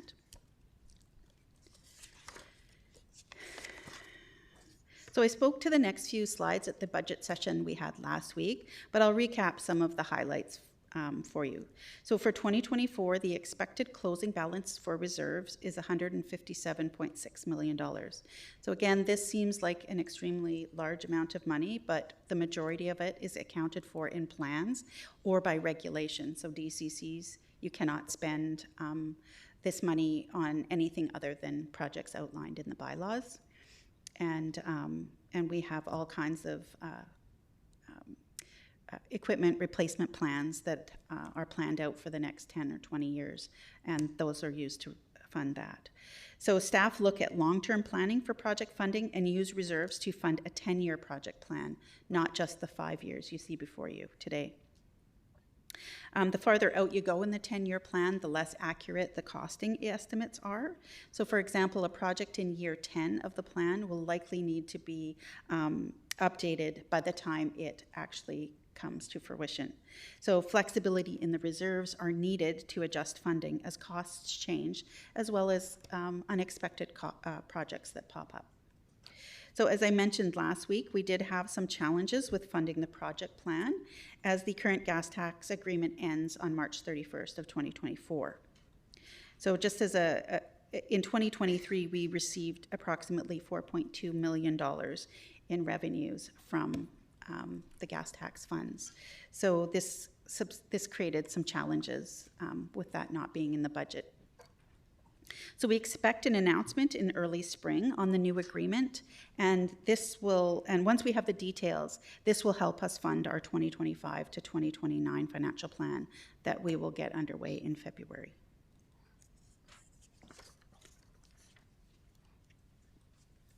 This chart graphically illustrates the outstanding external balances of long-term debt over the next 20 years. So as I said last week, this chart does not include any debt for the Nanaimo Operations Center, the RCMP expansion, the Waterfront Walkway, or the South End Community Center. We do anticipate that borrowing will be needed in 2030 for the South Fork seismic upgrade and secondary intake project, as well as in 2031 for the Wilcox secondary access project. So that's why you see the kind of the increases in those 2 years. So this slide represents the debt servicing costs over the next 20 years. And again, debt servicing costs include both principal and interest payments.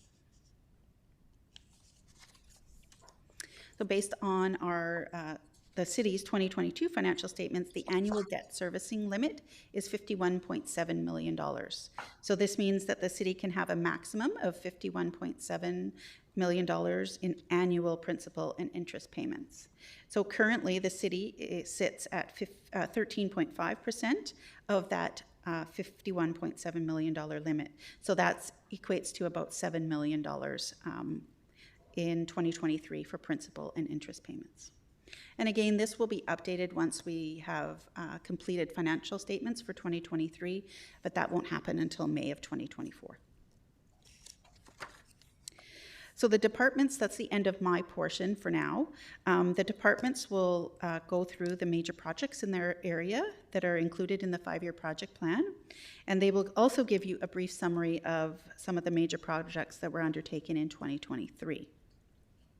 So after the departments complete their project highlights, I'll take a few minutes to talk about some of the challenges we experienced in balancing the budget this year, as well as some emerging projects. So I'm going to turn it over to Ms. Pan to talk about the sustainability projects.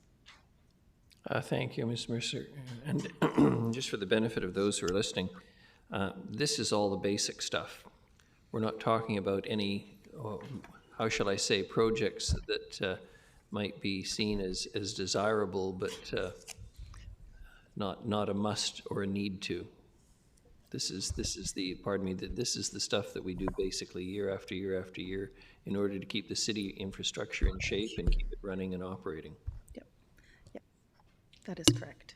So there'll be a mix, some projects, but most of it is just keeping the lights on. Good afternoon, please. Good afternoon, Council. And so I will give you a few highlights. That's not what I'm going to highlight. Oh, wrong way. There. Wrong way. Oh, sorry. Am I going backwards? I'm sorry. Otherwise, Ms. Mercer will think you're after her job. Sorry, just a couple of project and program highlights from 2023. So the biggest project that we have completed in 2023 for sustainability is perhaps the adoption of the BC Zero Carbon Step Code and the upper steps of the Energy Step Code. And because of that, many new buildings will be low carbon and energy efficient going forward. And one of the key mission for sustainability department is to mobilize our communities and engage our citizens. So in 2023, we launched the Acting for Climate Together volunteer program with the regional district of Nanaimo. And we had 8 volunteer teams across the region join the first cohort and carried out a variety of activities throughout the year. And on the transportation side, we launched an electric vehicle charger rebate program to work in tandem with the provincial government's top-up incentives, and that is to support EV infrastructure in both low-density residential homes as well as condos and apartments. We help fund EV feasibility study for those apartments and condos. The last one is, around really engaging and raising awareness in schools, and we have delivered a Cool It Climate Leadership Program to 6 elementary classes in the spring session, and we have scheduled for 10 high school classes, and actually I got an update, it's not 12, it's 14 elementary classes in the fall, so that's it's ongoing right now. And in terms of 2024 projects, we have the city plan monitoring strategy implementation. The sustainability team in 2023 has worked extensively with departments across the organization to refine indicators, collect data, and identify knowledge gaps and data gaps. And we'll continue to work with IT and subject matter experts in various departments to develop a display dashboard, collect data, and begin to report out on an annual basis the progress in each of the city plan focus area. And another project that we are collaborating with the RDN is managing the home retrofit support program, and we're providing additional funding to support Nanaimo homeowners that might need personal support to carry out their home retrofit projects in order to reduce energy and emissions. And this program is entirely free to the homeowners. So I'll stop there if there's any questions. I'm not seeing any questions. I'm not sure that's a good thing or a bad thing. But thank you very much. I would just say that the home energy, the retrofit support program is an awesome idea, and I'm really glad to see it.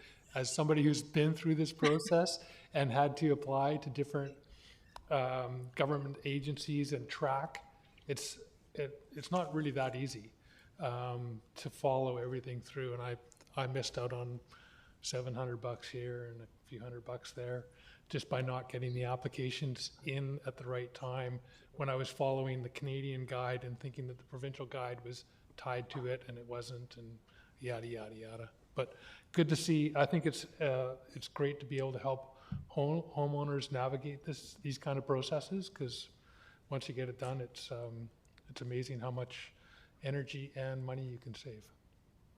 Thanks. Very good. Councillor Gesselbrock. I know it's not a major project. I'm not sure sort of like what was included or not included, but is there other things that are in the 2023 work plan for the sustainability section that wasn't mentioned?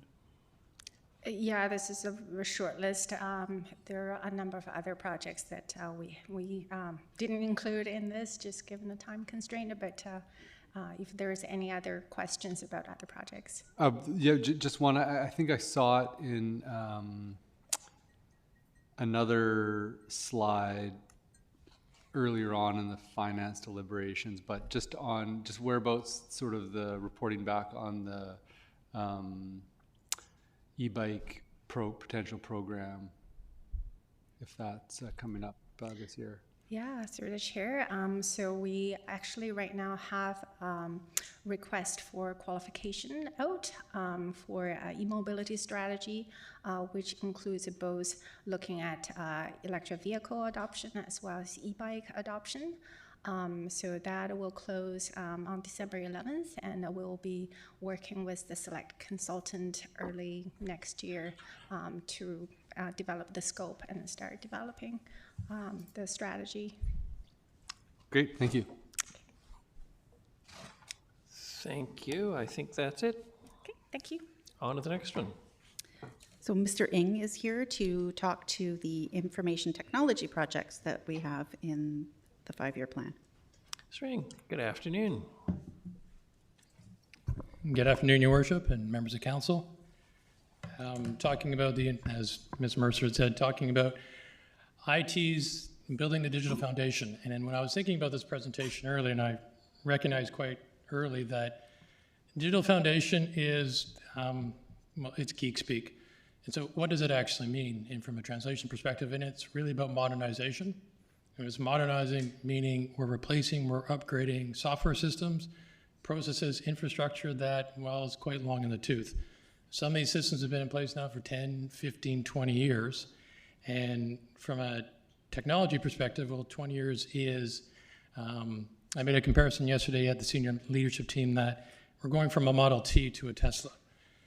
And so it's one thing to do that with some of the systems that we have, and from a technology perspective, this is great, it's cool, it's wonderful, but if you were to put a driver of a Model T into a Tesla, they wouldn't know how to turn it on.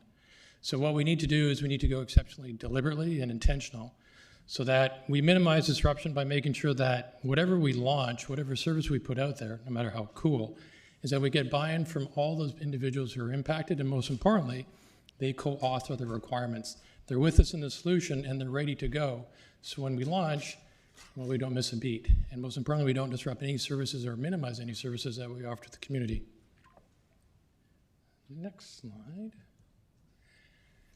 So examples of modernization and making sure that we're minimizing disruption and not increasing overall service levels are some of the big rocks, some of the notable accomplishments that we did in 2023. In addition to that, well, we needed to secure both the new foundation and the old foundation, and then we're also expanding services by working with Mr. Harding's team, among others. Later in the deck, I have a slide on our CAMS project, our Corporate Asset Management System, so I'll talk about that just in a bit. A major accomplishment for the team was working with Mr. Sim's team with updating the software platform that manages our waste management platform. So in addition to increasing the overall features and functionality of the system, we also assisted the team in terms of installing new tablets in their trucks and installing or giving new handhelds that give up-to-date information about routes and waste management practices. We are 2.5 weeks away of launching our new development permitting system, and it's going to be an iterative launch. There will be a couple of records that we're launching first, but this, we're awfully excited about this because we definitely heard about the challenges that we have with the existing system, and that existing system is near 20 years old, so definitely a Model T. This system increases visibility and transparency. What I mean by that, it's 100% web-based, so no matter what side of the counter you're on, whether you are an applicant and or a staff member, is that you have the same information on a web page, the same information in terms of the details of the permit application, the phase that is in, the details required to move it to the next phase, any fees outstanding, and the scheduled completion date. So we're increasing transparency, and hopefully in so doing, we'll be reducing cycle times that are just caused by miscommunication. Later in the deck, we have a slide on our ERP replacements, so I'll talk about that in a bit. And then the cybersecurity. No matter what digital foundation we have to protect it. And as all of you have read in the papers, that this is a continual threat, and it gets more advanced and more complex with every day. This year we did audits. We brought in some consultants to tell us how we're doing. How are we doing with our peers or against our peers, and how we're doing against industry standards. And what I really like with the audits, it tells us what we need to do to increase that overall level of cybersecurity, not only from a technical perspective and a process, but a people perspective. And although not listed here is that I just want to draw attention to the importance of the human firewall. All of us in this room, all of us in management and staff, We unfortunately are the easiest way of getting in. All of us represent a window, a door, whatever the analogy is. So I do appreciate members of council, management, and staff taking part in our cybersecurity training. I do want to do a shout out to you, Councillor Eastmere, just in terms of getting it done in record time and also having a credit score that you could join my team. So really well done, and definitely honorary nerd card coming your way. But it's critical to mention that if you got major organizations such as the MGM Grand, for example, and Sony and if they can get hit, then we all can get hit. And it's our responsibility. So I do appreciate everyone's participation and support as we're going to be rolling out more cybersecurity training so that we can improve the overall human firewall for next year. And lastly, in terms of the accomplishments, working with Mr. Harding's team, there was reference in terms of the stadium district, and this being able to provide internet services, both wired and wireless. So whoever is attending a Night Owl game or watching a Raider game, or if they're there, even they can stream the game, they can connect to the internet, they can sell tickets, they can sell concessions. So we're in lockstep with Mr. Harding's team to make sure that internet services are going to be available as the growth in the stadium district proceeds. So modernization includes, we've talked about cybersecurity, it includes the network, it includes migration to cloud, and it includes applications. The next couple of slides, I'll just talk about kind of the big initiatives that we have. Cybersecurity I've talked about, and what we'll be doing with the investment that you see there is making purchases for new software and hardware throughout 24 and 25 and 26. But again, it's really about all of our abilities to keep pace, and then it's about also changing our processes so that we can just stay as close as possible to secure as possible as the landscape is changing on a daily and, quite frankly, a bit of a terrifying pace. The network redesign, this is the network that we're working on right now, works. However, given the demand that we're anticipating as more services become digital, it's going to get choked pretty soon. So we're making a major investment in terms of new switches, new routers. So once this is done in new architecture, once this is done, the capacity, the bandwidth will always exceed demand. So my analogy is a Star Trek one, I do apologize, is that we don't want to hear, well, we're not going to hear, Scotty, I need more power. Because the way we're going to be designing it is Scotty's going to have his feet up because the bandwidth will be available as more and more individuals on the team start using digital services. Cloud migration, I'm going to quote Wayne Gretzky on this one as we're going where the puck is going. All of our services, or a good chunk of our services, are in servers that are in SARC or in the municipal hall. We need to move those into Microsoft's cloud environment. And the reason being is, well, they're telling us to, but in addition to that is that there's so many more features, functionalities, and benefits of using their cloud offering than what we could ever possibly do with the on-premise services. So this is going to be a 2-year project. We've started it. It's going to take a bit of time because we're moving everything over into the cloud. Key to the foundation, the modernization, is just data and usable data. And I would say that GIS is unsung, to say the very least. Everything you're going to hear today, well, maybe not everything, but starting with the St. Mrs. Pan's presentation, and then what will follow afterwards, all these major capital investments rely on GIS. It's the sole source of information, in a sense it's our single source of truth. The information is geolocated. It includes information about the parcels, it includes information about traffic, it includes information about assets. It is a building block for us, and it's one of those services that I wish all services could be like, because literally on the webpage, what do you want to do? I want to take a look at this parcel, I want to take a look at this traffic, I want to take a look at X. That information is available.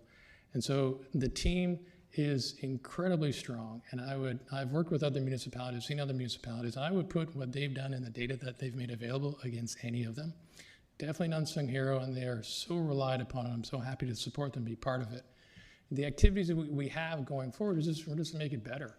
And our open data portal is a major initiative where it allows for the community as well as public just to acquire our information and consume it and use it as they see fit. City orthos, we just need to always update the photography and then the migration of the photography into the solution itself, and just ongoing development. I didn't do that.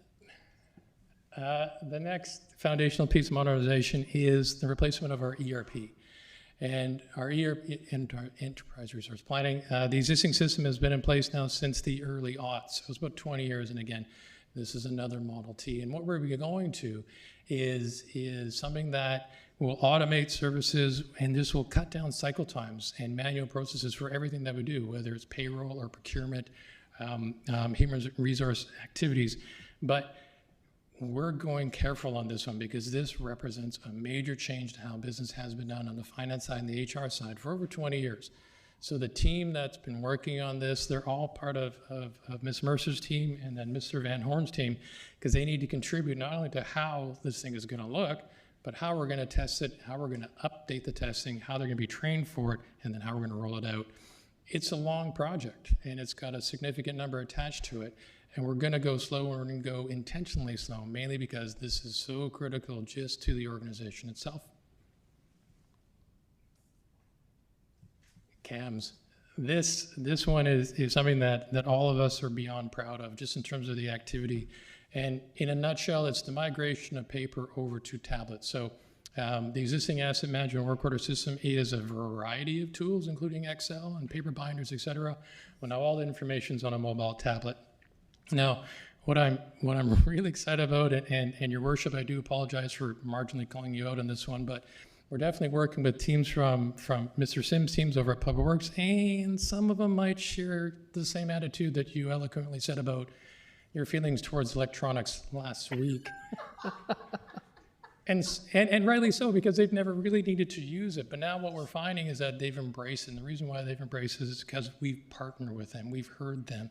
We made sure that how they wanted to finish a widget was included in the system. And the numbers that you're seeing up there, 4,250. I did that snapshot when we first made this deck. It was probably about 2-3 months ago. That number has gone up to over 9,200 work tasks completed. 3 departments have been using it for the last 3.5 months. And going forward, the more departments we get on, the better, because this tool is strong. It's replacing how things were done with things how they're going to be done, but most importantly, with permission for all intents and purposes and authoring of those who are using it. Up for next year is launching divisions such as fleet, facilities, water distribution, water supply, and whoever we can queue up. Okay, so what's next? And we've talked about modernization, talked about the foundation. Where do we go from here? And it's a bit of a black box right now. And we'll be working with consultants in 2024 to help us identify what is your foundation, what are your strengths, what do you need to shore up, and most importantly, what do you need to do to make sure it can support the things that are cutting edge right now and the things that could be cutting edge in 6 months, 12 months, 2 years from this time. As we know, the pace of change in technology is terrifyingly quick. How do we incorporate AI? How do we incorporate 311? How do we incorporate insert acronym that we're not aware of? And it's important that how we secure it, how we create the network so bandwidth is never an issue, how we make sure that the major applications can support that which is coming down the pipe is our focus for next year, because these new services we need to do, and chances are we're going to need to do them sooner than we're anticipating. Lastly, I just want to note that all the things that we've talked about here just gives a glimpse in terms of the work and effort and blood, sweat, and tears that the IT and GIS team does. A day in the life with any of those team members it's exhausting. So I just want to make sure that these are the big rocks, but there's a lot of smaller rocks and sand that goes into every day with those teams. So thank you, and any questions? Thank you very much. Councillor Prino, then Councillor Manley. Just a quick question through Your Worship. What is 311? AI, I know, but, well, what we know anyway. Yeah, it's the 311, yeah. Through your Worship, 311 is a service that's been in place now with several cities, some of our peers in the Lower Mainland as well as across the country. It is the analogy would be it's 911 for service calls. So individuals would dial 311 and they would go direct to, rather than going to fire, they would go to the engineering team, Public Works, to report a pothole, among other things. Oh, okay. Okay, good. Thank you very much. Councillor Manley. Thank you, Your Worship, and thank you for the presentation. I got to say the GIS I want to site, that's great. I love that map. I've gone in there exploring, like when we're looking at zoning applications and things like that. You can really get lost in that website, so I really appreciate it. With the Microsoft Cloud, where is the data being stored? Is it on Canadian servers, or do you know? Yeah, so the data at rest is all in Canada, and they have, I believe it's Markham, so it's Ontario, Alberta, and Quebec. I don't think they have any BC locations just yet. So it's one of our requests that all our data remain in Canada. Great, thank you. Well, the other questioners disappeared. Councillor Hemmons.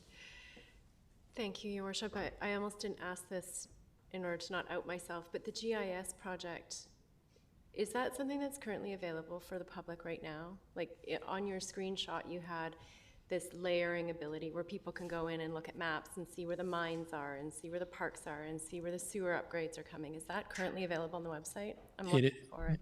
Sorry, through your worship. Yes, but the one qualifier I have is that what's available to the public is a derivative, that's the right word, is a derivative of what's available to staff.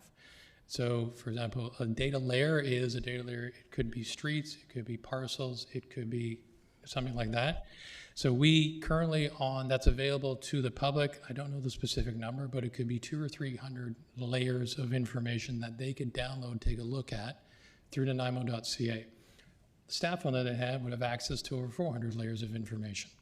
So to your answer, yes, just a more limited supply than what we currently offer to staff. Thank you. Thank you very much. Much appreciated. Thank you. Ms. Mercer. I believe Mr. Rosen is going to be speaking to the projects for engineering and public works. Very good. Mr. Rosen, welcome to the podium.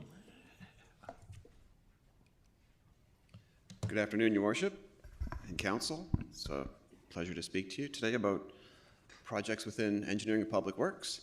And I'm sure, as you know, we have very many projects. Some are small, some are large. We have hundreds and hundreds of budget line items. And just to make it a little bit more palatable for Council, we've kind of picked out some of the more significant projects, whether they're sort of just noteworthy or they're just large dollar figures. Oh, thank you. So I'm happy to take questions as we go slide by slide, if that's what Council would like. I do have a number of technical staff to back me up and help answer questions if I'm not able to answer a specific question. So just a few highlights from this year, just as a reminder for Council. There's a number of very important projects that are either underway or they're being wrapped up, or frankly, they're already complete. I think you may have heard in the news recently that the Albert Street Complete Streets project is nominally open. It isn't complete yet. I mean, it'll be a little bit more for us to, put the finishing touches on the project, but it's a bit of a milestone there that's opened back up for the public. And I won't list all those projects, but there's a number of really good projects in there. So I anticipated that... The question through you, Your Worship, to Mr. Rosen. I just wondered about the Terminal Avenue upgrades. When do you stop during the heavy winter and then start again in the spring, or are you going to just keep going right through? I don't know have the detailed schedule for it with me, but what I understand with that project is most of the underground work is complete now. Yeah. So they're going to be shifting to the above ground work. So things like curbs and sidewalks and street lights and those sorts of things that'll make up the streetscape. Typically we're constrained when we can pave. So in the winter, usually mid-December to March, the asphalt plant closes. Okay. So, and often there's weather constraints on when we can do certain types of paving. So it won't be until, like the spring or summer that we'll be able to do that piece of it. But as far as I know, the work's going to continue out throughout the winter. Good, thank you. So I'm anticipating that Council will want to talk a little bit or have a little bit of information around some active transportation projects. So I've got two slides, this one and the next one, to show these are all the active transportation projects the city has completed in the past 5-ish years. Now I want to contrast that with what we have anticipated that's in the plan in the next 5 years. So you can see there's quite a big difference. Now I want to explain that. So in the past 3 years, so 23, 22, 21, And before that, we had $300,000 a year in pedestrian unallocated.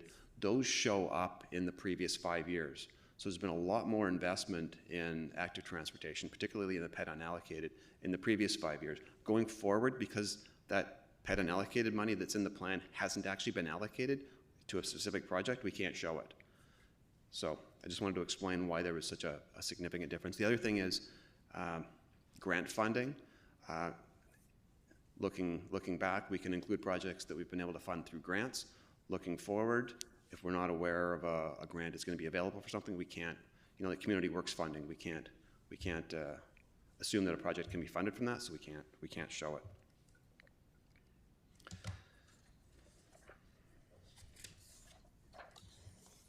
So there's been a lot of discussion around this sort of central core of Nanaimo, sort of encompassing the downtown, VIU, and the hospital area.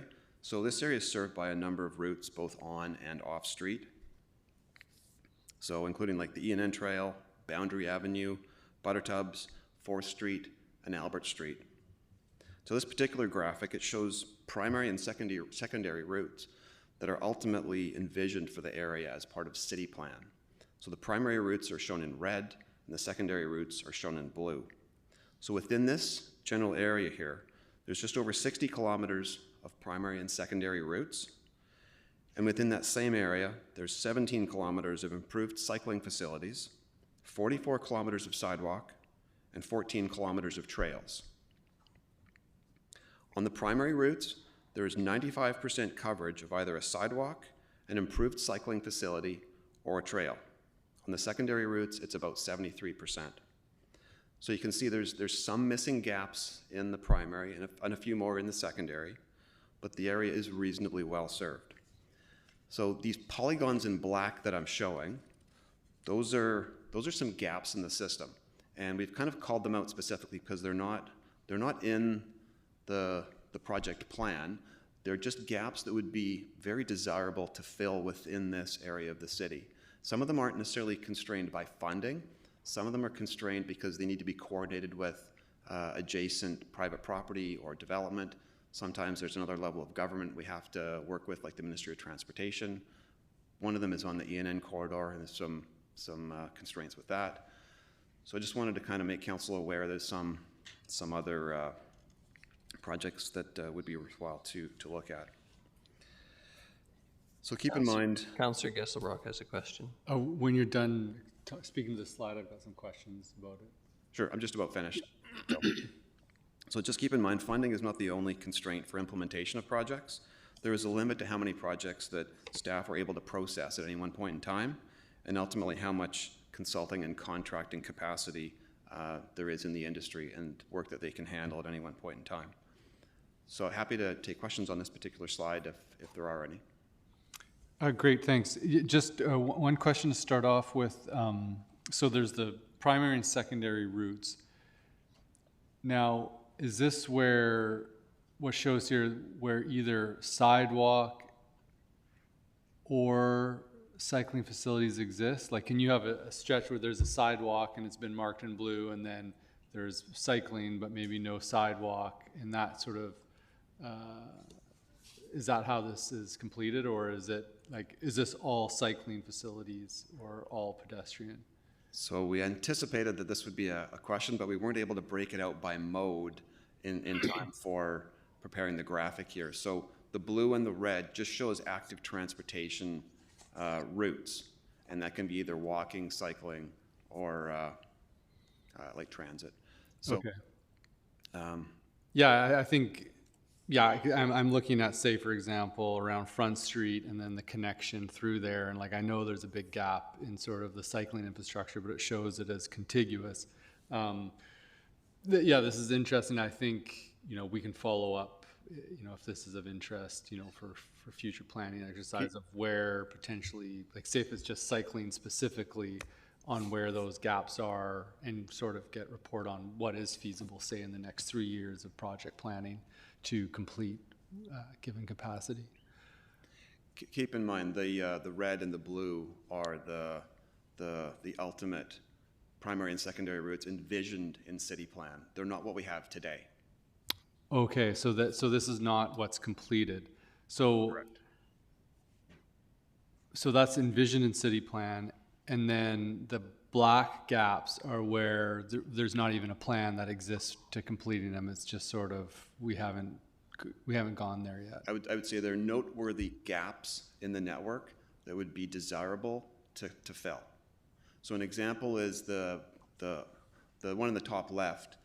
It's sort of part of the off-Bowen bikeway. So as cyclists, pedestrians come down Boxwood, they would hit East Wellington, and there's really nowhere for them to go. So eventually they're going to be able to traverse down Hanson and then connect over into Caspers and connect into some other trails that'll eventually lead them to the next black one, which is the Millstone River. There's a potential bridge over the Millstone River between Fuller and Buttertubs that would be a desirable link to connect.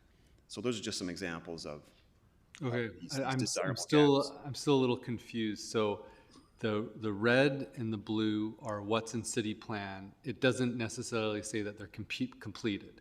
Correct. The black are things that aren't in city plan, but would be desirable to have a project for, to complete, to. The black are parts of the network that are currently not connected, but would be considered desirable. However, they're not in the project plan.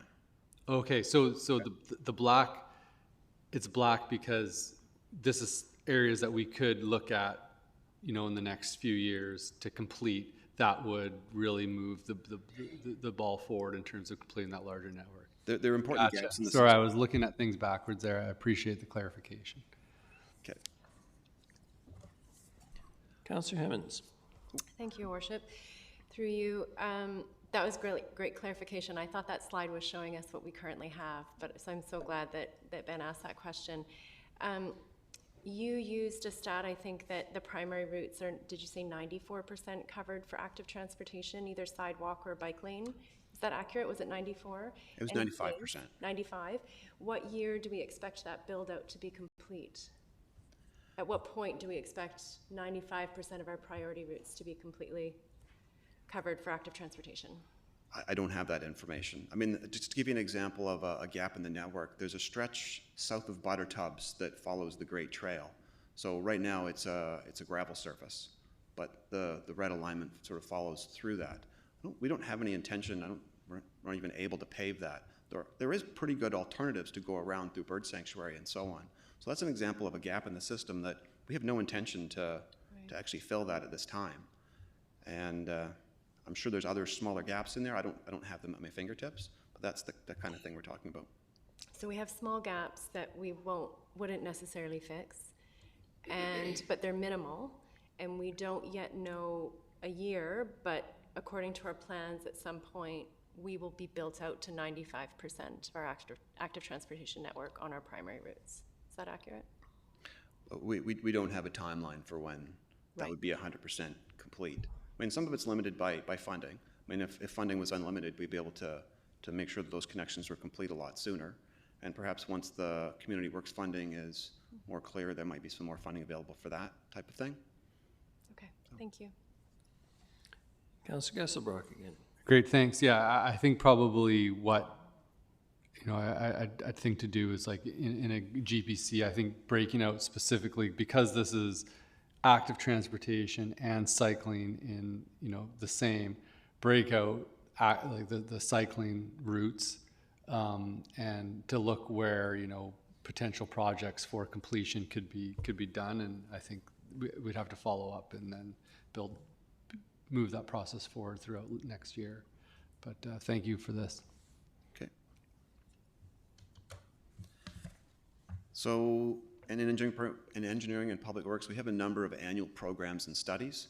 I won't go into each one, but just to give an example, the first one there, the Utilities Condition Assessment Program, $550,000. That's what funds our sewer and storm sewer CCTV program. So that's all the video we take to establish what the condition is of the sewer, and that allows us to make asset management decisions from an informed basis on the actual condition of the system.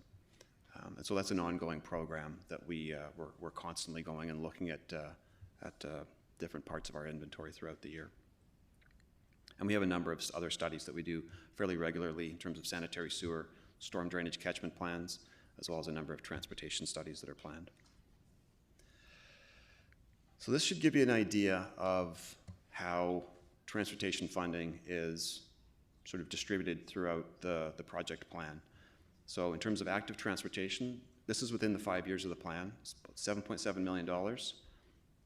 What's categorized as upgrades or expansion to the road network is about 11.9 million. And renewal of the existing infrastructure is 32 million. So that's the important point here, is that the vast majority of the funding is going towards asset management, renewal of existing infrastructure. And so that 62% goes towards asphalt rehab, so repaving the road, goes towards keeping our signals working. It's very important to keep the signal hardware and so on reliable. That's absolutely critical, as well as bridges. There's quite a bit of funding in there for bridge maintenance and sustaining of our bridge structures within the road network.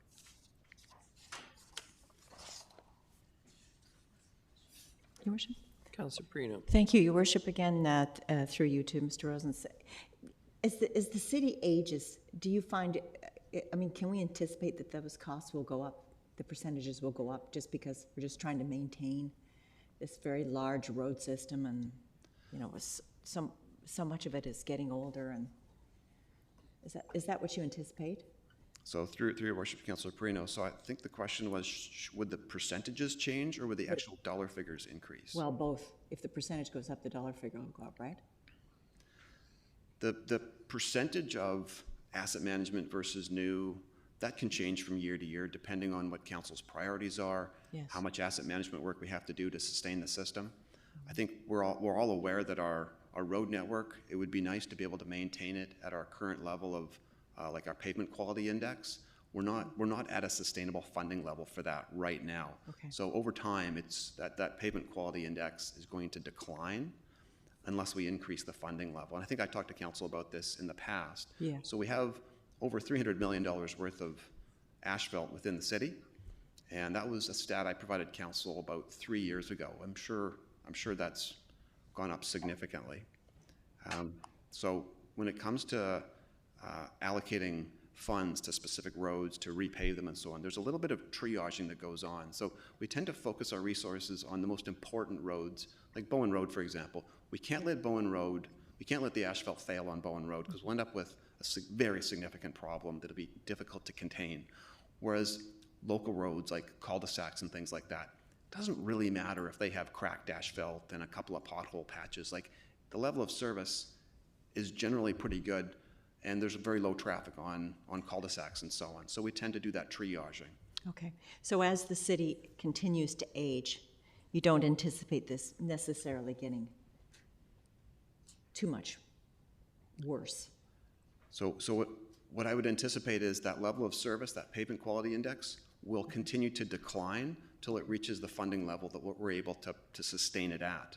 So it's really a council question on how much we want to put away. That level versus how much funding to apply to it. Thank you. Thank you. That's great. Councillor Gesselbrock. Oh, thanks. And I think it's like not a global decline. Like, we may accept a lower level of service, like on the cul-de-sacs and that, where we can have the patch hole, but we'll never see Bowen Road or, you know, the main conduit roads get to a level where it's, you know, bad, because we're prioritizing that, and that's currently what we're doing.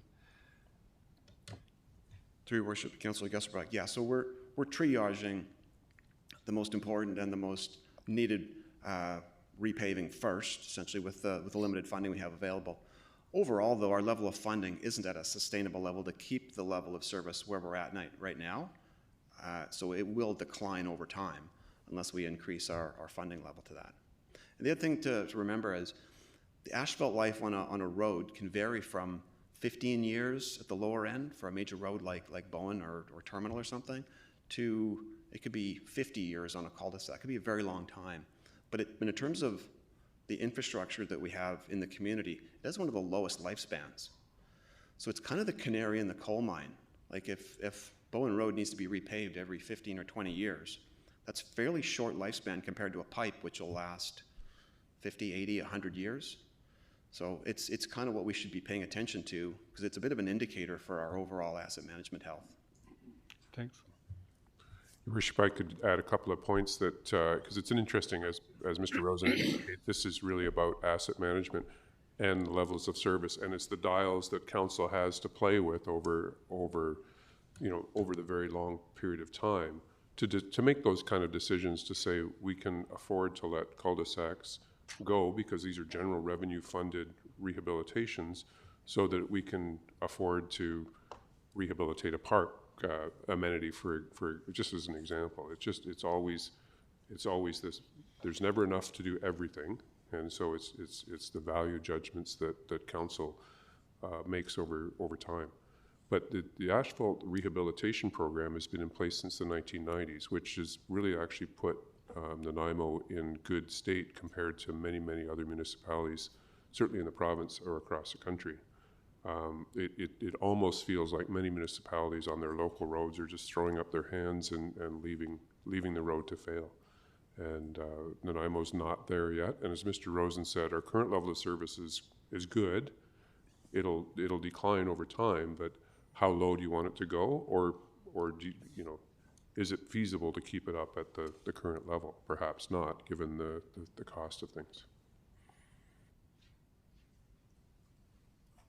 Please. Okay, commercial street upgrade. So council had a report and a discussion on this several weeks back, and allocated some funding for phase 1 as well as phase 2A, I think we're calling it. So I won't go into this in any great detail, but there's a procurement on the market, I believe, to build this out over 2024. And one of our goals is to have the intersection at Bastion and Commercial painted out for Pride Week, if at all possible, as well as having the road open for night market, if at all possible. No guarantees, but that's what we're trying for. Pedestrian unallocated. Okay.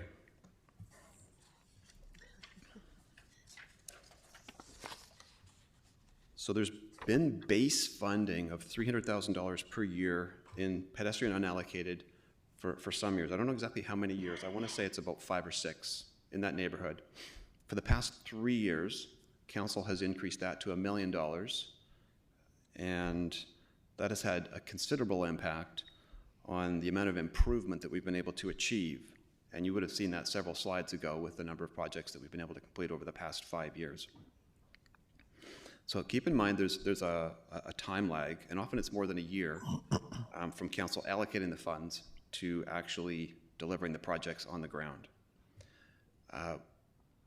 Council may consider increasing this funding again this year, and I think that's a discussion point that can be had later on in the budget session. I just wanted to caution council that we have a number of vacancies, staff vacancies, that are core to delivering these types of projects. They've been extremely difficult to fill these vacancies. So if council does allocate some additional funding to this, it would be very challenging for staff to be able to implement it as quickly as we've been able to implement the previous projects. Questions from Councillor Hemmons and then Councillor Armstrong, please. Thank you, Worship. Through you, to that point exactly. So for the last number of years, we've tripled this budget, but we haven't provided any human resources to your department, have we? So we're asking you to triple the workload, but to my knowledge, we haven't given you any additional positions. Is that correct? No, and to be honest, we have vacancies that we can't fill. Right. So even if council allocated more money for staff, if we can't fill it. Okay, I'm hearing your caution. Thank you. Councillor Armstrong.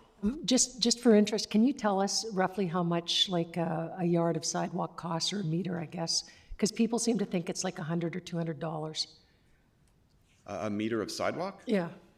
It can really vary depending on... But roughly, like a rough estimation. In the past, the city's been able to implement sidewalk. We had a sidewalk program for many years, and we were able to implement it for a fairly low cost because we would pick corridors, like we call them low-hanging fruit, where we didn't have to deal with a lot of drainage infrastructure, and there was already space within the shoulder or what have you.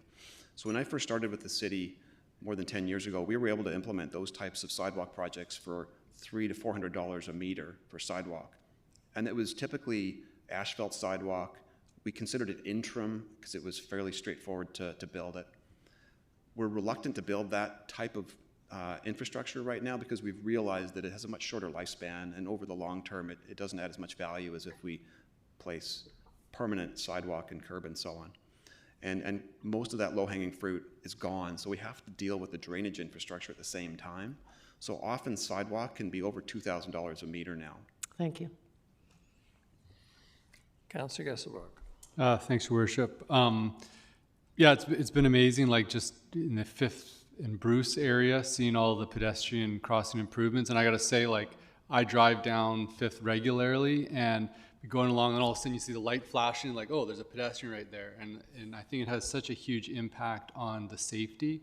I mean, I think it's like such a worthwhile area to be investing in, especially the pedestrian crossing improvements. I guess what I'm hearing is that we need a breather for a year to fill these things before we up funding again to this area, because I think this is, you know, one of the best bang for our bucks. And I'm curious, you know, is there anything council can do to support sort of filling these vacancies, or is it just sort of what the market demand is and challenges, you know, accessing people with the qualifications? We've been having trouble filling some of these key vacancies for a while now. I think just my own personal opinion is, like, 5 years ago when housing prices were a little bit lower, we were able to recruit people from other communities. They would come from Vancouver, Lower Mainland, other big cities. They would come here, and we were able to get some extremely qualified people back then. So now when we put a posting on the market, we're getting very few people applying for them that are qualified. And in some cases, there's just really, there's no one in the talent pool there for us to draw from. And so it's really challenging for us to get some of this work done because we're missing those key people. Housing costs. Thank you. Well, Your Worship, if I can add a little bit, there's a broader, you know, challenge across not only the municipal industry but other industries as well in attracting people. So for this particular problem, if you want to call it that, to attract transportation professionals, we're, you know, to conduct active transportation studies, designs, and projects. Guess who else is doing that? Every other municipality in BC. So they're also trying to, so the pool or the demand for those talents is high, and this is across the country as well. And I would say with COVID and the shift in dynamic in work has really thrown a monkey wrench into our ability to recruit as well. Right? So there's a bunch of factors at play that are frustrating our efforts to fulfill some of these awesome programs. Councillor Eastmere. Thank you. Through you, I just wanted to highlight that the changes made at some crosswalks, especially along Bowen, where the pedestrian gets a head start before the light turns green, I think that's made a huge difference. I've heard from my neighbors and myself crossing in those areas. It feels so much safer when you can get out ahead of the cars, especially because sometimes it takes a long time for the light to change, so the cars are extra impatient. So that's been a really big improvement, and I think probably not very expensive to make that change and just give the pedestrians a head start. So I'd love to see that done in more places. And I just wonder, do we have any areas identified where we're considering eliminating right turns on red lights? Just because I think that we have a lot of slip lanes and areas where, yeah, we have cars that are making right turns without checking for pedestrians at all. Through your worship, Councillor Eastmere, I'm not aware of any broad program where we're looking at eliminating right turns on red. I think for each intersection where we're studying it, and it could just be like the signal timing, like you mentioned, that's just a change to the signal timing. And as long as the hardware is able to take an update to the program, some of our signal hardware and the controllers are quite old, and they're not really capable of, you know, we don't want to change them. It's sort of like they work, and so we have to kind of leave them. But when we're looking at an intersection, we look at the holistic safety of it, and if we need to make some enhancements to like right turn lanes or left, like we'll make those holistic improvements with pedestrian safety in mind for sure when we're upgrading a signal or an intersection, but we don't have a broad program where we're going and looking just at right turns. Thank you.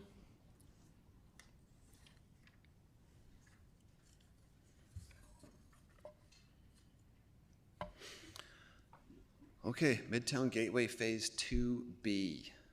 So this project has been going on for not quite, well, almost 20 years now. So it's getting very close to being completed. So we're about to go to market. I think we're actually already on the market for Phase 2B contract services, construction services, which is the surface works. So that's the actual sidewalk and road and street lighting and all those treatments that'll be able to finally complete this project. So it's really exciting that that'll be constructed over 2024. Comox Wall intersection upgrade. This is a good example of an asset management project for a signal. So this is the driver for this project really is the deteriorating condition of the signal hardware. So the poles and the controllers and the kiosk and all those various components that make up the signal. So that's really the driver for it. We're taking an opportunity to improve some of the curb returns and make it a little bit more pleasant for pedestrians and cyclists to traverse the intersection. We're taking a look at the safety of the various turning movements and so on, as well as the signal timing and so on. So this is really an asset management project, but it's more holistic than just that. Mr. Rosen, I'm going to suggest it's 2:30, time for the break, and forgive me, before we take the deep dive into the Midtown water supply, maybe we should take the recess this afternoon. Reconvene at 2:45. Thank you.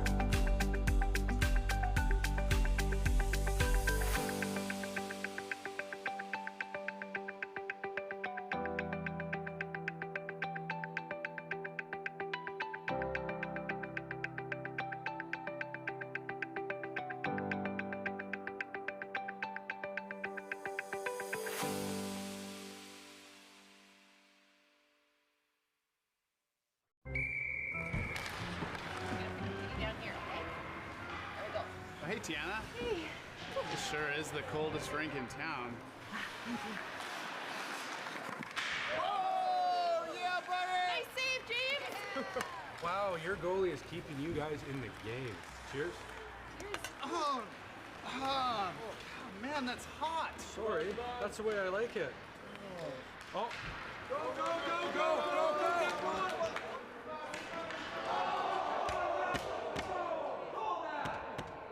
Penalty shot!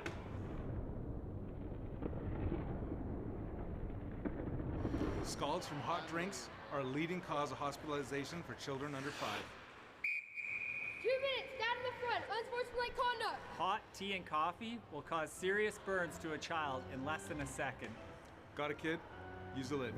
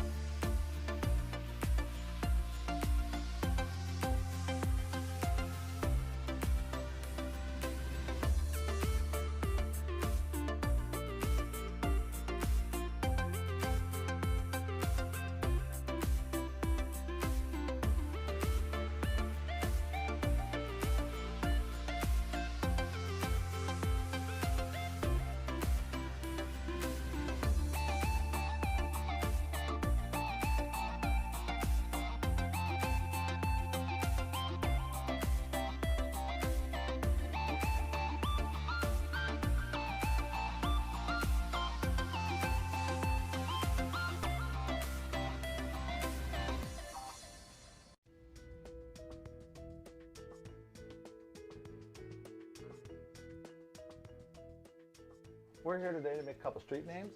There was some vandalism in town, and we're just going to make replacements. In the roads today, we're doing our Dundas Street and Bruce Avenue.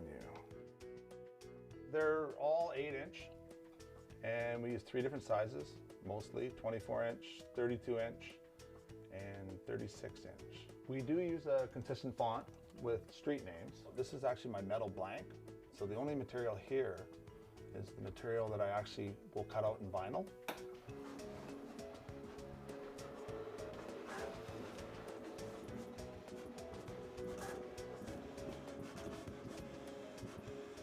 From here, we have to take out the vinyl that's not needed, which is the outer. So all we want to do is save the inside borders. From here, we actually have to put a transfer tape on it. And what this does is it allows us to take the blue vinyl and pull it away from the clear backing that it's on so we can apply it to our aluminum blank. Now that we have our 2 sheeted piece of vinyl, we take our aluminum blank, which has high intensity diamond grade, which you can see behind me. We have all different colors. We have orange, yellow, white, depending on the type of signs. Most of our white signs are regulatory, and the yellow ones are warning signs. And right here, all I'm doing is pushing the transfer tape a little tighter to the vinyl. And then from there, we peel it back, our plastic, which basically leaves us with a big sticker. We put it on the aluminum.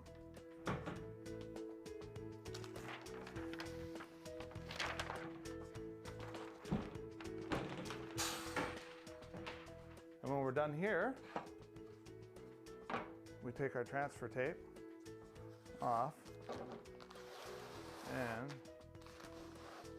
as you can see, we're left with Dundas.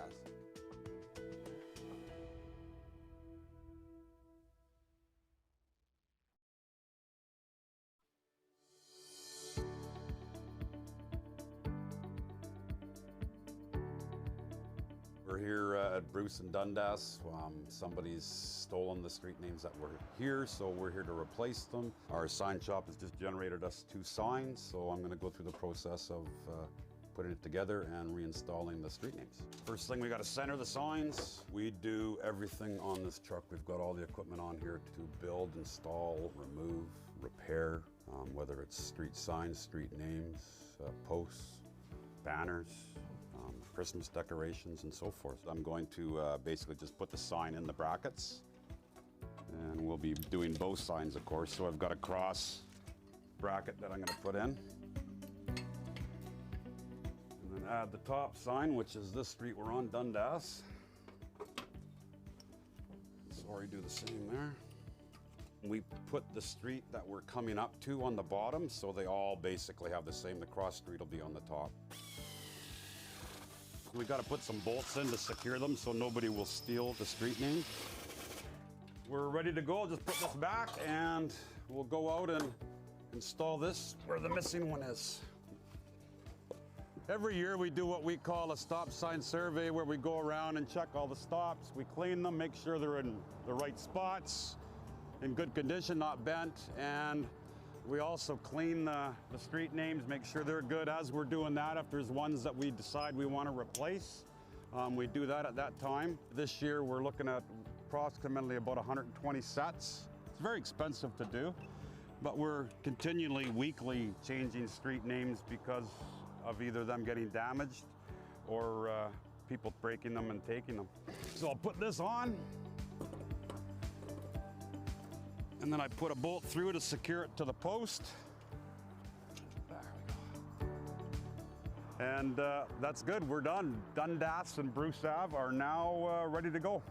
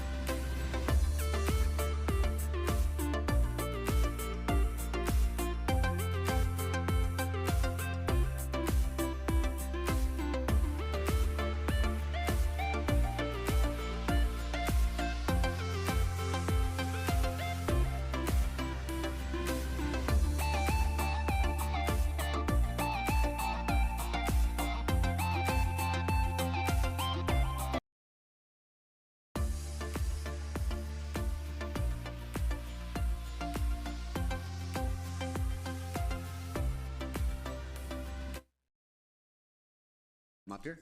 Perfect, thank you. So I promise I can go a little bit faster now, I think, with the remaining slides. So Midtown Water Supply, Phase 1 and 2 continues. Construction in the Black Diamond neighborhood and East Wellington is occurring right now, and it'll continue on to the south until it's complete in 2024. Millstone Trunk Central. This particular project is another in the overall upgrade of the Millstone Trunk Sewer. This particular section is between East Wellington Road and Westwood, right through East Wellington Park, and it supports the growth and increased flows from higher rainfalls and so on and so forth. Councillor Armstrong. Is this the last portion of this project, the Millstone Trunk, that you're doing right now? Is there another portion to go? That's a good question. There are some segments, there's a segment downstream that we still have to do. But most of the stretches upstream of the parkway, I believe once this is complete, I think it'll mostly be complete. Yeah, the reason I'm asking that, because we keep seeing this project coming in over cost because of stuff out of our control. So that's why I'm just wondering, is it something we should be thinking about for this budget session, that this project could come in, like, what do we have, $1 or $2 million we had to find elsewhere already? Your worship, this particular one is, as Mr. Rosen mentioned, is upstream from, or uphill along from Westwood Road to the west. The other sections that we still need to do are already funded, and that is underneath the Pearson Bridge. So we're waiting on, some of the work with the First Nation on that particular project as well. Is there any chance that will go over as well, or are we pretty set that that's set in stone, that what we've committed for the budget on that? That's a really good question. At this point, we believe we've got enough funding, but it's, it's just something I'm concerned about for this budget cycle, knowing how these projects keep escalating, and it's out of your control, I understand that, but it's just something I'm thinking about for budget cycle, like for some of the nice to haves versus need to haves. Thank you. Yeah, thank you. Okay, moving along here. Another sewer project, or this project is more than sewer, but it's being driven by a sewer capacity issue along Hammond Bay Road between Turner and Rutherford. We're taking the opportunity as part of this project to enhance the intersections, in particular the intersection with Rutherford Road. There's going to be some overall intersection upgrades, signal hardware renewal, so on and so forth. This particular project, ideally, we would include some active transportation upgrades as part of this project, because right now there's sidewalk on both sides. There is about a 1.5 meter, it's not a designated bike lane, it's a space that bikes can use, but we haven't actually, I don't believe we've signed it because it's at the lower end of the acceptable level in terms of a facility for bikes. So there's an opportunity as part of the restoration of this to enhance that facility to potentially a separated cycle track or elevated cycle track or something to that effect, but there isn't sufficient funding to do that.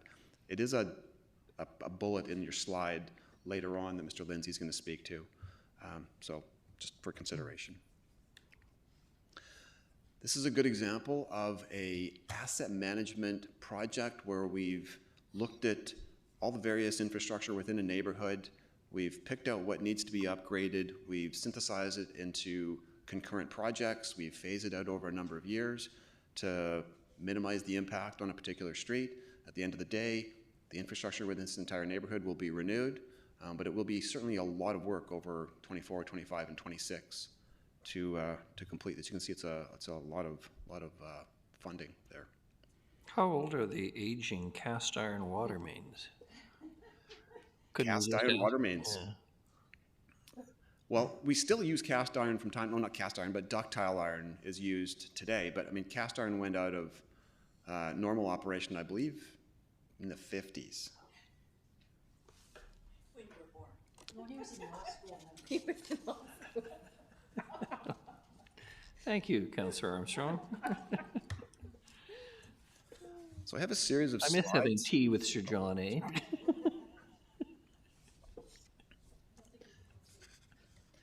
So I have a series of slides that just summarize a few sample utility projects throughout a few of the budget years. I won't go into any great detail with them.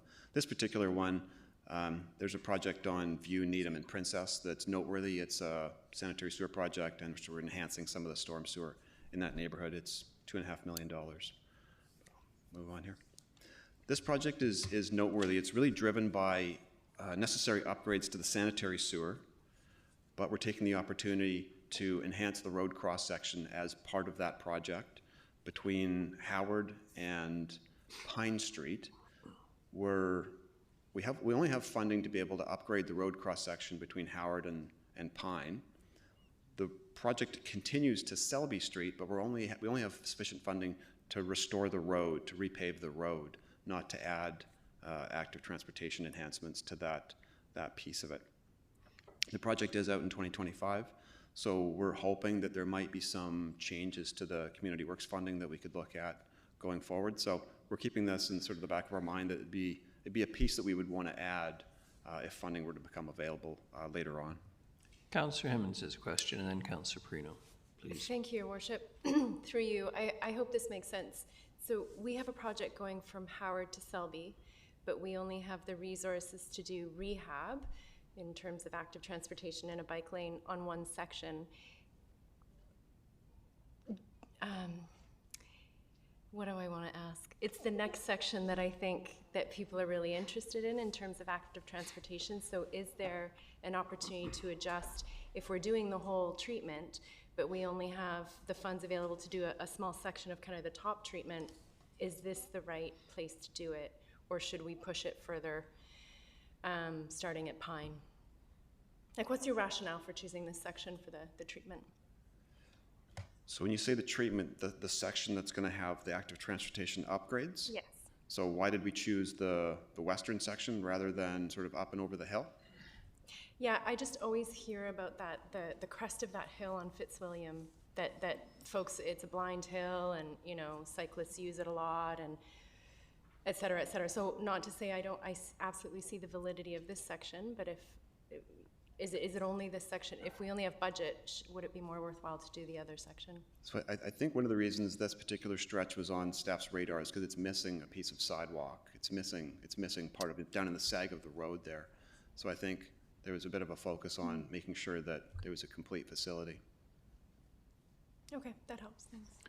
Councillor Perino, then Councillor Gesselbrook. Thank you, Your Worship, and question to Mr. Rosen. So I'm glad to see this because I know this area and traffic moves really fast.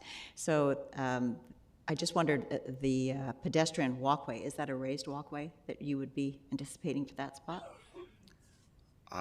Through Your Worship, Councillor Perino, I believe the treatment that we're envisioning here is a typical raised sidewalk. Okay. But it looks like it would be similar to Metro, where there would be a raised cycle track as well. Oh, okay, okay. Yeah, it's just, you know, the raised sidewalk, the raised pedestrian, I guess if you call it, not sidewalk, but the pedestrian walkway, if that's raised, I find that really slows traffic. Mr. Sims. Thanks, Your Worship. Just further to what Mr. Rosen's saying and in answer to Councillor Hemmons' question, this particular section is a roads DCC project, so it allows us to access that funding. Once you get past Pine, it's no longer DCC. It would be general revenue funded. Thank you. Councillor Gesselbrook. Does this section of road currently have the cycle lanes painted on it? I'm not sure. No, it doesn't. What the treatment is there right now. So my question is, like, say if it'd be a shame if we don't have the money to be able to do this, and hopefully that there'll be some grants available because this is a critical section. Say if there's not, and for whatever reason we can't do it, will the road be wide enough that it can be done later on? Like, can we make sure that at the very least, if this is done and there's no funding for the upgraded elevated cycle area, that the road be wider and we can put it, you know, just a painted bike lane on it at the very minimum? So what staff have done is we've actually designed the entire project, including the active transportation facility up and over the hill all the way to Selby. So we're optimistic that there'll be funding. It's just right now there isn't funding available. So the construction isn't until 2025. So we still have some time to wait and see if the community works funding, if there's other sort of grant funding that'll pan out for us.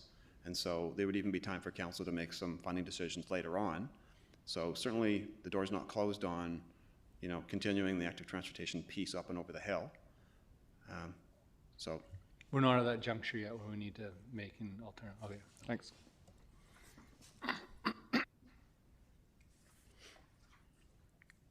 Wexford Creek culvert upgrade. So this is near Southgate, and the picture is actually Albert Street. It's the box culvert we put in this past summer under the through the Cat Stream. So the Wexford Creek culverts, those are it's a metal culvert on Lawler Street between 10th and 12th.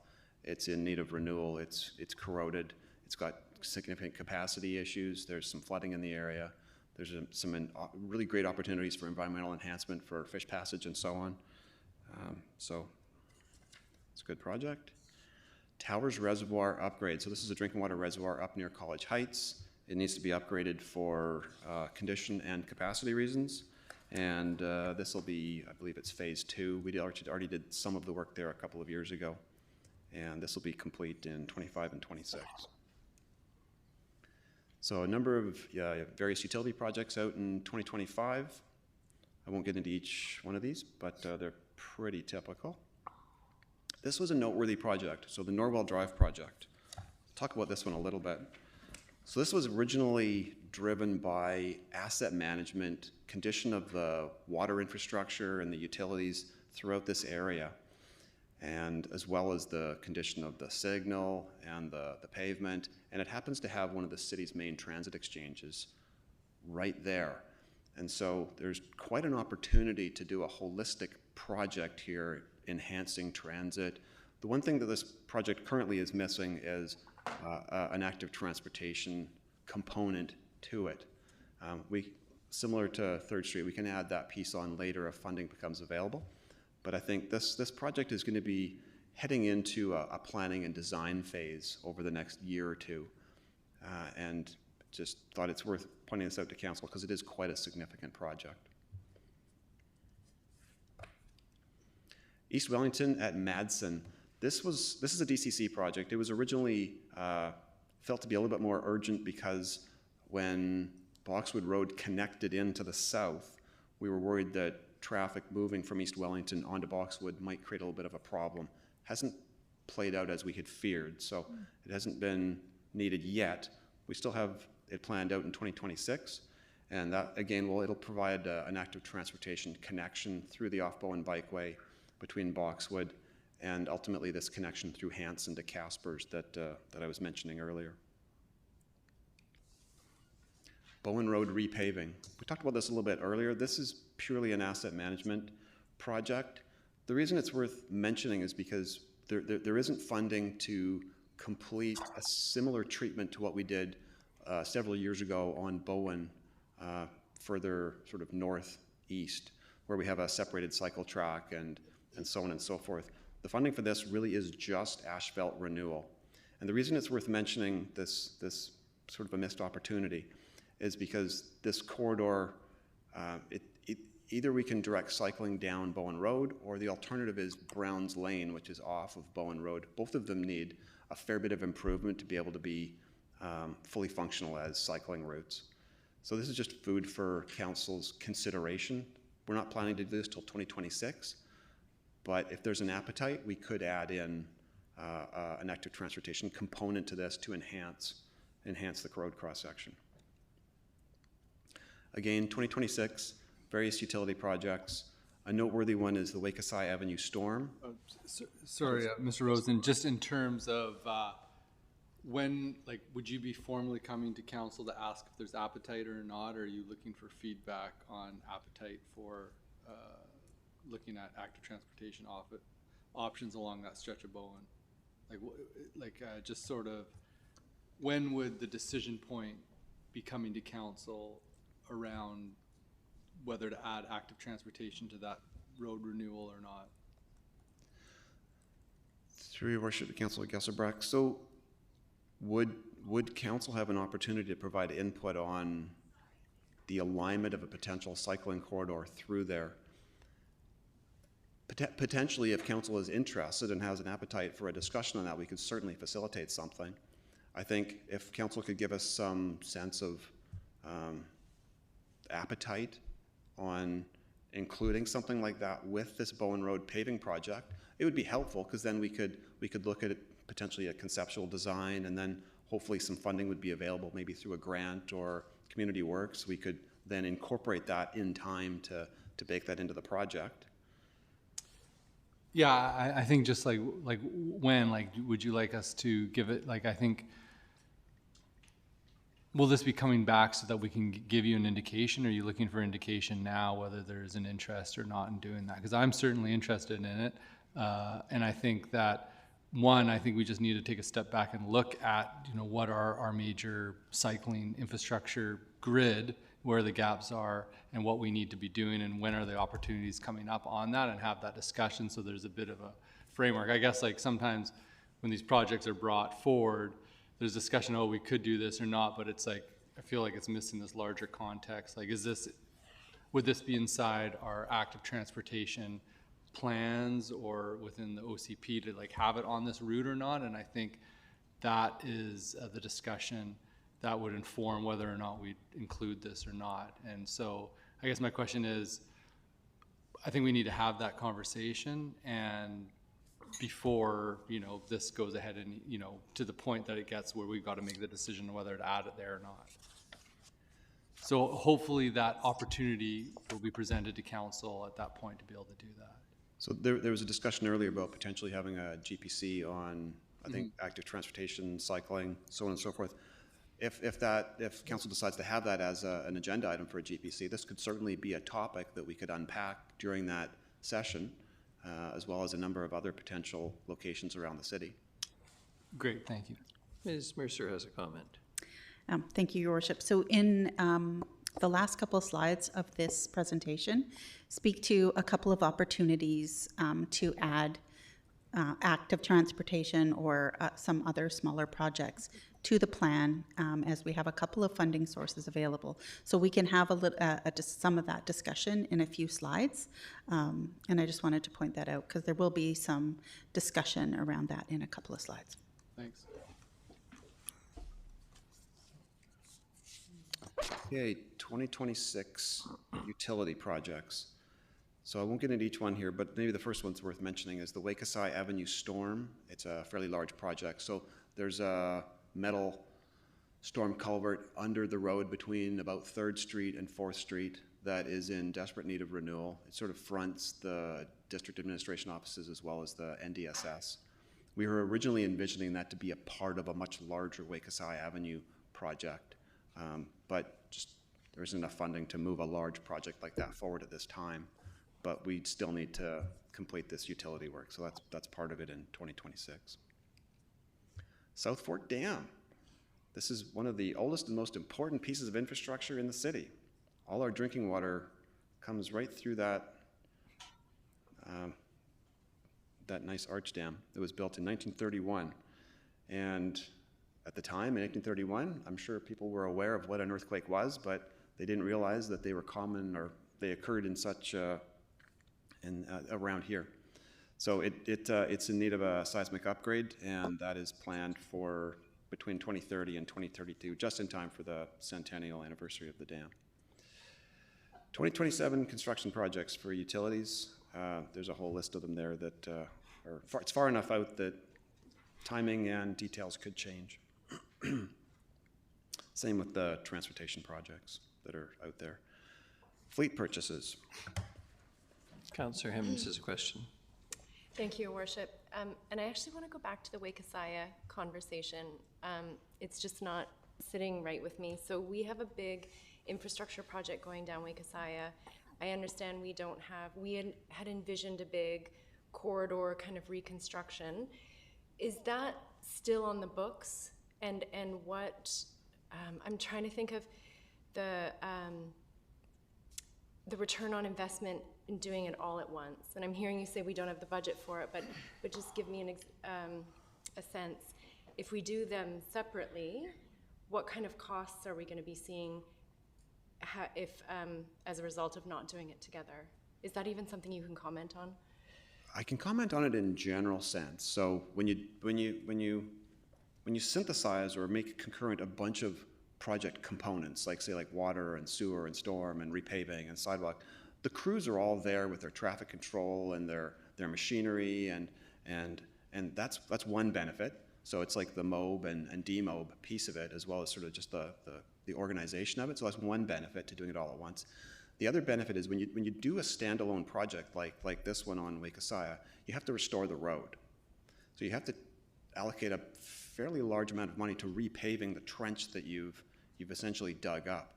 If you can synthesize the whole project, you can take that money and allocate it to maybe like an entire lane or road repave. So you actually get a lot more benefit out of it than just creating a trench patch. I think, so I agree with you completely, and so I think my question then is why could we not put off the infrastructure repairs so we can realize those efficiencies of doing it all at once, recognizing that Wakasaya with the school district office and VIU and NDSS, that's a very active corridor that we will need to make improvements on in the near future? Or is it just that asset project is so vital right now, we're concerned about it right now, that it's worth it to do it into 2 phases? So I don't know if council recalls, but a number of years ago, we'd put forward a project on Wakasaya that included this particular storm sewer. And it was one of the main drivers for the project, actually, is the condition of this storm sewer. And that was part of the project, as well as repaving the road, and we were going to look at enhancing the road cross-section and dealing with any other sort of utility deficiencies at the same time. For funding reasons, we had to push that project off, and I believe right now, we still have that project in a piece of scope, but we've put it out beyond the 5 years of the project plan, because the cost of that project has gone up substantially. Sometimes, and with the road, we had to do a fairly extensive asphalt patch on Wakasaya to be able to hold the road together because we weren't doing the larger project. This is another example like that road patch where we have another piece of infrastructure that is getting critical that we have to actually deal with. We can't wait for a larger project that much farther out in the future. Okay. So essentially it's a missed opportunity. Yeah, it feels that way unfortunate. very much. Yeah. Yeah. Thank you. So fleet purchases. So you can see throughout the 5 years of the plan, we have quite a few replacements planned. And just know that we follow the green fleet strategy and we purchase electric vehicles when possible. And also, council might be interested to know that we're working on the EV Ready plan. It's in progress, and we'll be providing council with an update on that as soon as information is available in 2024. Councillor Perino. Thank you, Your Worship. Again, a question through you. Those, particularly the light-duty pickup trucks, medium duty trucks, and even the passenger vehicles, how long a life do they generally have? Sorry, what is the lifespan of the vehicle? Yeah, what would you say is the lifespan? 3 years? 5 years? Your Worship, typically we'd see our light duty, we'd budget for a 10-year turnaround, essentially. That's, where you get the maximum value. Yes. And before costs of repairs start to make it be, yeah. Right. Well, the reason that I'm asking this is, obviously we want to go with, where possible, 100% battery electric, but if they're not expected to last a long period of time, at this stage, would it be better to have gasoline or diesel, dependent on what we normally would get? I'm just wondering about the cost savings of going gas or diesel by comparison to the electric, particularly because we know electric vehicles are coming down in price. So I'm just thinking if the lifespan of a truck is 3 to 5, even 7 years, the price of the electric vehicle will come down. Your Worship, I think from an economic perspective, usually an electric vehicle is in the life cycle tends to be cheaper. Does it? Now, Okay.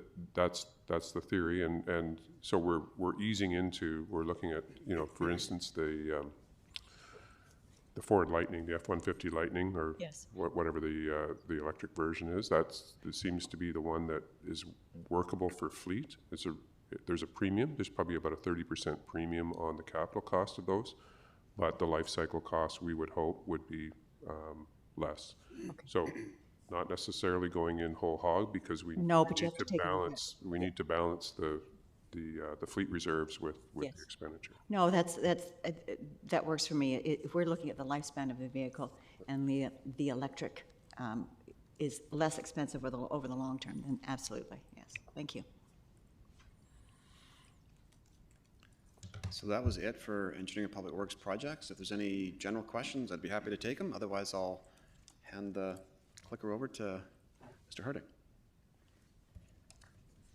I'm not seeing any. Thank you very much, Mr. Rosen. Okay, A long time at the podium. Well done.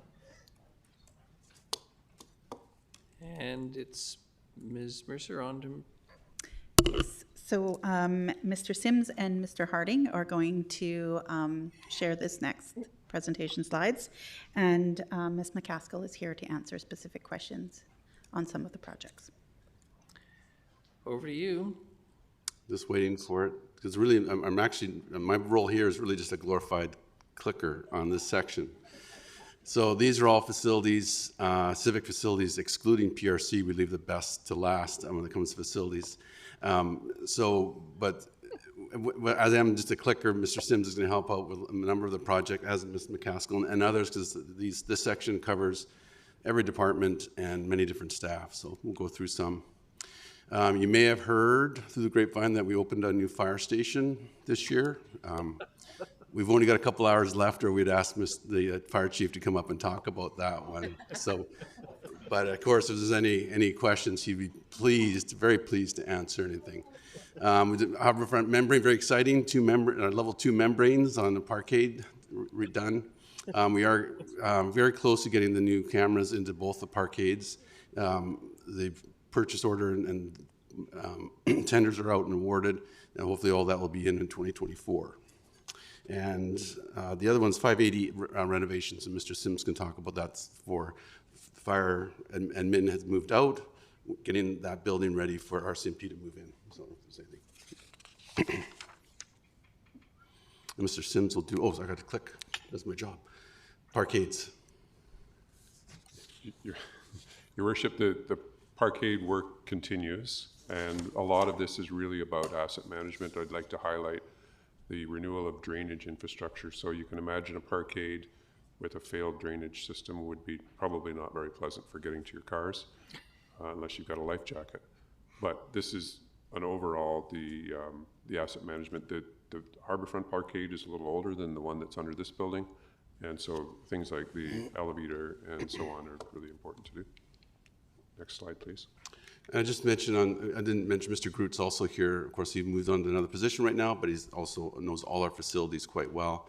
And he always starts his presentation out that we have well over 100 facilities, if not 200, and multiple projects, of which we only are showing you a few of the top end ones. But and also, like all the other speakers, if there's any questions on any of these specific ones, let us know. There's some work to be done between 2024 and 2028 on the existing RCMP building.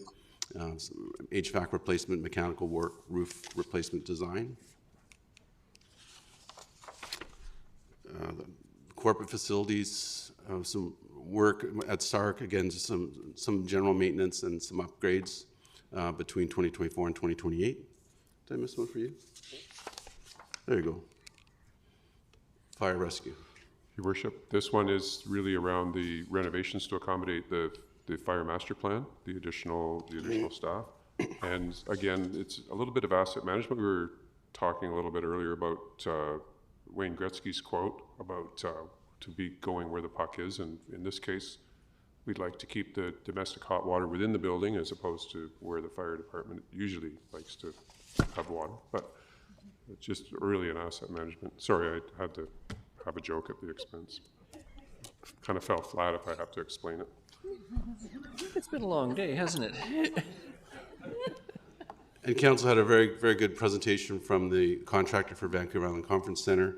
However, there's a lot of things that are done in the conference center that are done by city staff and council's capital program. So over 2024, 28, even there's a number of requirements and obligations that we have for the building, similar that we have for the Port Theatre, Art Gallery, Museum, all those types of buildings that are managed by others, by their city-owned buildings, and we have some capital responsibility for it. So if there's any questions on any of those items. And lastly, under facilities, this is a program that Mr. Groot started several years ago, and it was really looking at the detailed condition assessments of our structures, all of the city's facilities. As Mr. Hardy mentioned, 200 different facilities in the city. We've got 34 facilities, those are sort of the top ranked ones, where we're looking at the mechanical, the electrical, the structural, and most often it's the mechanical system, the HVAC systems that are aging out sooner than the rest of the building. But this is going on, and it's a really good thing to do from an asset management point of view, similar to for utilities. It's a video inspection for utilities. This is a visual, of course, where you find out more information that you don't really want to know, but it's important to know to prevent degradation. And that's it for facilities section. It seems very short for what a lot of facilities and a lot of work that goes on throughout the years to keep facilities going. So I don't know if there's some general questions that council may have on facilities. I do note the 34 facilities have been assessed at a replacement value of $804 million. Yes, it's a lot. So I hope the public's listening and understand why on occasion we need to borrow money to replace them when you're talking that kind of dollar value. I'm not seeing any questions. Thank you. And I don't think I need Ms. Mercer to introduce me again on this one, but we'll do Parks, Recreation, and Culture, unless she has something special to say. No? No, you have nothing? Okay. Doesn't put time in the spotlight. So again, some highlights.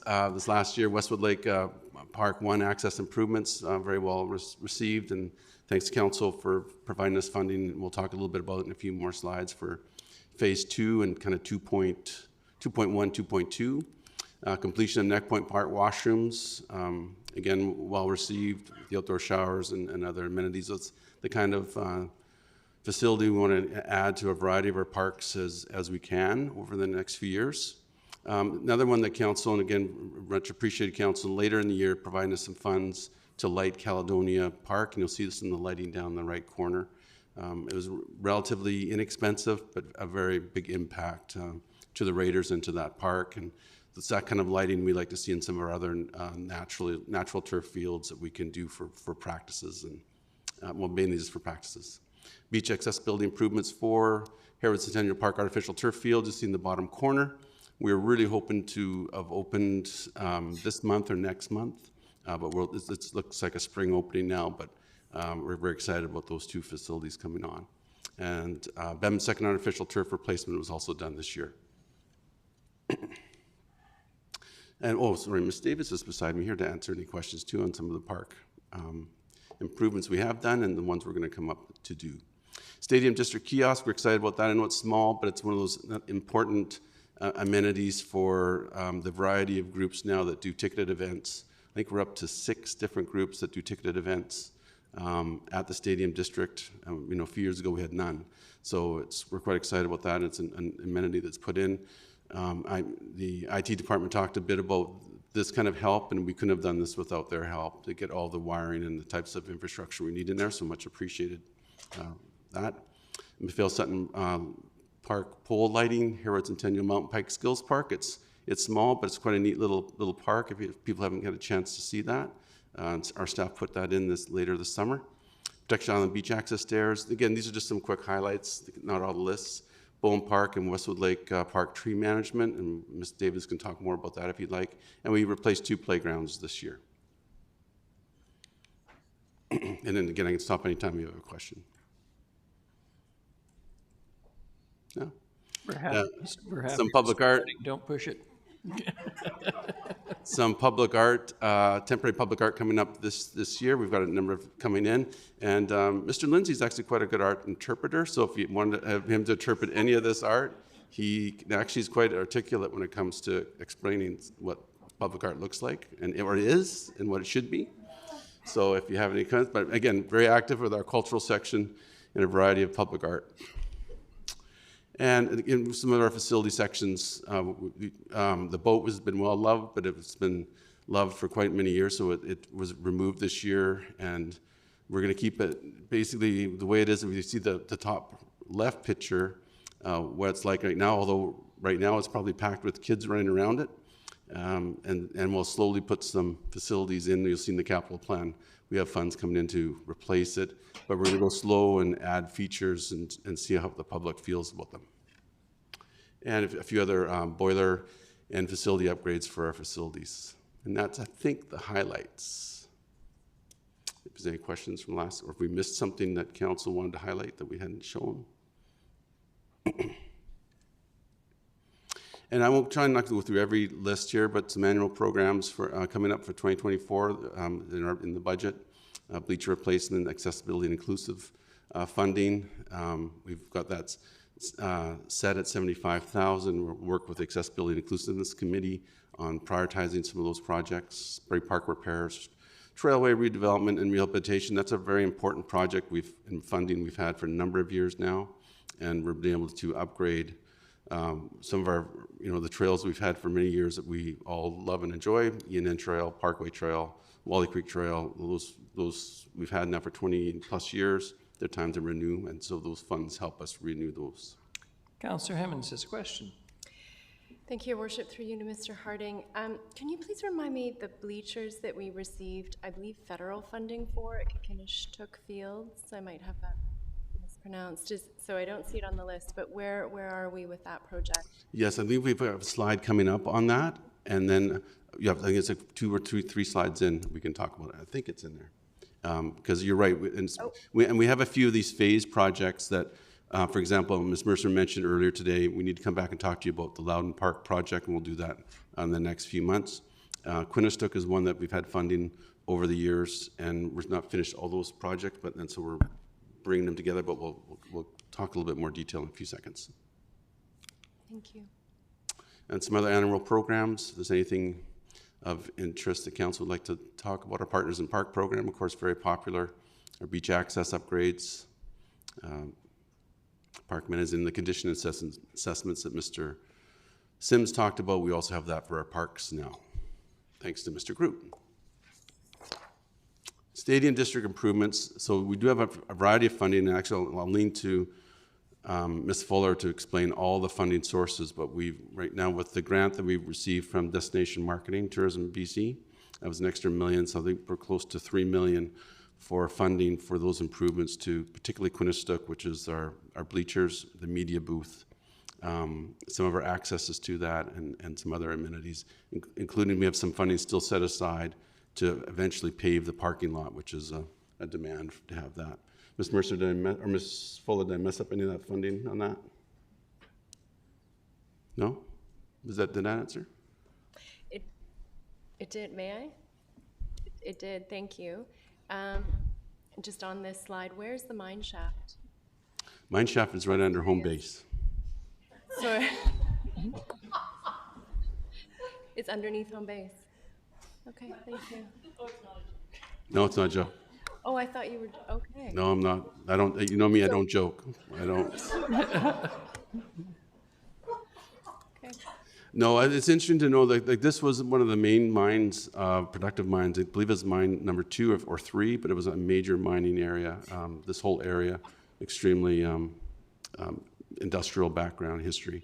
So it's not currently capped, and it's capped. It's capped, but if we we need to do some remediation eventually. Interesting.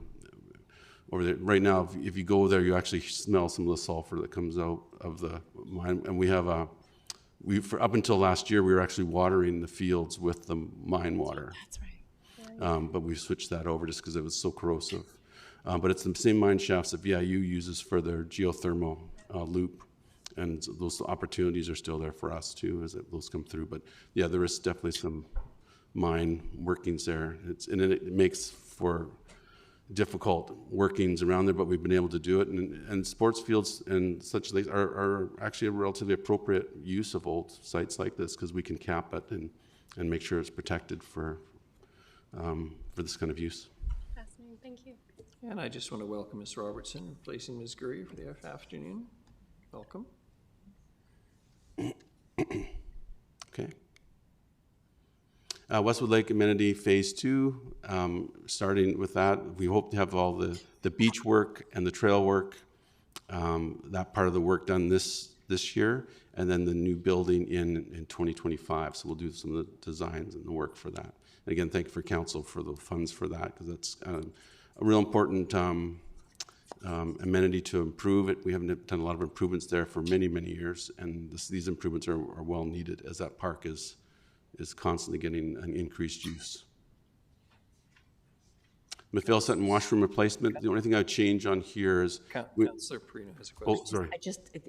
I love Westwood, and I just wanted to ask you a question. You said some expansion of the beach area, I get that. You said something about the pathways. Are you going to do some work on the pathways? Is that At Westwood? at Westwood? I wasn't entirely sure that there was So pathway work being done. one of the real goals for this was to enhance the beachfront and Yes. finally finish off the trailway so it loops around so people aren't in front of cars and such. So Okay. one of the big things is taking the trail off of the dam Okay. and then wrap it around and connect to the other parts of the trail so it's seamless and separated from vehicle traffic, and also a little bit separated from the beach also. Perfect. So we have real opportunity to make that a really nice pedestrian place to be. Excellent, excellent. Yes, Yeah. and I see people walking behind cars all the time. Mhm. I agree. Thank you, Worship. Yeah, you can jump into it if you have anything. Mephail Sutton washroom, the only thing I'd change here is we're not necessarily doing performance space, but it's more, can this building support the performance space? So if right now the general location is to get up behind the pavilion. So could this space provide more storage, maybe a green room or something to help the pavilion and maybe potentially upgrade the pavilion with some other funding? So it becomes more of the pavilion becomes a better performance space, but the building supports what goes on down at Mephail. As council knows, the community knows, Mephail we're well over 200 events there a year now. And it's become also an impromptu political protest or event location, as well as celebration of lives and candle vigils. It's just a place where the community just is drawn to. So we need to constantly keep adding some facilities and upgrading our facilities there. Bevan Outdoor Learning Classroom. This is something that Ms. Osborne has been pushing for a number of years, and she's very excited. It's finally playing closer in the budget. It's 2025. What we did learn from the pandemic, but we also needed this for some of our children's programs, is people wanted more outdoor classroom, outdoor learning spaces. So this is in the design stage. We'll go through this year into next, and then construction in 2025. Port Theatre improvements. Again, part of our co-management agreement is to support the theater and its capital replacement or upgrades. So we know we redid the windows not that long ago. Also, their HVAC. We got some roofing coming in this year. I think it's next year. It's just some aspects of what we're doing for the Port Theatre. Public art, again, continuation with public art program. Right now, we have about $75,000 a year. It is one of those decisions we always add to council if you want to add more to public art so that we can go out and do maybe more permanent commissioning throughout the city. So you'll see decision slides on that. There's never quite enough always to do the public art. A lot of this funds is put aside for our temporary public art program, which has been very popular. But if we want to do more permanent, we need to add it to our capital projects for the facilities or add some extra funds so we can go out and commission some works. NAC dehumidification improvements, and Ms. McCaskill could speak more about that, but that's coming in for 2024 for design, and then construction. That's one we also received quite a big grant on. Sport court redevelopment. We're constantly trying to keep our tennis and our pickleball courts up, but particularly here is our tennis court resurfacing program. And then trail development and rehab program. You mentioned pickleball, Councillor. You're not going to let that one go by. And I clicked fast there. I know you were trying to sneak by really quick, but we have got to take a look at closing Beaufort for pickleball. Put tennis back there and move those move the pickleball courts over to Bevan, because Bevan or Bowen or both, because it's so popular. We have to take pickleball away from the residential community. It's an absolutely fantastic sport, and everybody who does it loves it, but it's unbearable if you happen to live close to it. Absolutely unbearable. Yes. So, Your Worship, Councillor Perino, we do have a decision slide at the very last in the deck, and with some initial costing, and Ms. Davis actually has some updated options and costing that it's even updated from that slide that we can talk to council about when it gets to there. Great, thank you. Okay. Thank you. Trailway development and rehab, continuation with the funding to upgrade our existing trails, both our multipurpose trails and our natural trails. And then that's it for PRC. Thank you very much.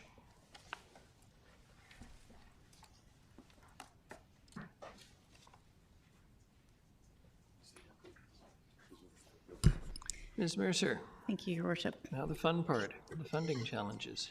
Yeah, so funding challenges. So once all of the information is collected for the 5-year financial plan, we determine what financial and non-financial constraints we have. So the non-financial constraints can be as limiting as the financial ones, and the city, as the city has a finite amount of internal staff to manage and complete projects, the project work required, as well the contract market may not have the ability to absorb all of the projects that we need completed, and this causes delays in project starts. With regards to the financial constraints, projects often have to be prioritized to be funded. So identified projects always exceed the funding available. We always have more projects than we have money to fund. And this requires staff to prioritize projects to determine the appropriate year in which the project should appear in the plan. So the next couple of slides outline some of the projects that had their budget reduced or were delayed within the 5-year plan, or were moved out to years 6 through 10 of the plan, or were moved altogether in order to help us balance that 5-year project plan. So I'll go through the highlights on the next few slides, and the departments are here to answer any specific questions you have about the projects. So in order to balance the project plan, some projects had to have their budget reduced, and staff reviewed their plans to see and determine what projects could still proceed but with a reduced budget. So an example, there's 4 examples of these project budget reductions, and one of them is the Drainage Infrastructure Condition Assessment Program. So it was originally budgeted at $200,000 per year, and for 2024 that was reduced down to $100,000, and in years 26 through 28 the budget is $150,000. And so there was various changes to the budget to get it to balance, such as this one. So as well, some projects needed to be moved around within the 5-year plan in order to balance. And an example is listed here at the road condition survey that was delayed from 2025 out to 2028. We also had projects that were moved out into years 6 through 10 of the project plan. And again, staff reviewed their plans to prioritize the most critical projects. So the most critical stayed within the first 5 years of the plan, whereas the less critical ones were moved to years 6 through 10. And that's not saying that any of these projects aren't necessary, because they all are. It's just that only a finite amount of funding is available, and decisions had to be made which ones stayed and which ones moved out. And again, there's some 3 examples here of projects that were moved out of the first 5 years of the plan. As well, we had some projects that were removed from the plan altogether. So circumstances arise where priorities change, or projects are delayed to be included into larger projects. That's just a couple of examples. And 2 examples of projects that were removed both relate to transit improvements in the Boxwood south of Northfield, as well as Boxwood south of Rosstown Road. So those projects were removed from the plan. And if someone can just tell us what the transit improvement is it just a shelter? Is it an in-out? Is it a... Worship, that's exactly correct. The shelters and pads for transit stops.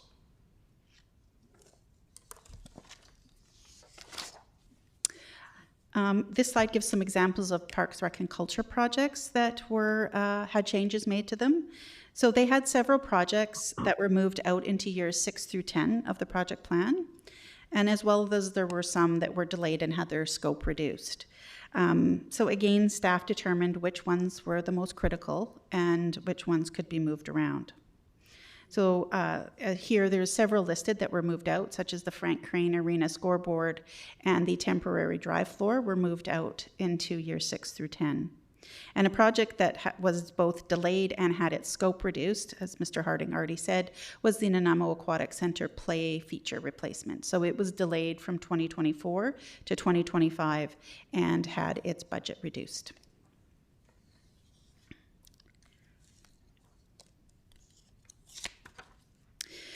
So the next two slides speak to projects that are not included in the current 2024 to 2028 draft project plan, but have the potential to be in the future. So we'll discuss the major capital projects that will be considered for inclusion in the project plan in the near future. Some possible smaller projects that the committee may want to add to the plan, and highlight some projects that were impacted by funding challenges. So as you know, there is design work underway on several of the major projects listed on this slide, and these will mostly be funded from borrowing, and debt servicing costs will be collected through property taxation. So these projects will come before council for consideration once sufficient planning has been completed. As well, they will not be included into the financial plan until electoral approval is received for the ones we're going to use borrowing as a funding source. So if these projects are undertaken, they will all have an impact on future property tax increases. So planning for these major projects must be done strategically and take into consideration financial implications such as what is the impact on taxation if borrowing is needed, what reserves are needed, and do we have enough funding in those reserves to use for a specific project. As well, we have non-financial implications. So if we had all of the funding, do we have the internal staff capacity to undertake more than one project at any given time? Or do we have enough contractors to do all the work when we need them to do it? So these are complex projects to plan for, and staff will be back with updated information in 2024 on many of these projects for the committee and council's consideration.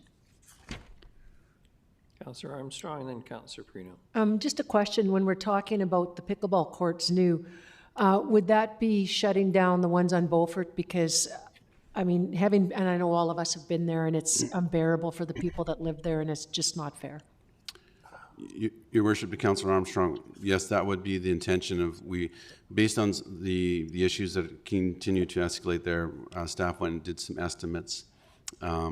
This is an initial estimate. Ms. Davis can actually provide council, if you want to talk about this now, if we have time now, to talk about some options for moving or creating some more pickleball courts at Bevan Park. Might I politely suggest, in light of the ramifications of this and outstanding litigation, that this might not be an appropriate topic for meeting? Just suggesting gently to members of council. I could finish up the rest of this, and then we can have, I'll talk about these smaller projects that can be undertaken. They're new ones, not affecting litigation. Just suggesting. Councillor Perino? As long as they're new, and Mr. Harding knows the other issue about, as Councillor Armstrong has suggested, as long as it's approached and considered, that's what we're looking for at this point. We don't even need to discuss it any more than that, but that as long as we know that we're looking at this. That's my point. I was actually going to ask about the one at the lighting for specific natural turf fields. McGurr is very popular. I just wondered if that includes any park amendments like a playground area that McGurr is trying to fundraise for. And I just wondered if that included anything in that area. Through your worship, Councillor Perino, which facility? That's the McGurr Park. they've got the turf field and they've got an area there that the group is trying to fundraise for some playground. And I just didn't know if that was part of that 500,000 that. Yeah, I believe in that one, it's the McGirr Sports Fields, the softball fields. Yes. That's that. So that, yeah, and then we have a couple McGirr parks. Then we have another McGirr park, which is a playground, which I believe we redid this year. That one was redone this year. It's a new playground this year.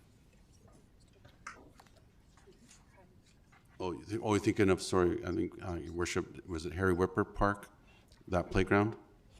Yes. Yes. Yes, Yeah. thank you. And the council has allocated some funds to that group. That's right. But yes, the lighting there would also, if we did that, lighting always helps out with a Lighting number is of things. great. Yeah, it's great. Thank you so much, Your Worship. Thank you. Thank you. So there are some smaller scale projects, as we've just discussed a couple of them, that are listed on this slide. They are not in the project plan, but they could be if the committee had an appetite to do that. So there currently are 3 funding options available to add the 5 listed here. So if the desire was to get these projects underway immediately, then property taxation would be your only, kind of really possibly your only source of funding.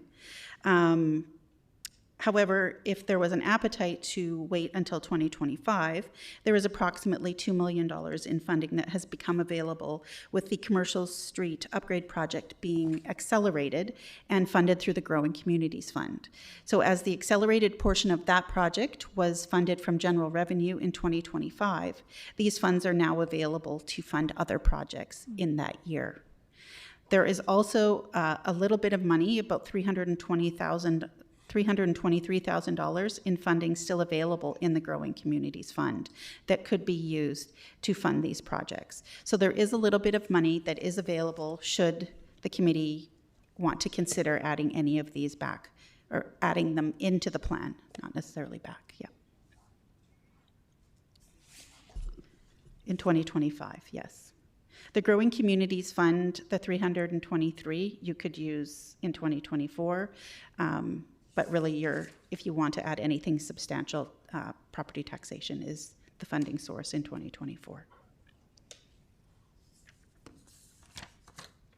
Councillor Gasselbrock. Oh, thanks. Just a comment on that. I mean, like just looking at all the smaller scale projects, by far one of the most bang for the bucks is the pedestrian improvement unallocated. I know we just heard that we don't really have the staff to deal with more capacity, but be, good to know when, potentially the hires are made, because I think that, and it's not until 2025 that funding's available, so you potentially get a year breather, but I'd love to bang out some more improvements. Thank you. And we did add that line in, as that is what we heard from some previous GPCs and council meetings, so that's where we added that last line. Sorry, I've lost my spot. Okay, so there are some larger scale engineering and public works projects that are not included in the project plan, but will need to be at some point. And 3 of those projects are listed here. So again, a couple of these projects have possibly been touched on before.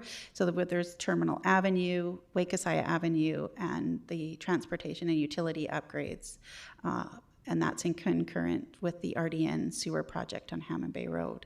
So these are large dollar projects and need to be considered, need to consider the timing of other infrastructure projects in the area, so as well as working with other partners on their timing. So for example, the Terminal Avenue, well, that would be a MODI partnership. And even if we were ready, they might not be. So there's some, maneuvering that has to be done there. And is there agreement on how would we share that, Mr. Sims? At this point, there is not, that I'm aware of, Your Worship. No. Just confirming. But they're at the table. They've supported the project up to, they'd be supportive of the project, but I don't believe they've got any funding allocated towards it. Thank you. So all infrastructure replacement of an area needs to be considered when planning out a project. So by planning out these concurrent projects, so projects that have more than one asset type of infrastructure, we can find cost efficiencies in there. So we wouldn't have to, rip up the road twice and things like that. So there is some savings that could be when these projects are planned out. As well, there are some projects currently underway that could have an active transportation component. That could have an active transportation component added to them. So there's 4 examples here of projects that are in the plan.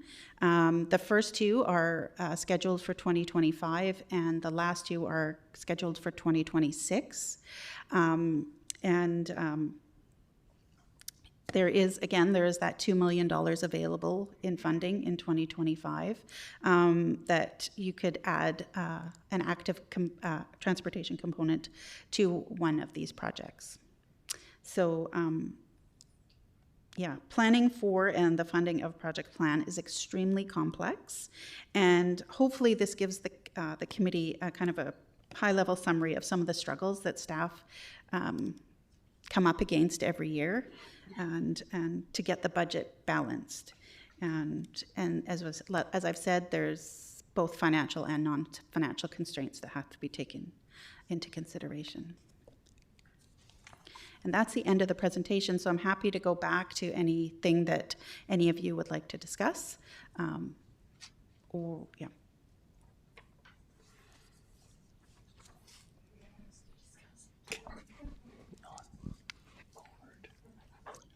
I got a question. Councillor Gesselbrock. Thanks. Just in terms of like one of the unknowns, like, speaking to the active transportation upgrades, especially around the cycle tracks of areas that we're putting in, some are on those pretty major routes. And, I do really strongly think that, say if a 2-car family, with e-bikes, if it's safe, I think we can really reduce the amount of car travel if there's safe routes to be on as that technology develops, and, it's already here.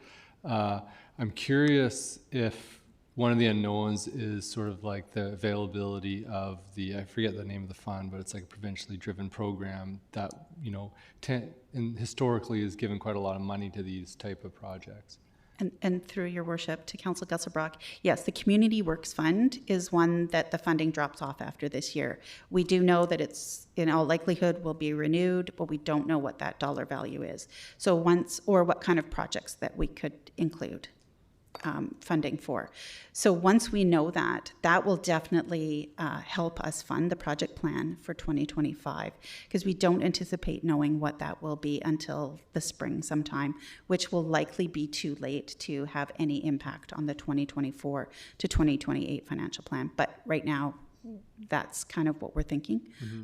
And those projects that were highlighted earlier, they were not in they weren't for 2024 start specifically, they were after. Yes. Okay. Yes. These particular active transportation projects, the first 2, the Hammond Bay Road and the 3rd Fitzwilliam Utility and Road upgrade projects, those are scheduled for 2025 starts, and the Bowen Road repaving and the Norwell Drive project are scheduled to start in 2026. Okay, great. So by next spring, we'll know sort of, if the possibility is for that Community Works funding, and we've got time to add that in, as we go forward. Great. Councillor Perino, then Councillor Armstrong. Thank you, Your Worship, and question through to Ms. Mercer through you. So I'm wondering what you're looking for, Ms. Mercer. Are you looking for a motion, or are you looking for just discussion at this point? And the reason I'm saying that is when we're looking at these emerging projects, I'm just trying to figure out what you're looking for at this point, because man, I can spend money really quickly, right? Yeah. So what do you want from us right now? If there are any of these projects that any of you would like us to add into the plan, direction would be great for that right now, because then we can do that and have it into the provisional budget that you will pass hopefully in January. Okay. So if there is any burning desire to do any of these, let us know, and we will try to fit that into the plan. Okay, so, and then my next question is on the public art under the emerging projects, under the smaller scale projects, the public art, I thought I saw a slide earlier that we were looking for $75,000, and I'm just wondering, it seems to be at 100. So through your worship to Councillor Perino, currently we have a budget of $75,000 in each year for public art, and there's various different types. There's temporary art, etc. Right. This would be an additional budget in 2024 to add $100,000 to the 75,000. To on top of that 75,000. On top of the 75,000. Well, I mean, I'll certainly. So you're looking for a motion? Are you looking for a motion? I hate doing motions on the fly, but if you want a motion, I'll make a motion. What you could do is you could ask for a decision slide, and we can add that to Friday's PowerPoint presentation. I would like that. Well, in my case, I'd like to see the new pickleball courts dressed for the new pickleball courts dressed. And I don't think we need a motion. Ms. Mercer's offered to bring forward a decision point on that for us. And I would also like to see the lighting of specific natural turf fields brought forward, just even for discussion on Friday. They're not.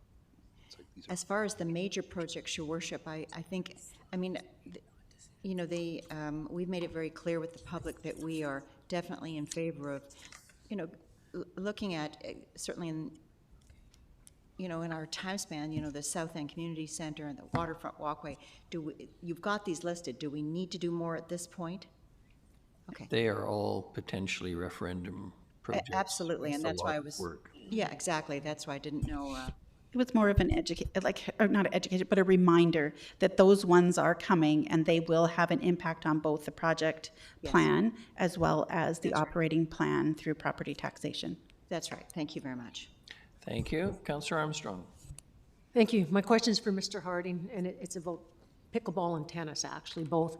Because it's my understanding those are probably the only two sports that nobody has to pay for in this community. Is that correct? Your Worship, to Councillor Armstrong, for the formal sports, that probably would be correct, but you know, a lot of fields, you can go on our fields informally, and you can go cycle and ride and run and do other things, but that's for formalized sports, that would be correct.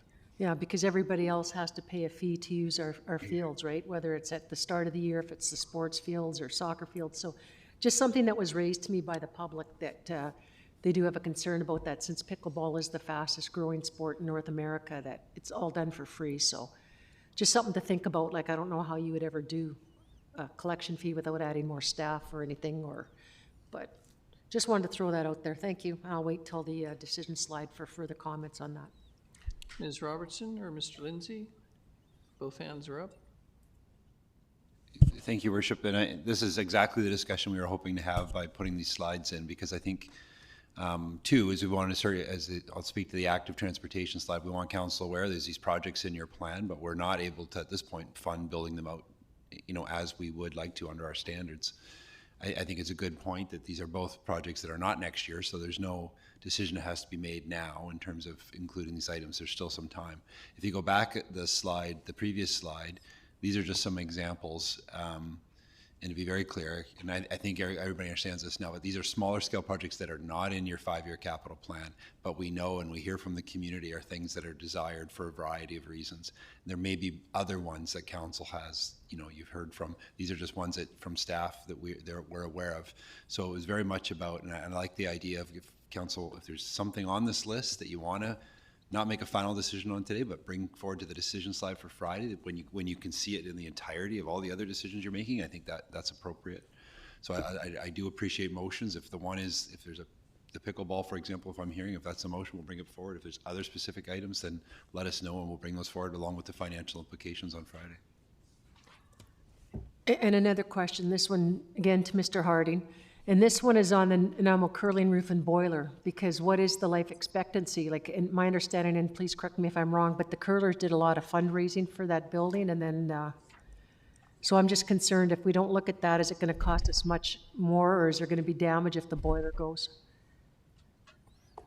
Your Worship, Councillor Armstrong, it's one of those facilities that is getting long in the tooth. It's getting older, and absolutely the curling club.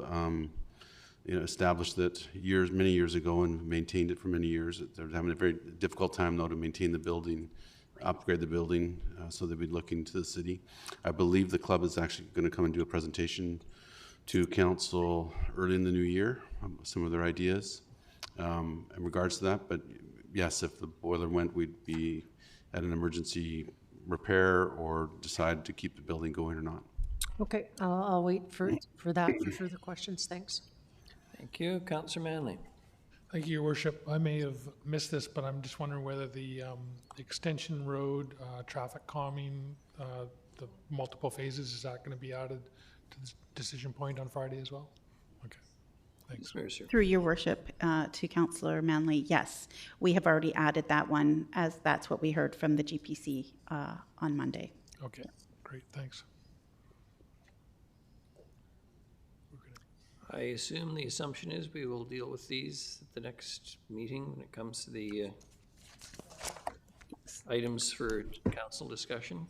Yeah, so those two items, we will create decision point slides for those. If there's anything else that anybody would like to see a decision slide on for Friday, we would love to hear that now, so then we can prepare that. There's a part of me that says, please don't add any more discussion items, because you're looking at a 6.4% tax increase, which is going over not overly well. So it's just a thought, just a thought. Don't let me discourage you. Go ahead, Councillor Perino. I hate raising taxes.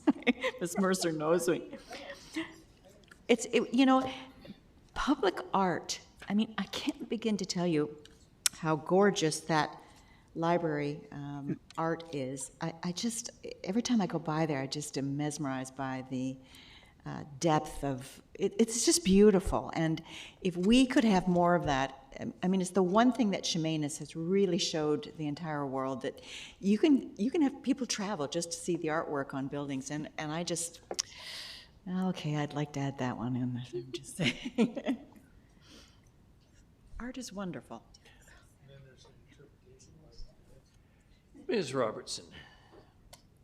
So on second thought, if we could get a motion from council just to confirm what slides you would like to see added for Friday's meeting, and what I believe I've heard is the pickleball courts, the lighting of specific natural turf fields, public art, new, and the Nanaimo Curling Club?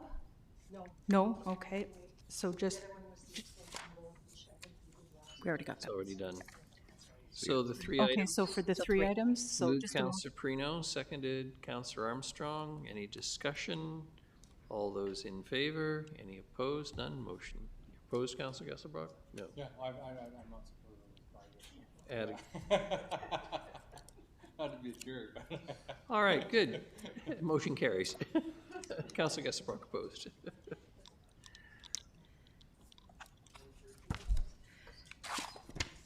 Well, we're nearing the end of the meeting, and I did have another slide deck for the introduction of items for council discussion. However, as we're running out of time, what I'll say is, if this was meant as a kind of just a preview of what we're going to discuss on Friday. So I won't go through all of them right now, but just have a review of them so you know, you have an idea of what is coming up for discussion. And as we've already mentioned, we do have the traffic calming funding slide, decision slide already in the queue, and we will add these three that we heard today. And yeah, last call for any other items that you would like to see. I know, I need to stop asking that question. But if there are, we need to hear it now so we're prepared for Friday. Yeah. I'm not seeing anything, so I'm going to, there's nothing in the question period, no report, further reports, no other business. I assume there's nothing on question period.